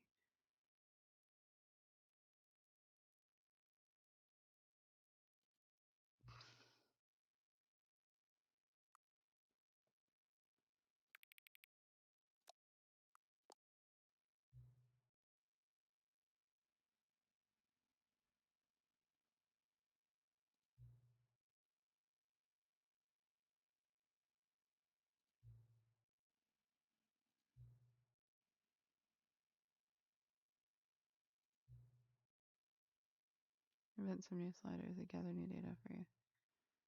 Shouldn't be too hard. Let me whip a couple new ones up. It should be ready the next time you boot up the game. Are we doing it again?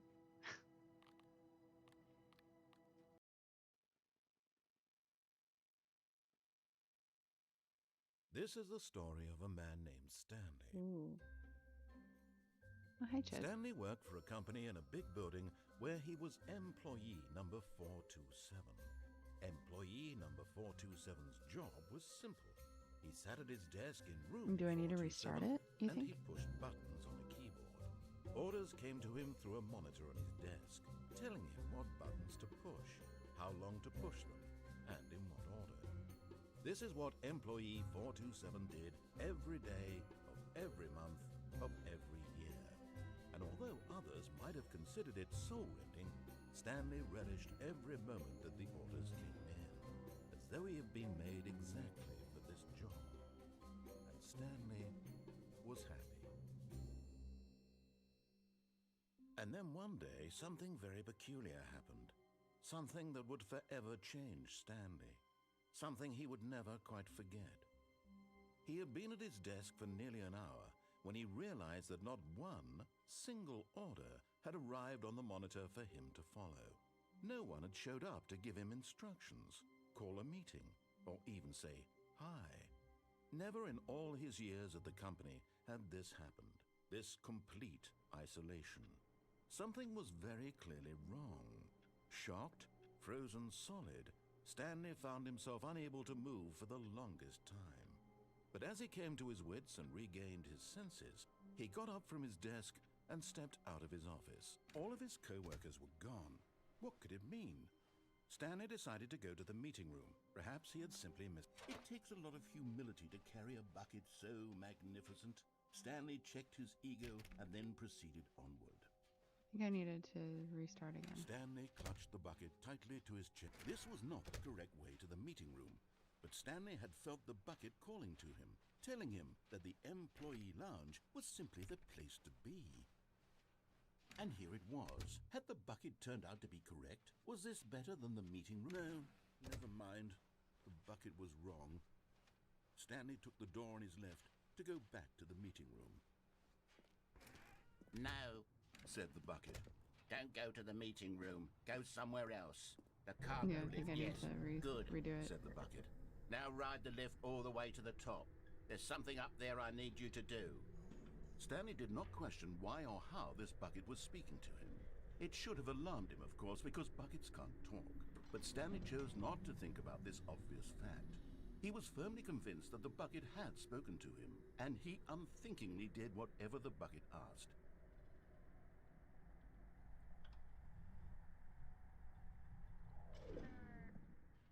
In here, said the bucket. Go into this dark room over here. Stanley once again obeyed blindly.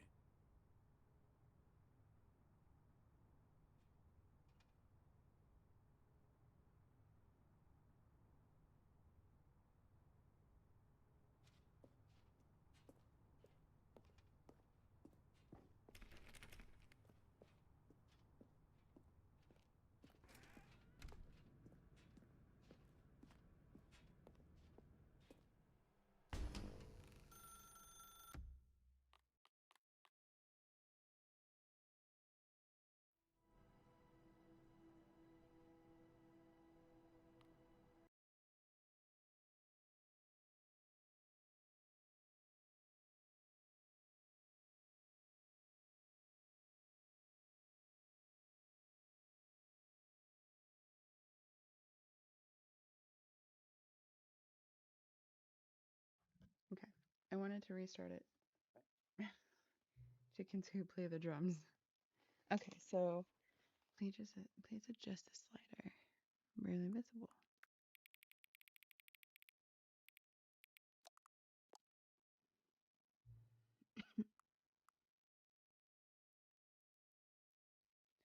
Please adjust the slider until the dog and the cat are friends.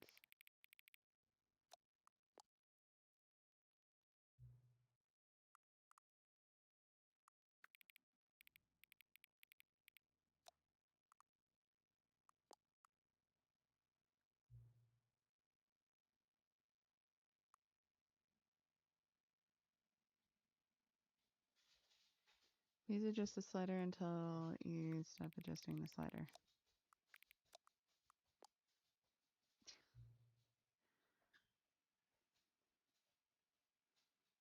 And see. Acobionical? Scrumptious. I please don't adjust the slider.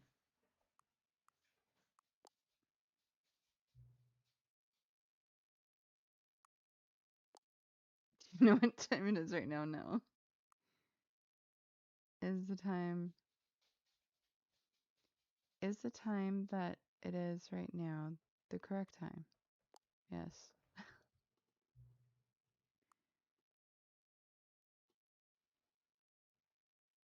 What is time anyway?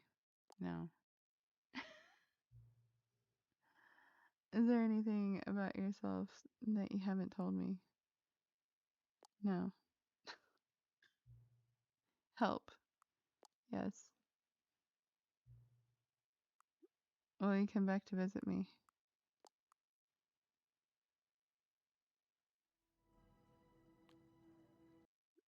Was that it? This is the story of a man. About me. All of his co-workers were gone. What could it I mean? really don't know what else to Stanley do. decided to go to I the think meeting room. we're Perhaps pretty Stanley much good. cradled the bucket in a gentle embrace, protective yet delicate, assertive yet compassionate. Stanley clutched the bucket tightly to his chest and entered the door on his left. Yeah, I don't know what else to do. We've done pretty much everything, I think. So I mean, yeah, I don't know. I don't know.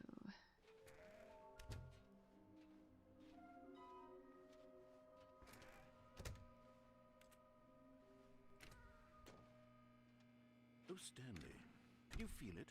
The broom closet. It wants the bucket. You can feel that, can't you? The Wants aura of bucket. jealousy? It's as clear as day. The This bucket. broom closet believes it deserves the bucket. I can really feel it now. It's a bucket. It belongs in a broom closet. That's what the broom closet is trying to say here. It's supposed to go with the other cleaning supplies. Good for you, Stanley. Don't give in. Don't hand over the bucket. I know how hard it must be, given the pressure that the broom closet is putting on your shoulders right now, but you have to be strong. Can find This is something your else to bucket. play if you This want. is your companion and lifelong friend. You can't hand it over. I know, I'll have to We're getting into download name more. calling now, it seems. Is this how low the broom closet has sunk that it has to resort to this stream of petty insults But yes, simply in order to think get you it's to hand over the bucket? Stanley, I never liked this broom Okay, closet for quiet. a variety of reasons, but even this is worse than... Coming to a staircase, Stanley and the bucket walked upstairs to the boss's office. Alright, so we pretty much did most of the endings. We just went through a lot of different areas. I collected 5 out of 6 figurines. So, yeah. I think I'm gonna call this one.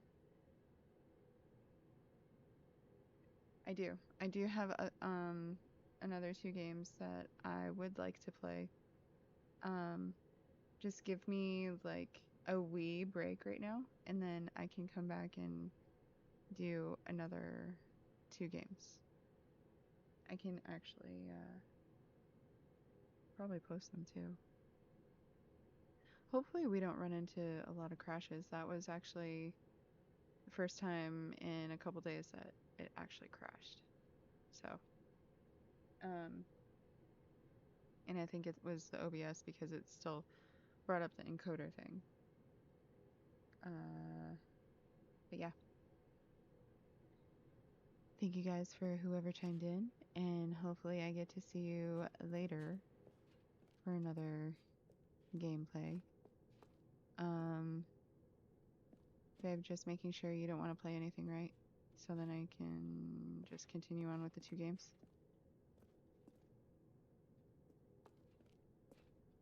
I'll wait until you answer that.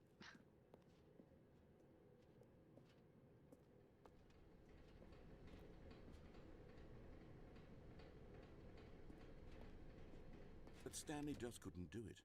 He considered the possibility of facing his Okay. boss, admitting he had left his post. Alright, so yeah, we'll just stop it right here, and hopefully we'll see you later. But yeah. Again, thank you for stopping by. If you haven't already, there's a pinned message up at the top. It leads to Ultimate's channel. And if you haven't already, please check him out. He's looking for watch hours. And if you haven't subscribed already, he's very entertaining.